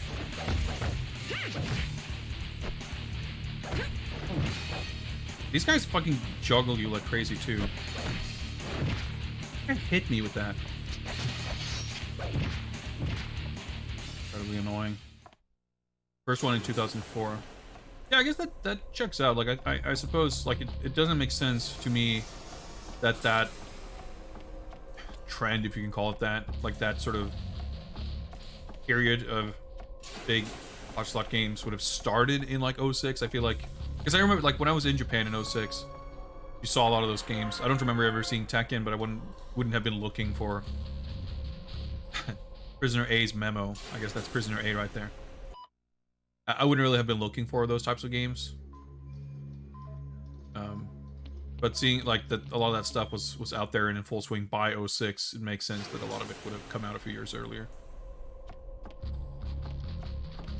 That makes me a little bit curious to look at some of that stuff, because I suppose that means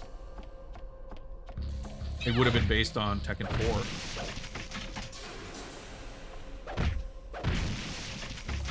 Alright, that's a focus gauge refill.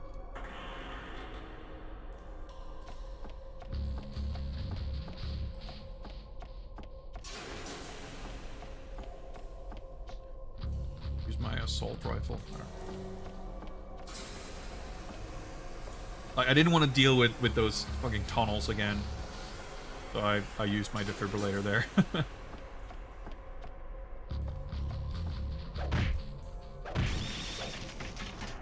That's the thing. It's like, not that you want to use it for a particularly difficult fight. You want to use it to avoid a particularly annoying section to have to redo from a checkpoint. Which is like somewhat of an indictment of the game, isn't it? Like when you have an item like that. I mean, it's like it's valid game design for sure, but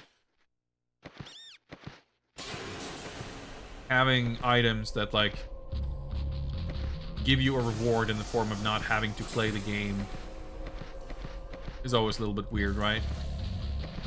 Like, you know, when you have sort of free-to-play / MMO style thing where it's like, yeah, we have this thing in the game that lets you, through real money or grinding or whatever, like, eventually you will earn the privilege of not having to play the game to play the game.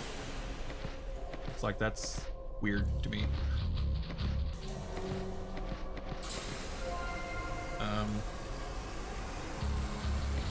And here it's like, yeah, you know, we could let you continue, but we won't. Unless you use this rare, expensive, premium item.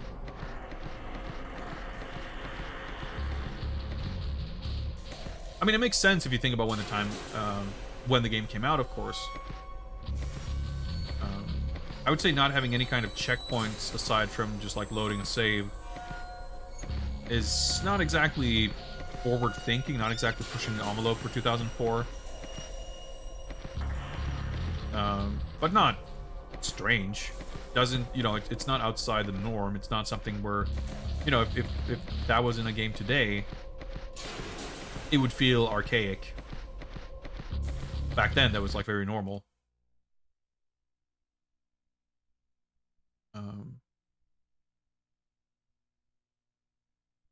But I feel like it's, you know, it's I guess it's like it would have been considered a little bit archaic, not entirely, but a little bit, to not even have like, you know, checkpoints of any kind. I guess I need to jump over there so I can climb down this ladder, because I can't drop down, even though I made a drop that was like 3 times as high. Ooh, okay.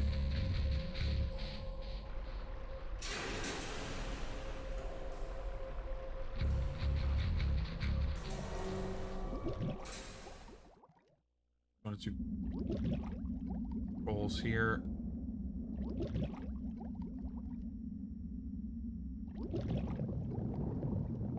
Item there. I guess we'll collect that and then we'll swim up. It'll last us, which is fine for that. Gold coin, of course.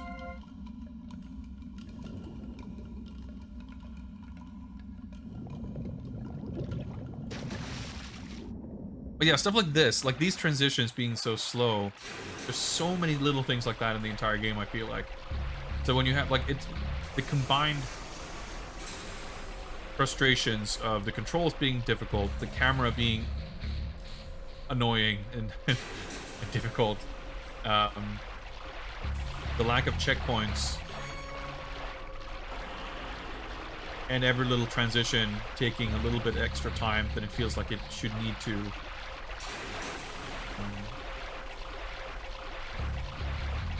Sort of adds up to a rather frustrating experience, I feel like. Not to the point where it doesn't, like, where it makes me not want to play. But certainly, I don't know. Makes me wish a lot of little things were slightly different. So I feel like it could have made the game genuinely good, as opposed to cool but annoying.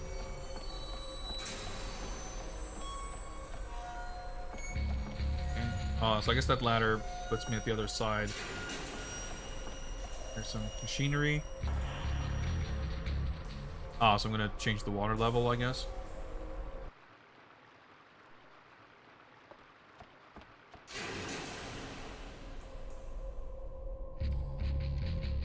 Instructions. I guess I can figure out that it's a dam. Oh shit, okay, never mind. I guess I can't figure this out. Is it at its highest? It's not. Okay. No, wait, I'm lowering it to 8 meter?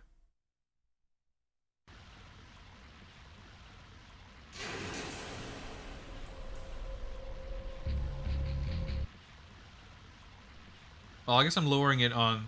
I guess I would be lowering it on one side. Okay. Is this any different?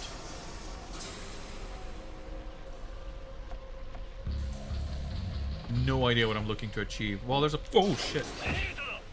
Caught me off guard.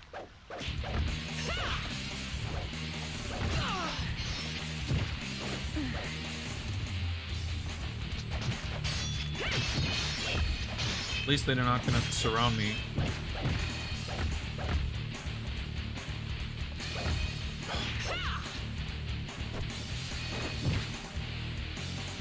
The way they can, like, fucking backdash out of your range.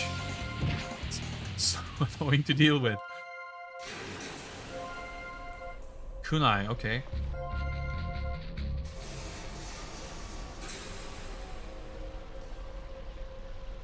Huh.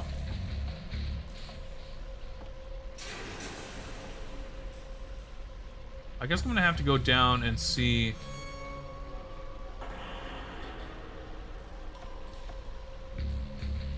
Well, I guess I can lower it. I'm confused though, because I thought that was like the highest setting, and I lowered it a whole bunch. Oh, okay. I guess it was at 12.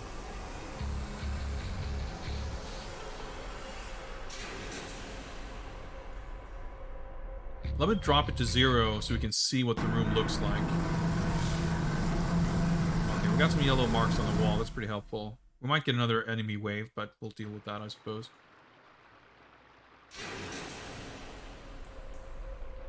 Door.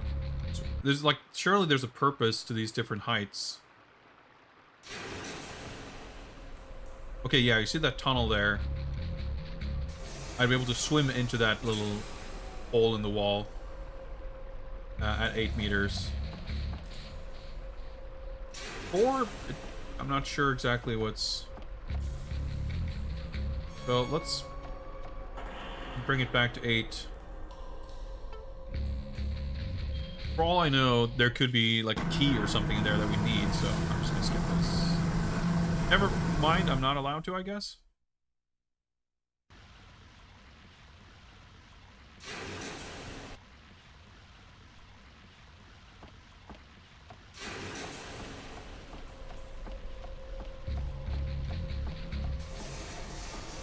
Maybe you need to find a key in this little tunnel to open that door that we can go down to later. Complete guesswork, but...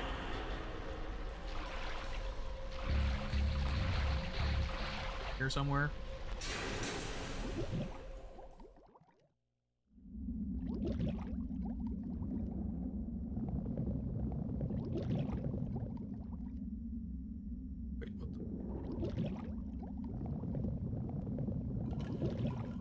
Thought it was like right next to the ladder. It is, okay. You know what? I'm fucking running out of air. So...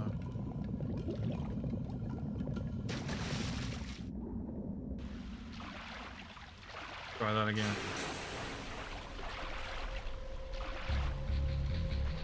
I'm turning around very...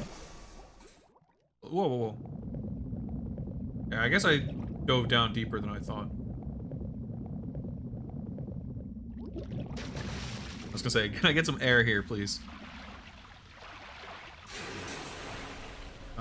Well, I wonder if I could... I was gonna say, if it was at 12 meters, I should still be able to dive down here.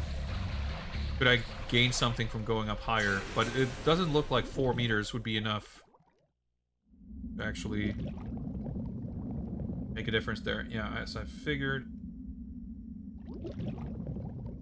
Okay, gold coin. Well, I think we've done a pretty good job of actually finding a significant amount of gold coins that I had to go a little bit out of my way to find.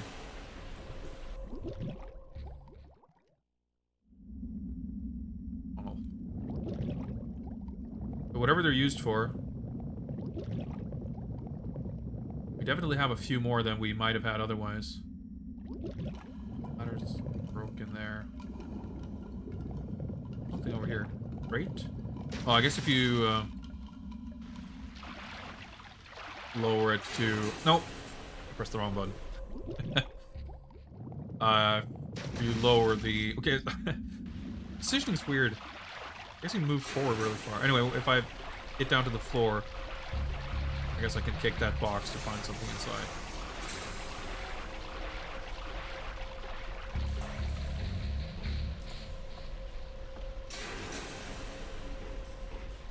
I hope there wasn't anything preventing me from climbing down, but I'd have to set it to 4 meters or whatever. Let's drop it down to 0 and assume that's gonna let us go down all the way. And also assume that that's what I'm supposed to do and it'll help us get to where we want to go.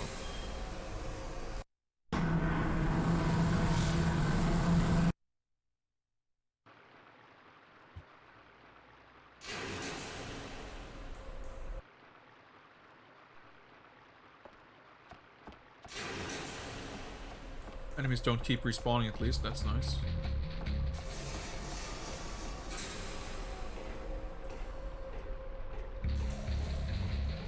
I can slide down these ladders, but I do.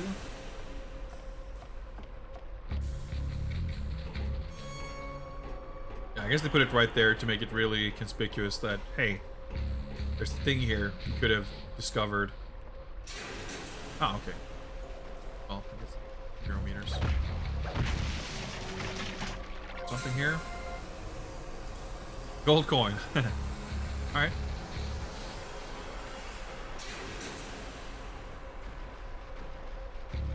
I see. I guess I needed to drop it down to 0 to get that gold coin, but we need 4. Okay, but that means that we figured out a specific reward for each of the levels. But we probably have fully explored every option here. Gave us 2 gold coins for our trouble.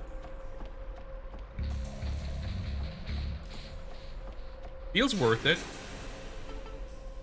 You know, on account of them being sort of rare, sort of, you know, off beaten path.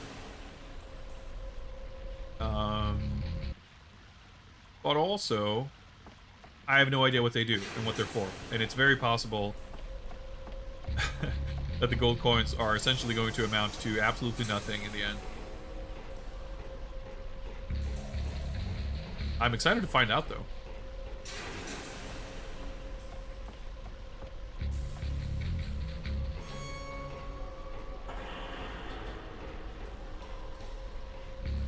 Alright, so let's swim across.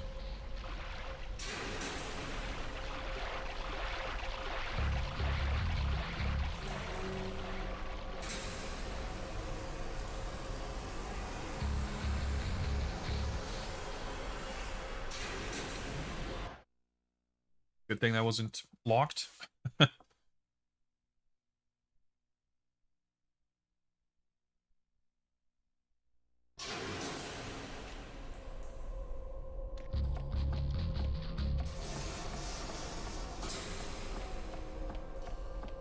nice. I was gonna say, so we were ostensibly like looking by the crate, probably. Yeah. We're ostensibly looking for Benicio del Toro, so we can get his security clearance, so we can bust out Scientist Man.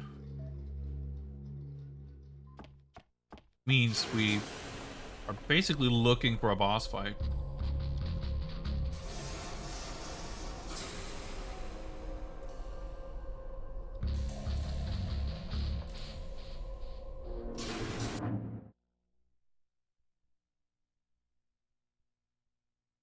I'm just like trying to think. There's so many different moves and shit that I unlock. Oh, which killed some enemies. I should have checked on my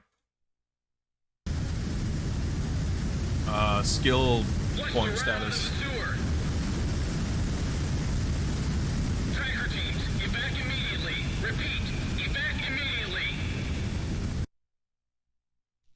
Perfect. Oh boy, okay. We have a timer.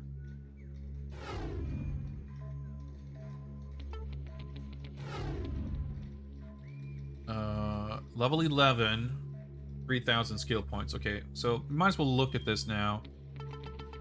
We now have a new thing to get here. 5-hit combo. Wait, whoa. So stance in L2. Okay. Okay. It will drain my focus meter. Okay. Because I think right now, because I don't have that move, if I'm in the stance and use the focus, I think I just do the X-ray move. But it might not. I guess it's possible that I never, like, that I didn't try to be in the stance move anytime I wanted to do the bone breaker thing. It's like, why would I? Yeah, that's the one for flipping over them.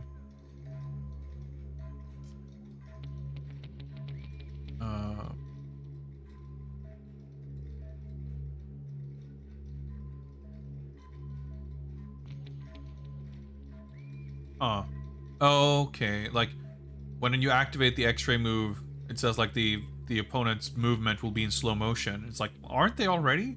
But I guess they will be even slower to make it, like, easier to target your... well, your targets. You have lethal attack. It's one I was kind of curious about.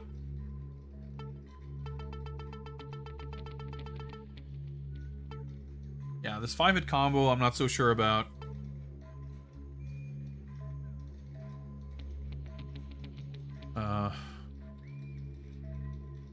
Yeah, this is the up, like, the spinny kick second hit. The spinny kick is, like, kind of hard to do. It doesn't seem very valuable. Attacking during the flip seems like it would be quite good. Hard to do on command because all the evasive moves are so finicky. But not a... I mean, I would kind of like that move. I'd be curious to see what this, like, slow motion thing even does, because it's hard to know if it's going to be worth it without having a good sense of kind of how it works. Yeah, I'm kind of tempted.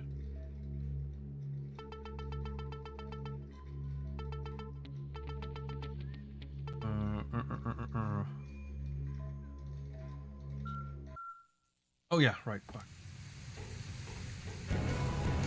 I guess I like could save that for whenever I actually am in a fight, or I don't know. Which I will be here, I'm sure. Like, oh. I was gonna say I would assume it's not just gonna be. Is that thing gonna move? Yeah, it is. Okay. It's gonna hit me because I can't fucking see where it goes. Oh, that was a cool instant fucking death. Perfect example of this, like, the The camera angles in this game are just like designed to screw you over, or like obfuscate information in a way that doesn't make sense. Like, yeah, that's a timing little challenge, right? So you have to like move forward when the electric thing is not in your way. But like from that first angle, it's sort of impossible to tell where, like, how far you can go before it. Like, there's no there's no landmarks to even understand how the two, like, the spatial relationship between those two camera angles. Well, the thing is, like, you'll see. I understood what happened perfectly, but I knew that I couldn't see how far I was supposed to go. And I figured I would see if I could just risk it. So when I go here, you'll see that there's this electric thing. It's up there, and then it drops down. Now it's up. But, like, where is it gonna drop? Whoa! Okay, see? I guess basically by the time the camera angle changes, that means you can stop because it'll be on screen when it falls down. But you have no way of knowing that, like, ahead of time. Dude, drop, please, yes. It's just, like, clunkily designed, I feel like. Like, the fact that the electric thing just ever goes off screen is the problem. Like, they should have put the angle such that in either angle, like, it just never goes off screen completely. Hope I'm quick enough. No, I was not quick enough. I forgot to hold the dash button while climbing first. So when I was trying to pass underneath it, I was going slow. And I was going I mean, I didn't, like, you know, move up to it, like, super close, to get like, as close as possible. I was optimistically, naively perhaps, thinking that I wouldn't need to get that close. I thought I would have a little bit more margin, but guess not. And at this point, it feels like almost insulting that the game asks if I want to lower the difficulty level. Because I can't imagine that setting it to beginner changes how any of this works. Like, do these things move slower or faster depending on the difficulty level? I strongly doubt that. I don't know how much, like, time pressure I have either.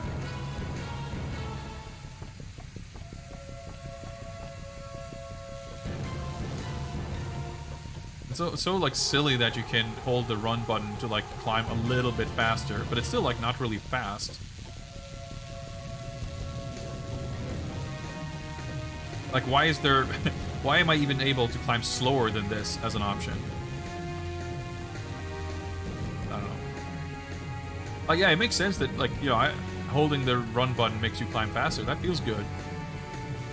But it would feel better if you would at some point ever want to climb at the slower speed, which you kind of don't. If I don't make it through now, I'm baffled. Yeah, there we go. Now I have to wait.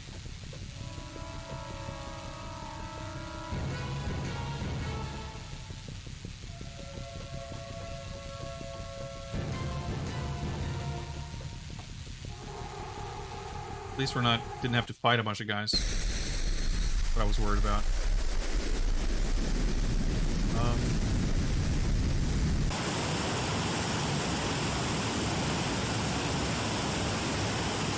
Oh, okay, well, we're fine. I was gonna say, swimming in that water with those giant lightning bolt cables doesn't seem like a great idea. But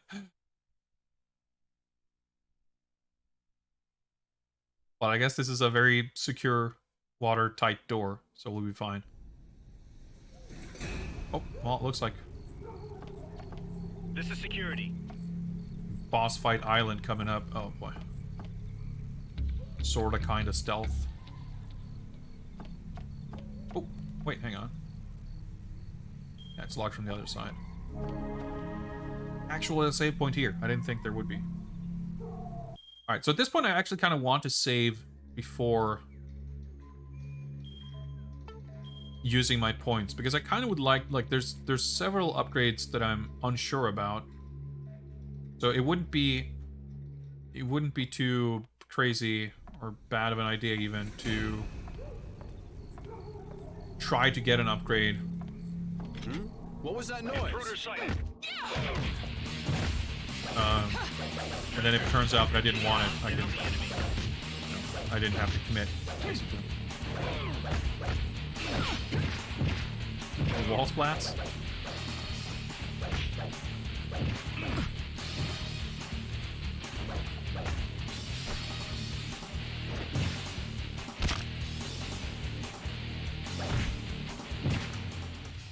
Pretty sure I'm full weapon, yeah. Why the wire was going crazy like that? I don't know. And there's no electricity for this elevator.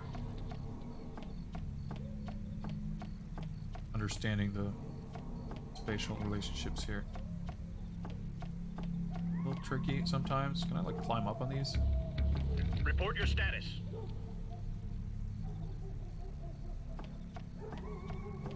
Go out the other side. Probably go around and unlock the ladder here. No, just, well, can I climb this? Seems a little conspicuous, doesn't it?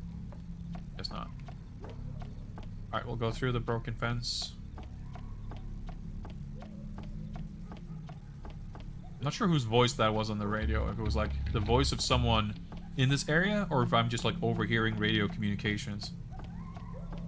I don't know. I guess it means there will be more enemies sooner or later. Is that a sentry gun? Yep, I guess it is. What's up, Val? The controls in this game are absolutely nothing like Tekken because all— oh! I did not mean to do that. All of the attacks are done with the right analog stick.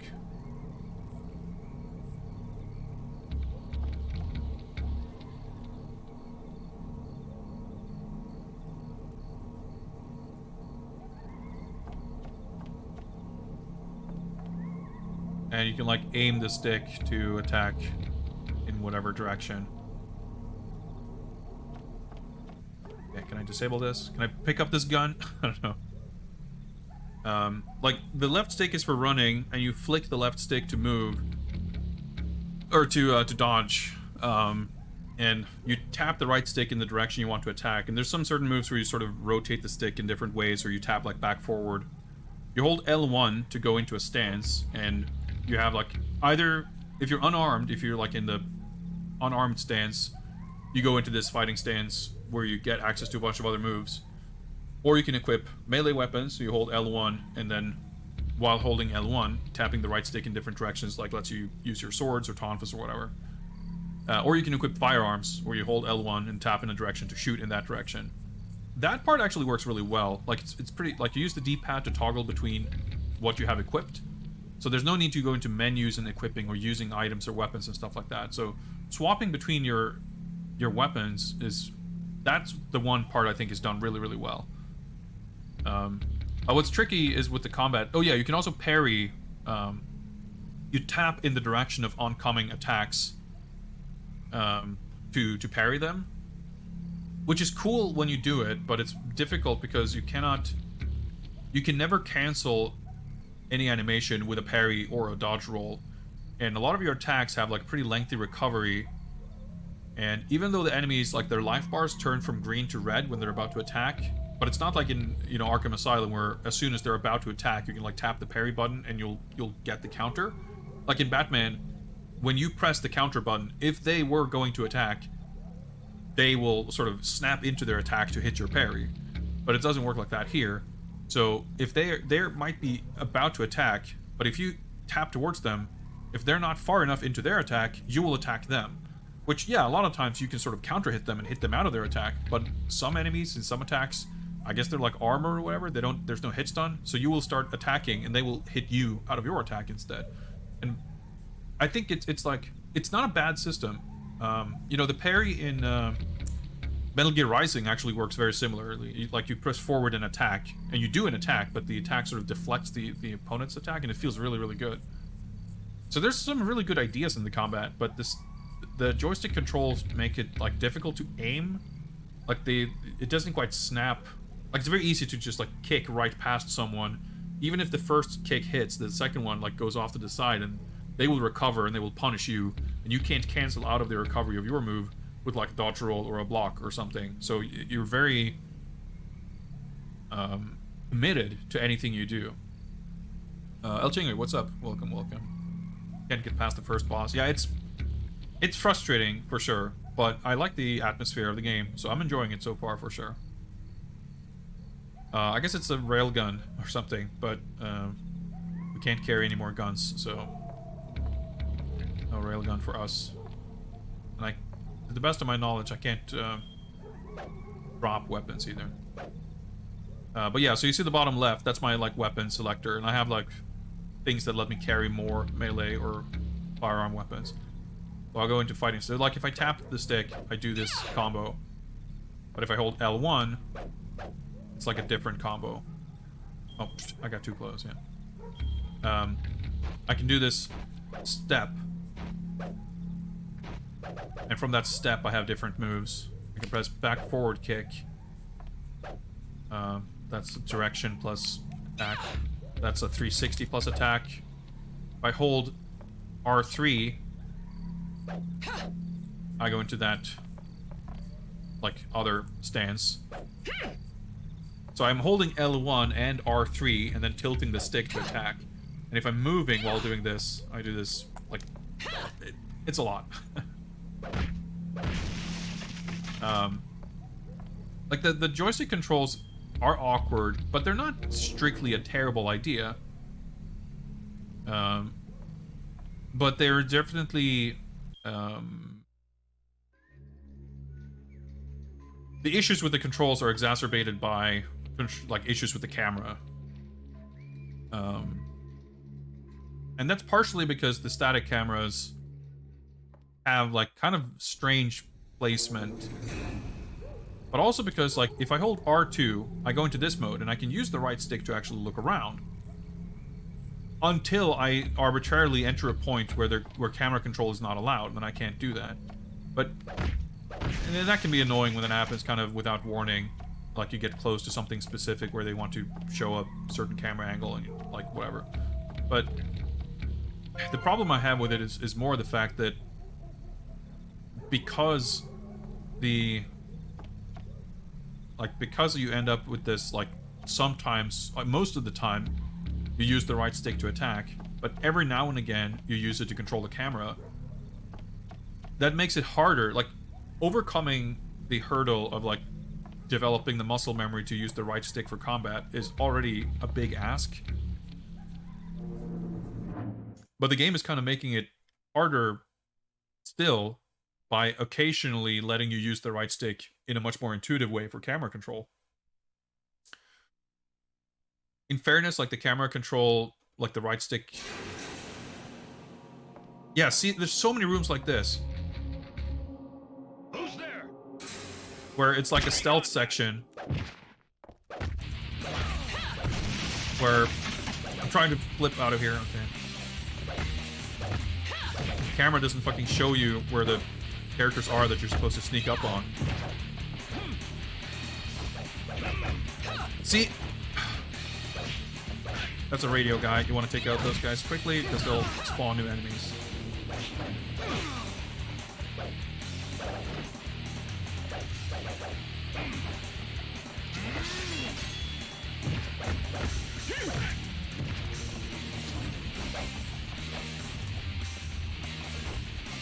Oh, I guess I can do that.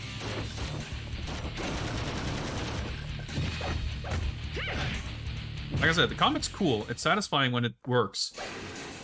But a lot of the time it doesn't really work super well. Also, enemies drop healing items and stuff, and weapons, which is great. Like, I'm glad that those kind of things aren't just, like, permanent set, like, item pickups that you find in the world. But they despawn after, like, 3 seconds, so it's super hard to get them before they disappear, because you're usually pretty preoccupied with the dudes trying to kill you. But yeah, see, like, the camera, you know, the fact that the game has, like, these, you know, set camera angles, that itself is not the problem. Like God of War gives you 0 camera control, and that the camera is never a problem in that game because every screen has like, I shouldn't say never, but like almost never, because the game is designed such that the camera is always like, the game knows that the player has no control over the camera, so the game has the sense to always place it in a, you know, reasonable position. That's not true here. So, What's wrong? yeah, there's just a lot of little things. Intruder sighted. Oh, the camera switched angles when I was trying to attack, so of course my attack ended up going the complete opposite direction also.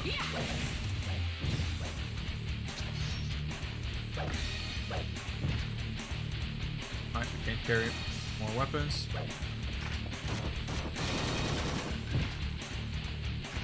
Okay, let's just waste these bullets. I don't know if I'm gonna go back for the railgun, so let me just get this handgun. Like a oil, yeah. I have a bunch of these aroma oils that give us like stat boosts. Actually,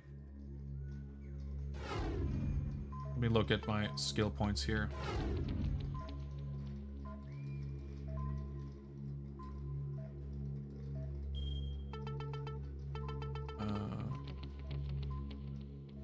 I'm at level 11 still.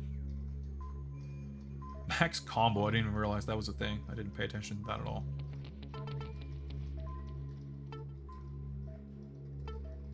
The more I think about it, I'm like less sure about this lethal attack. It sounds cool, but I wonder if it's really... I would feel like the weapons are so like the swords especially, you have these like wide arcs where you swing, like they're so good at dealing with crowds, and when you have a singular opponent, like that's usually not, like it's the crowds that are the problem, and actually using the weapon as intended I feel like is a better way of dealing with crowds than using this kind of special thing. So we'll see. Yeah, let's get this one that lets me attack while flipping over enemies.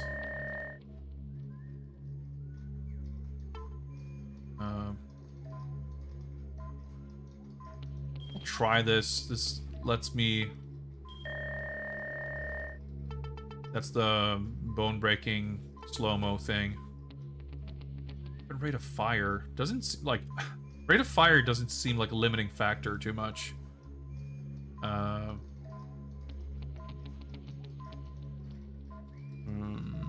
Oh, I hate having too many choices though. This game came out before or after they started doing Tekken 4 stuff. Well, Tekken Force was in Tekken 3, and that was like what, 97, 98? I haven't played Tekken 4 all that much, so I can't remember if that had a Tekken Force mode. But that was like 2002 or whatever, and this is 2004. This came out, not like this game. The US version of this game, at least, I don't think it's in the Japanese version, but the US version came with a demo of Tekken 5. And Tekken 5 had Devil Within. Tekken 6 had Scenario Campaign. Like, Tekken 3 was the one where they really went all out for the first time with a lot of that extra stuff. Because Tekken 3 had Tekken Ball also. 2, I think, had, like... Didn't 2 have, like, a first-person mode or something? I don't think it had any other modes with different gameplay like that, though, but it had something like that. But Tekken Force was in Tekken 3. Alright. Look at the map because I'm so confused about where I am. It's kind of my least favorite area so far, just in terms of all the bland visuals. Okay, like a meeting room. Okay, more lockers. Interesting. Okay, well, let's see what's on my left here. We'll check out these like meeting rooms. So I guess this is the red X there. Probably Enrique. Yeah, it looks like we're gonna go. There's a toilet. And it doesn't, like, we can't see here, but I'm assuming that staircase sort of snakes around to this area here. Yeah, like every floor on the map is like actually multiple floors, so it gets a little confusing. That red door is locked. So red door means locked. Blue door means, well, they're all locked, I guess, technically. But blue means we have access, and red means we do not. There's at least one locker that we can get into, so we'll check out that on the way. But I want to see. Oh, this is the elevator shaft, I guess. Okay, you need to be 2 people to scan at the same time. Okay, so we need our friend, the professor. Dude, I already got confused about the layout here. Observation point. These like animations, having to wait for them is tedious. So I don't have any keys to any of these lockers. Well, keys. You scan fingerprints. Oh.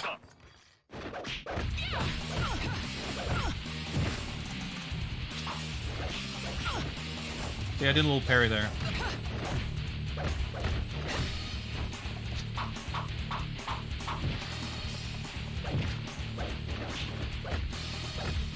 Like I said, when you do it, it feels awesome.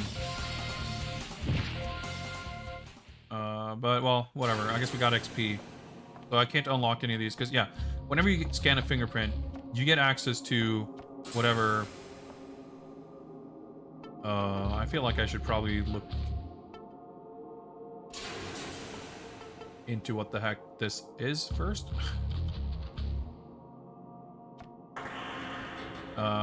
But you also get access to that person's personal locker.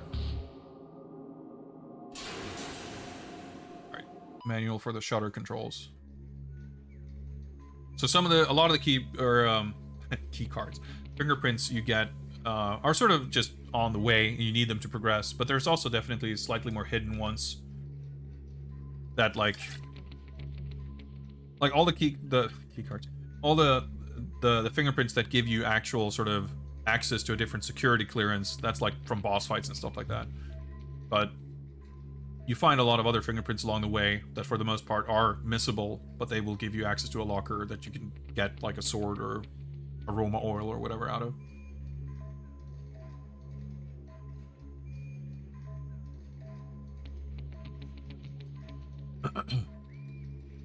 Yeah, Tekken 2 was definitely a big leap. Tekken 1 is like pretty primitive. I mean, there wasn't a lot to compare it to at the time, so it was still cool, but it's very primitive in a lot of ways. And Tekken 2 is like a vastly refined version of Tekken 1, and then Tekken 3 is like a generational leap. Not just in like, you know, arcade hardware and fidelity and technical execution. Like it just felt so like, even if you look at the arcade games, which didn't have a lot of the extra, you know, features and modes and ending movies and all that stuff, just the like totality of the package and the product, not in features but just like artistically and stylistically, you know, we talked about the music before. The music in this game is pretty bland, which is like kind of surprising because Tekken always had good music, but especially from Tekken 3. Like if you go back to Tekken 1, you have like the announcer sounds really goofy, like the logos for the games, like the artistic direction, the style that is like that you would super clearly identify as Tekken even today. Like that started with Tekken 3 and was like, it sort of arrived fully formed, like that whole style and vibe. 4 kind of went in a slightly different direction, and Tekken 5 was like Tekken 3 Part 2 in a lot of ways. It sort of like confirmed that like, all right, okay, we sort of we're out, you know, skidding around the edges here, but let's just, you know, rein it in a little bit, for better or for worse. I think Tekken 4 is like has my favorite costume designs in the entire series, basically. But it had a lot of wacky gameplay ideas that I don't think a lot of people liked. So even though, you know, 4 introduced walls, and some stuff that like has been retained in later games, albeit in slightly different fashion. Like Tekken 4 and Virtua Fighter 3 are kind of similar in a way because they both introduced walls and uneven, non-flat stages. There's like slopes and staircases and stuff. Tekken 4 has stages with like very irregular shapes too. It's not just like circles and squares. There's a lot of other stuff too with like the position switch and just frame moves and stuff like that. But Virtua Fighter 3 also went kind of bonkers with like crazy uneven stages. There's an evade button, which was the first and last time VF did that. I think VF3 is definitely not considered as much of a like black sheep as Tekken 4 is in its respective series, but it still stands out if you look back. Like Virtua Fighter 4 and 5, they're not like VF2 exactly, but all the stuff that was introduced in 3 was like reworked pretty heavily in 4 and 5. And just the stages alone, as well as the presence of an extra button, makes VF3 like really stand out from the rest of the games. And I think Tekken 4, with its like not just the stages and the mechanics, but also even the like, especially with Tekken 5 going back like visually, like the character designs, a lot of characters, every character basically looked really different in Tekken 4 than in previous games. And then in Tekken 5, almost every character like went back to their Tekken 3 look, basically. Not across the board, but like that's kind of how it felt for the most part. And then in 6 and Tag 2, none of the character designs really changed. And in 7, like after a couple of years, some like when they did Fated Retribution, which became the console version, they gave some characters new costumes, but 3 set a really firm template for the series visually. And I think it's a shame that a lot of what was introduced visually in 4 kind of faded away. Aside from the specifics of like costume design, that visual identity, the personality of Tekken was really, really refined in 3 compared to 1 and 2. And it's been like the identity of the series since. Raven was one of the new characters in 5. 4, that's another thing. 4 had a much smaller roster. Like 1, 2, and 3 had like the time release characters in the arcade, but then the home versions also added additional characters. Like the home version of 3, of course, Gon and Dr. B were not in the arcade. But I want to say Anna was also not in the arcade. There's like a couple of characters in Tekken 3 that were added for the home version. I could be wrong, but that's how I remember it.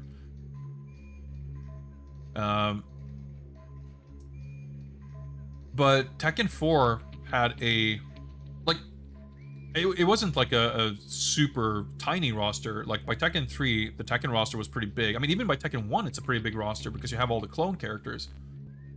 I think Tekken 1 has like 10 playable characters, and then there's like 8 or 10 time release characters.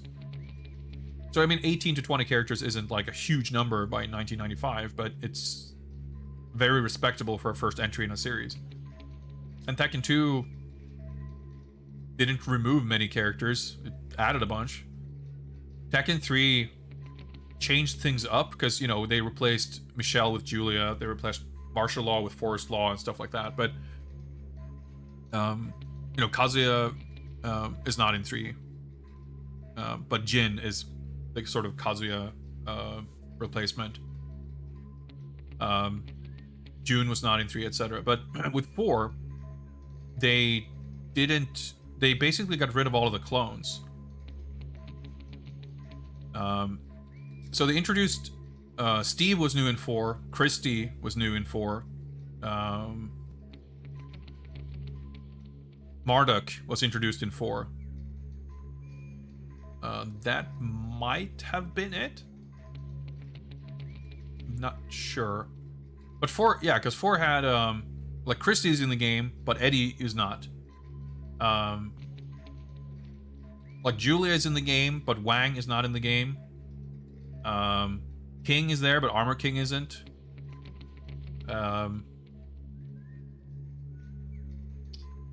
It has Kazuya and Jin, but at that point, Jin was totally different. And like June is not there, but Asuka hadn't been introduced either. But like a lot of, Hwarang is in the game, but Peck is not in the game. Like all of the clone characters basically were gone. So the characters were more distinct, but you had a smaller roster. So that also, like, I think it helped a little bit to give that game a sort of, from a sort of casual surface level perspective, having a big roster is a cool thing in itself, but especially if it's a series you like and you have characters you like. If you liked to play as Wang, even though in the older games Wang and Julia and Michelle like shared a lot of moves, if you really like one of those characters, regardless of whether they share moves or not, to not have that character in the next game is going to feel a little disappointing, probably, right? So I can see that also contributing, even though I think it was probably a good choice in a lot of ways, like creatively. I can see that putting a lot of people off too. Yeah, Asuka was one of the new characters in 5. Well, there's a lot of like all the boss characters. Like the way it works in most of the Tekken games in the arcade mode is you play through a series of fights, and then the like 8th fight or whatever is against one of the, well, they're called time release characters because in the arcade versions the characters were unlocked based on playtime. So like the longer the game was played, after such and such amount of weeks or whatever, a new character would be unlocked. Like it was very similar to how modern fighting games do like season of DLC with a new character releasing every few months, but on a slightly accelerated schedule because they were of course already in the game. But so you would have characters unlock like one by one. And in the home versions, they would do it basically by beating the arcade mode once, you unlock the characters. And I think they unlock either based on who you're using, or they show up in a set order. It might be a little different from game to game. But basically in Tekken 1 and 2, there was sort of a clone character for almost everyone. And it's a little bit different. Like Kuma is a TRC in Tekken 1. Kuma would eventually have Panda as a clone, of course. But I don't think Panda is in Tekken 1. Maybe not Tekken 2. I think Kuma is probably a regular character in 2, and Panda is like the clone character. I could be wrong. I think in some cases Panda was an alternate costume basically for Kuma. I forget how it works, but yeah, there's a whole bunch of there's like Lee, Peck, Armor King, Wang, Kunimitsu,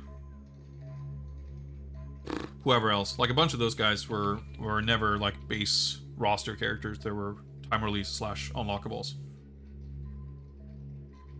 Pen was introduced in Tekken 3. Okay, yeah, that makes sense.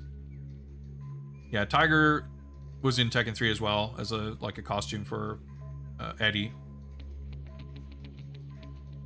Tekken 2 had an gargantuan roster.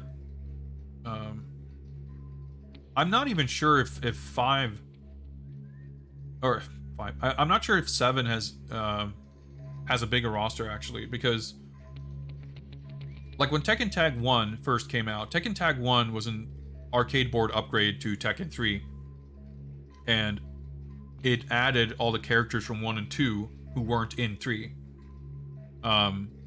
So you have like June and Devil and Angel, Alex and Roger, whoever else. And I want to say that the arcade version of, because all the recent Tekkens, starting with 6, they never released the original arcade version for consoles. Like the arcade version would come out, and then because 5 was the first time they had a big upgrade. Because 5 came out in arcades, and sort of infamously, it came out very quickly on PS2. Like, it was a controversial thing that had a lot of arcade operators quite upset that the PS2 version came out so quickly. But then sometime later, they put out Dark Resurrection. In Dark Resurrection, which added Armor King, Dragunov, and Lily, and balance changes and whatever else, didn't ever get a PS2 release. It did come out on PSP, and eventually on PS3 as a downloadable thing. But you had that sort of discrepancy between the console and arcade.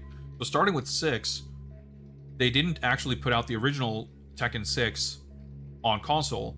It came out in arcades, and then after like a year or 18 months, they put out Tekken 6 Bloodline Rebellion, was the updated version. And that became the basis for the home version, which was then just called Tekken 6. And it was the same thing with Tag 2, it was the same thing with 7. So Tag 2 came out in arcades, and when Tag 2 launched, I don't think it had every previous character, because there were some of them that were added later, like Michelle and Angel and a few others, because like those were among the characters that were added for the home version. Because Tag 2 came out, and then there was Tekken Tag Unlimited Tag Tournament, whatever. Like, it's not Tekken Tag Tournament 2 Unlimited. It's like Tekken Tag Unlimited Tournament. It's like it's got a very weird title. The Unlimited is in a weird spot. Or it's like Tekken Unlimited Tag Tournament 2. That was the updated version, and that added characters, but also the ability to play as a solo character, which was not in the arcade version originally. That became the basis for the home version. But then when the home version came out, that added even more characters. So I think at that point, Tag 2 had like everyone, because Tag 2 had like all the previous clones. It had Julia and Michelle.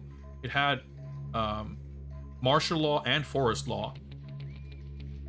Because I don't think Forest, or Marshall rather, was in Tag 1. He might have been, actually. I guess I don't know. I haven't played Tag 1 all that much. But they added all those characters. They added Ogre and True Ogre as 2 characters, except True Ogre became Ogre, and Ogre became Ancient Ogre, just to confuse things even further.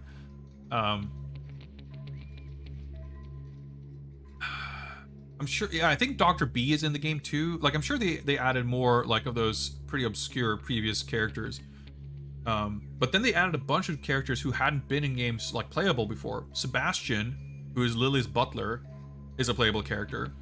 Miharu, who is, like, Xiaoyu's school friend, is a playable character.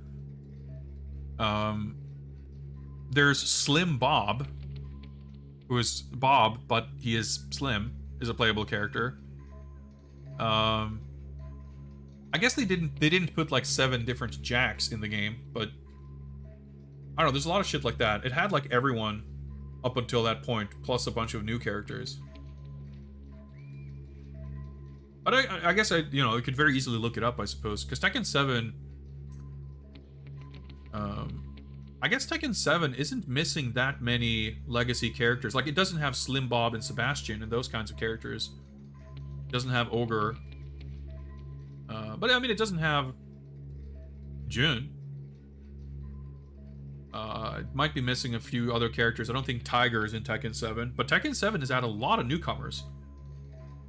The 6 added Miguel, Bob, someone else, I'm sure. 5 added Feng Wei, Raven, Asuka in the original release. I think that was it. Yeah, Zafina was in 6, right. But I don't remember if any of those characters were added in Bloodline Rebellion. They might be. Well, Bruce was in Tekken 2, but Fakumram was in... He's one of the later characters in 7. Because, yeah, 7 had a ton of newcomers. When the game first came out, there was Claudio, who the like Soul Calibur reject. There was Lucky Chloe, who is pretty awesome. There's Katarina, who I also really like. There's what's his name? The red fucking alien monster dude. Big man, whatever. Who I think he had a bunch of like Marduk moves and stuff. There's Shaheen.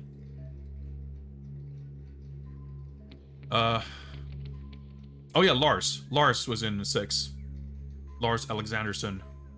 Gigas, that's his name, right? Gigas. And then even, like, if we count the guest characters, there was Noctis, who was also pretty early on, and Negan, Geese. Akuma, of course. Akuma was, by the way, not in the original Arcade 7. Akuma was added in Fated Retribution. Well, there's Kazumi, also. So that's like 10 characters already. But then there was Leroy, Fakumram, Master Raven, technically a new character, right? Lydia is the most recent character. I don't know, there's a shit ton. There's like 50 new characters in 7. So yeah, thinking about it that way, I guess it might have the bigger roster at this point. Eliza was in Tekken Revolution, the free-to-play Tekken game. And then she was like she was like a pre-order bonus or something in Tag 2, wasn't she? She was like sort of a pseudo DLC character. Yeah, Kunimitsu's not a new character. She was in, I know she was in Tekken 2. I don't think she was in 1, but she was in 2 for sure. But she hadn't been around in quite a while when she was added in Tag 2. Because she was in Tag 1, but she was not in 4, 5, or 6. I mean, technically, if you want to get real anal about it, it's Kunimitsu 2 in 7. It's not technically the same person as in old.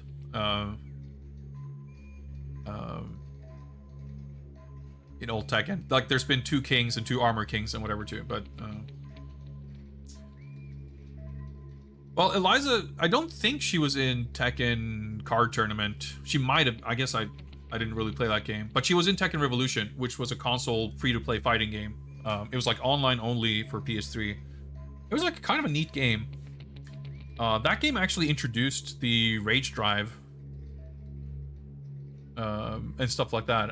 I want to say, I could be misremembering it, but I'm pretty sure that was first introduced in that game, because that came out. Yeah, it must have been before Tag 2. Because, yeah, she was, like, they had this kind of weird poll sort of thing. Like, people... I don't remember if people were sent in suggestions for character concepts, or if they just had, like, a list of character concepts. And they had people vote on which character they wanted. And, like, there was, like, sexy vampire lady, and that became Eliza. And there was, like, sexy Tekken Force woman, which... There was, like, a concept art. I thought she looked cool. She got my vote. But then there was like a man in a fish costume and some like really absurd concepts. But sexy vampire lady won that poll. So she was turned into a character for Tekken Revolution. And then she made her transition to Tag 2 as well. Lucky Chloe is one of the new characters in 7. Yeah, I mentioned her. Anyway, you guys remember Death by Degrees? It's a game I was playing an hour ago. Shutter Operation Manual.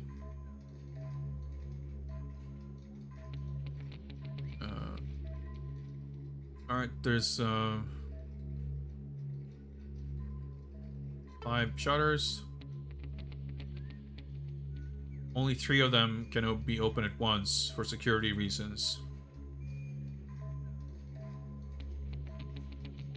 Okay, so like tag the 3 shutters you want to open with the levers, and then press the red button, the blue button to open them. Am I playing on original hardware? You bet I am. I pretty much always do. This game was also voted on by stream viewers among a handful of other games from my backlog play. I pretty much only use emulators if I if I'm doing it like a particular theme stream where I'm playing various games or whatnot. Oh, now we can switch back here, I see. and we're doing a lineup of games where I don't own all of them, I'll play whatever I don't own on an emulator. But if it's like, hey, I just want to play a game, I will play stuff from my collection. I see. So these are the shutters right here on the map.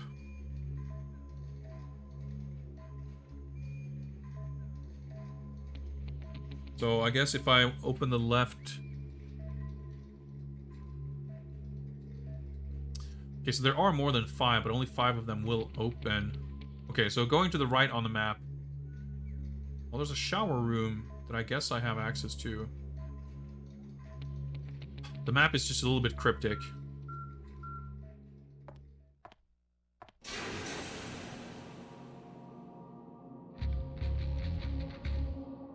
So from my perspective, the C... Well, I guess we can open A, B, and C.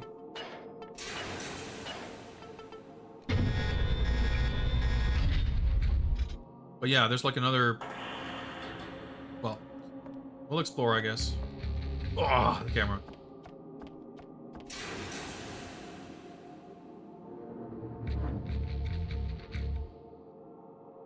Alright, so we can go through here, I guess, and come out through that hallway. By running it. Yeah, the game is pretty, it's pretty tough to get into. Because you really have to get used to the combat.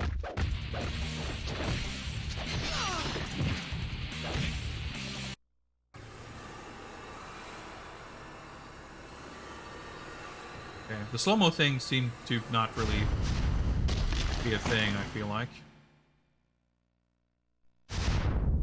I'm trying to dodge. I need to heal. I try to use the right stick to dodge, which is another thing, like, using the right stick to attack, you can get used to it, but in the heat of battle, I will often instinctively use my right stick when I try to dodge, and it's not gonna really work.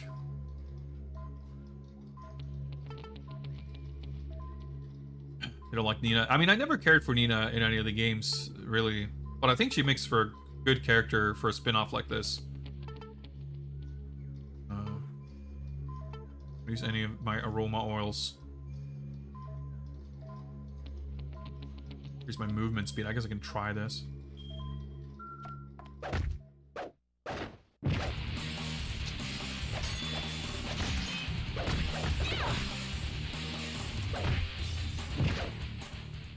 Ooh, food.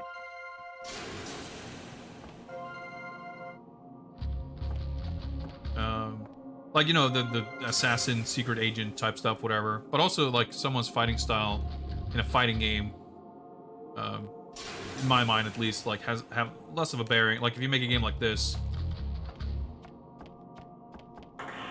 whatever they play like in the original game, it's gonna matter as much. Like in Mortal Kombat Shaolin Monks, for example, like which character... Oh, nice. Holster that's gonna let me carry another firearm. Like, the characters I like using in that game have, like, you know, it's not really impacted by whether or not I enjoy using them in any other game. It was brought up before, I don't think it was you who said it, but like, oh man, I would have liked a King, like a wrestling game starring King, and you know, sure, I wouldn't have anything against that, but I prefer, like, if you're doing a spin-off like this, it's more exciting if it's a little further off the beaten path. Okay, so clearly the save thing is in the next room, but I guess I thought these rooms would be connected.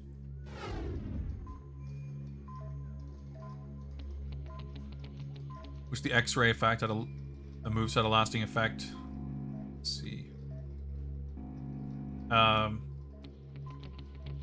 Well, to me, it's just like I wish if I hit the X-ray move that they'd be dead. Okay, so I guess I have to open... I have to change the shutters so we can barely make it into the other side of this room and save. I mean, I see what you're saying, Gundam. Like, it would be a neat thing. Like, it's when you land that move and they don't die and they just keep fighting and they can fuck you up, like, that doesn't feel great.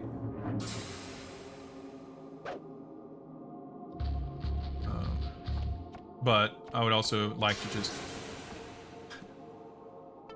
use the move and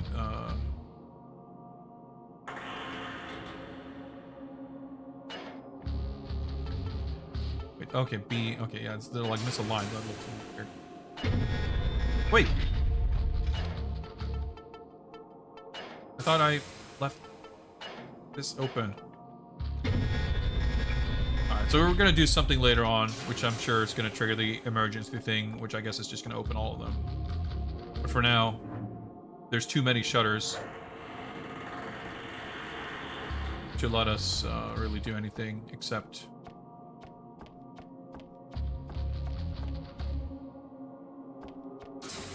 Because there's several other shutters down this hallway, even if we open... Confirmed your status. Command room. Oh, let's over here first.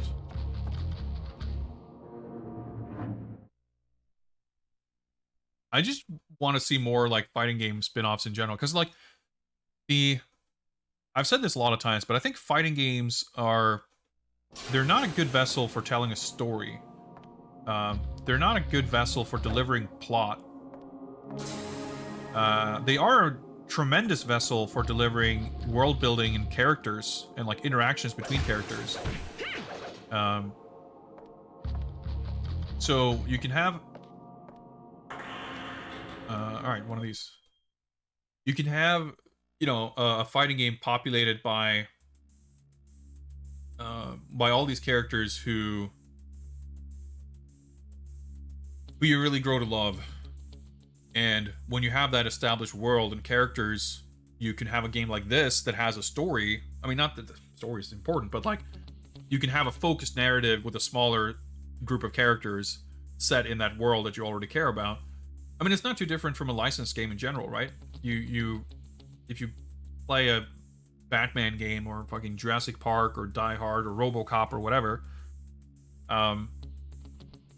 you don't have to like invest yourself in what this world is. You don't have to like figure out what the appeal is or how it's gonna work or whatever. Like, you know what it is, and you have that built-in investment due to your previous connection with the world and characters.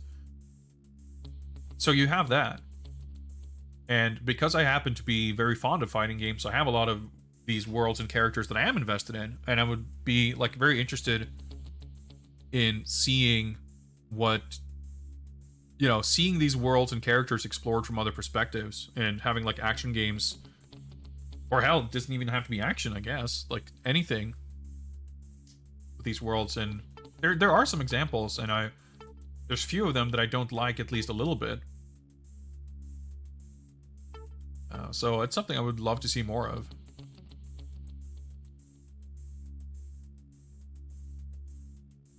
Your moves remind you of Anchu.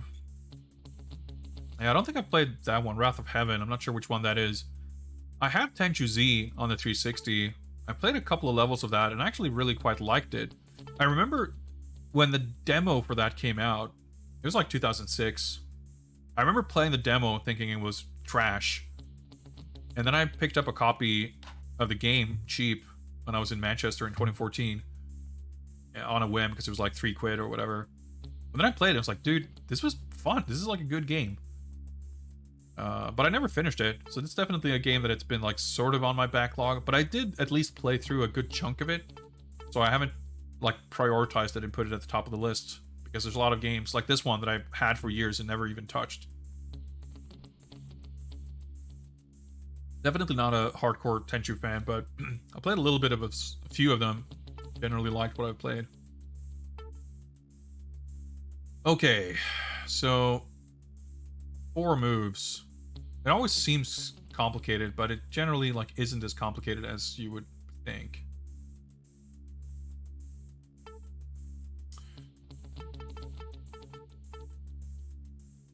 So let's work backwards. 14, 13. Because a 14 needs to come to this level, and 13 needs to move around. Love Tenchu 1 and 2. Got a board of the PSP one. Yeah, the PSP is like a huge blind spot for me. I've barely played any PSP games. So I had no idea there even was a Tenchu on PSP. Doesn't surprise me, I guess, but I definitely didn't know it. All right, so it looks like 7, 10, and 13 are where they're supposed to be. Yeah, because 12 goes here. And that means... Okay, so 9... Okay, hang on.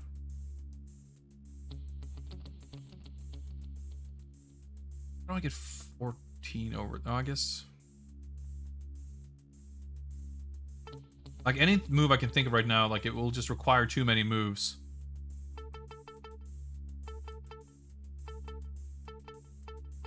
Pretty platformers. Yeah, that like, this guy doesn't... Like, even though I've, in more recent years, gotten into at least the idea of getting into, like, tactics games and strategy RPGs and stuff, this Gaia is definitely very far off for, like, something I would be interested in.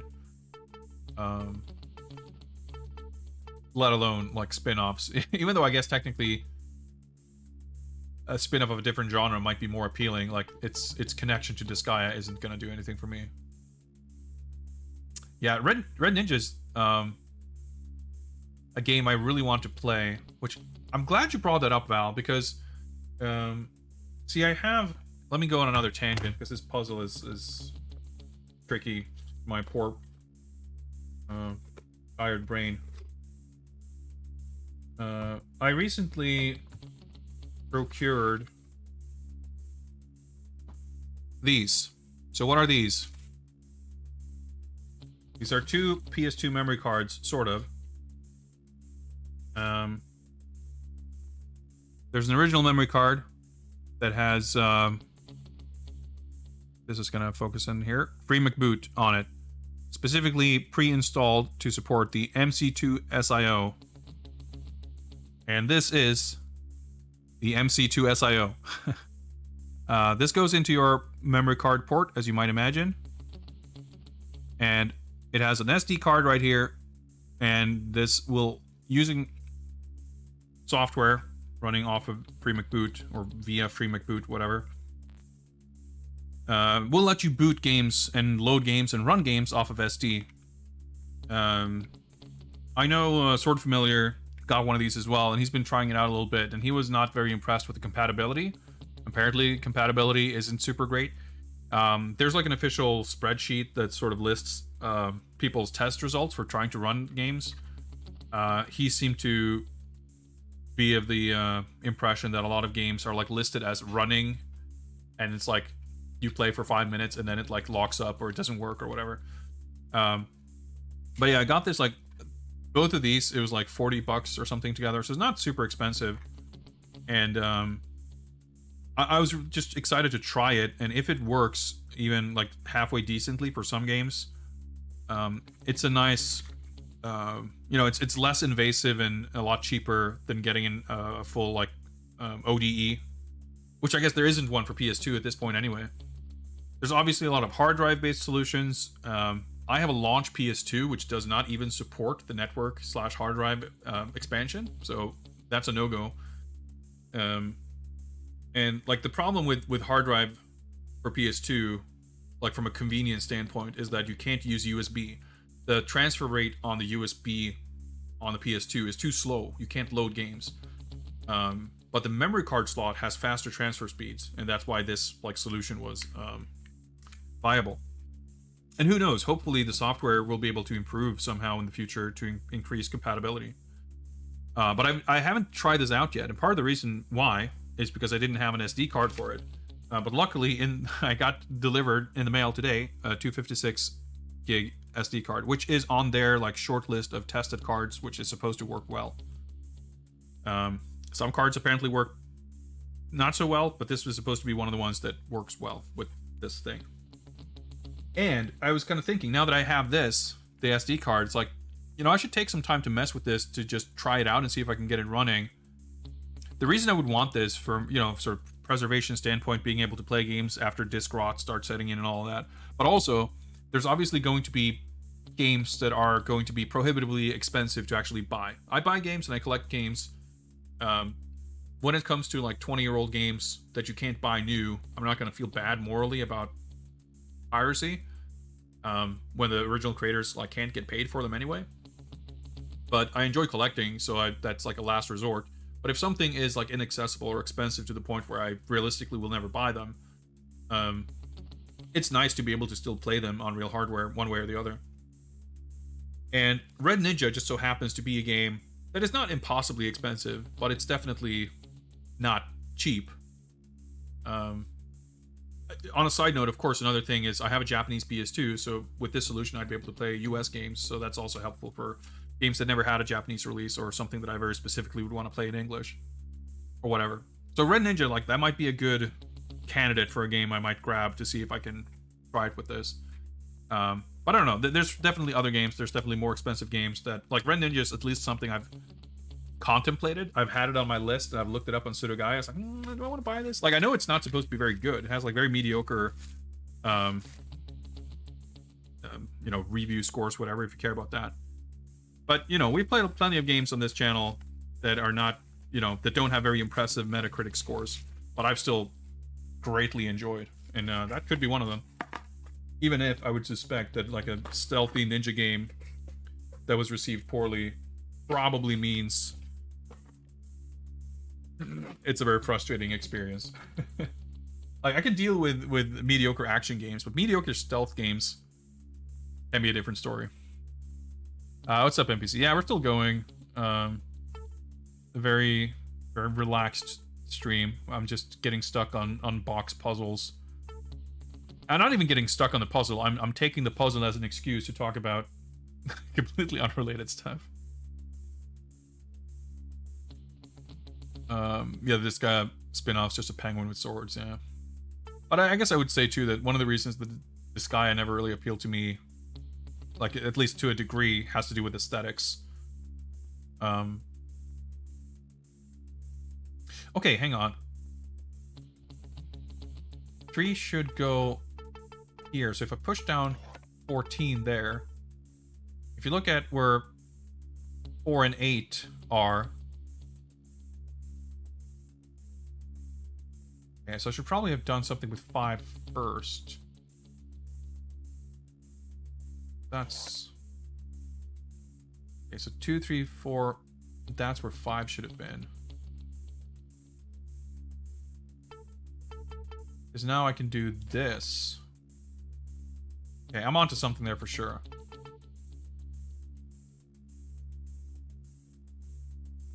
5 should have gone where 6 goes. Okay. That's, like, pretty close, though. I think I had the right moves, but probably the wrong order. Now if I can remember what the heck I did. So I pushed up there, but maybe I...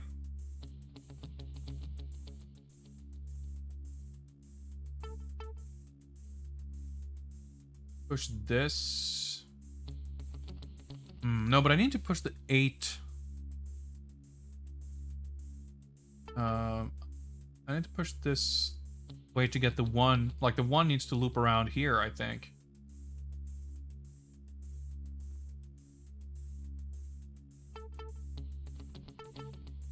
I guess I pushed this twice. Yeah, because I want the 3 back on that row. Okay, what about the 6? Do I push this? Okay, so I do this to get the 1 in the right spot.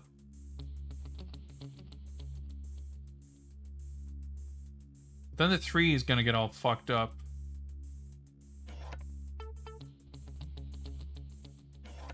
Okay, but that puts the 6 in the correct spot. This is looking pretty good.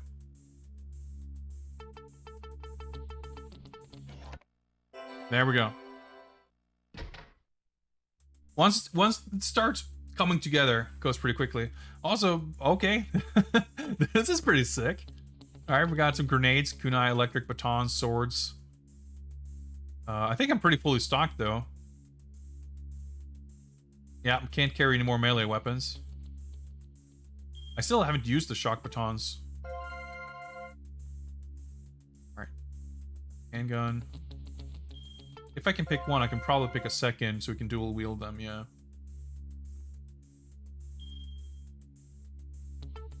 Yeah, this is really cool. Like, usually when you open a box, you just get, like, a thing. Like, I hope we can, like, come back here. See, this I'm not even sure what it is. A different grenade, I guess? Like a dart? Poison dart? Interesting. Alright, we'll save here.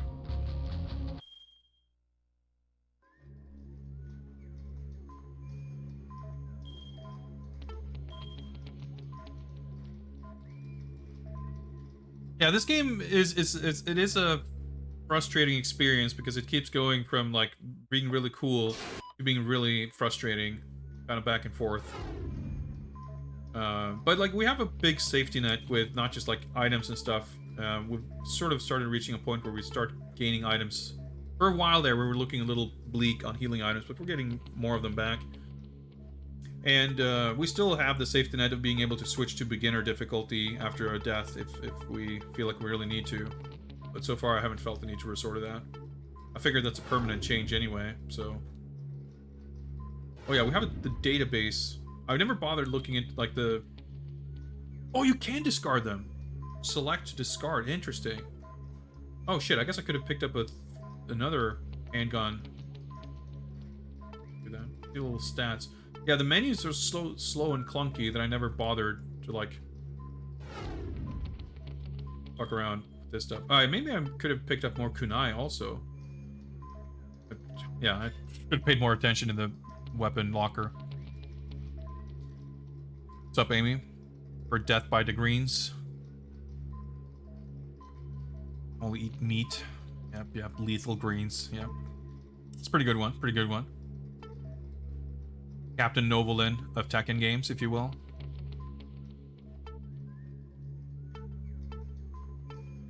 These are the same, yeah. Okay. This sword has like 1 pip of damage, I guess. Range, speed. Or what the last one is really. Okay, let's just. Oh, the controls. Like, whenever the camera switches angle, the controls get all fucked up. Yeah. So I could probably get more... We're full. Checking. Just checking. Yeah. I could just refill. This seems pretty good. You throw like 3 at a time. Oh, okay.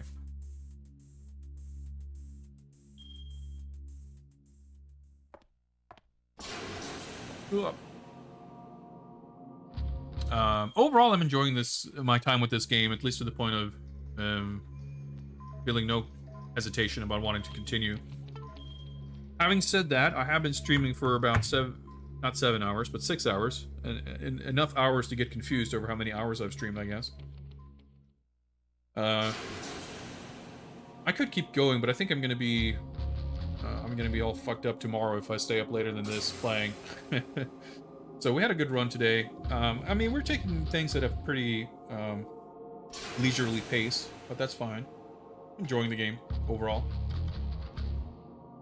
We will reconvene on Wednesday to continue Death by Degrees. I don't know if I can expect that we might finish the game next time. Like, I suspect that we are very close to a boss fight with Enrique. And I reckon that we will rescue the Professor Man, and then at some point we're going to have a big showdown with Lana. Because the manual and everything else, like the intro, sort of seems to imply that Bryce, Enrique, and Lana are like they're like the named characters with actual character designs. They're not just like, you know, they're the bosses.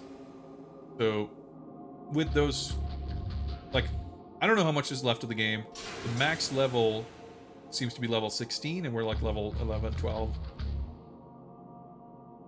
So, you know, we have another good session where I take fewer breaks to talk about unrelated things. It's possible we could get through this game on Wednesday. I've not set up a new poll for another backlog game. I know people were excited to see King Colossus and Asura's Wrath. I'm definitely excited to play those games. We'll do more polls for backlog games soon enough, but I have a pile of games that we received in the mail. We did a little unboxing last Saturday, or whenever it was. And I definitely want to check out some of those games. So whenever we're done with this game, I think that's going to be next on the agenda, to check out some of those games. And then probably either we'll take one of those games and give it a serious go, or if we sort of table that for later, we'll probably do another poll for another backlog game. But so far, we're kind of keeping busy with this. And yeah, for all its frustrations, I'm still enjoying this experience. I'm glad I got around to playing this. This, however, will be it for tonight. I will be wrapping up here, and we will pick up from here on Wednesday. Let me figure out who else is streaming, so we can give them a little raid. And continue our Monday.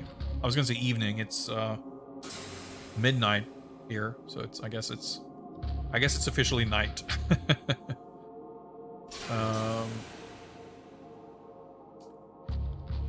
What is going on?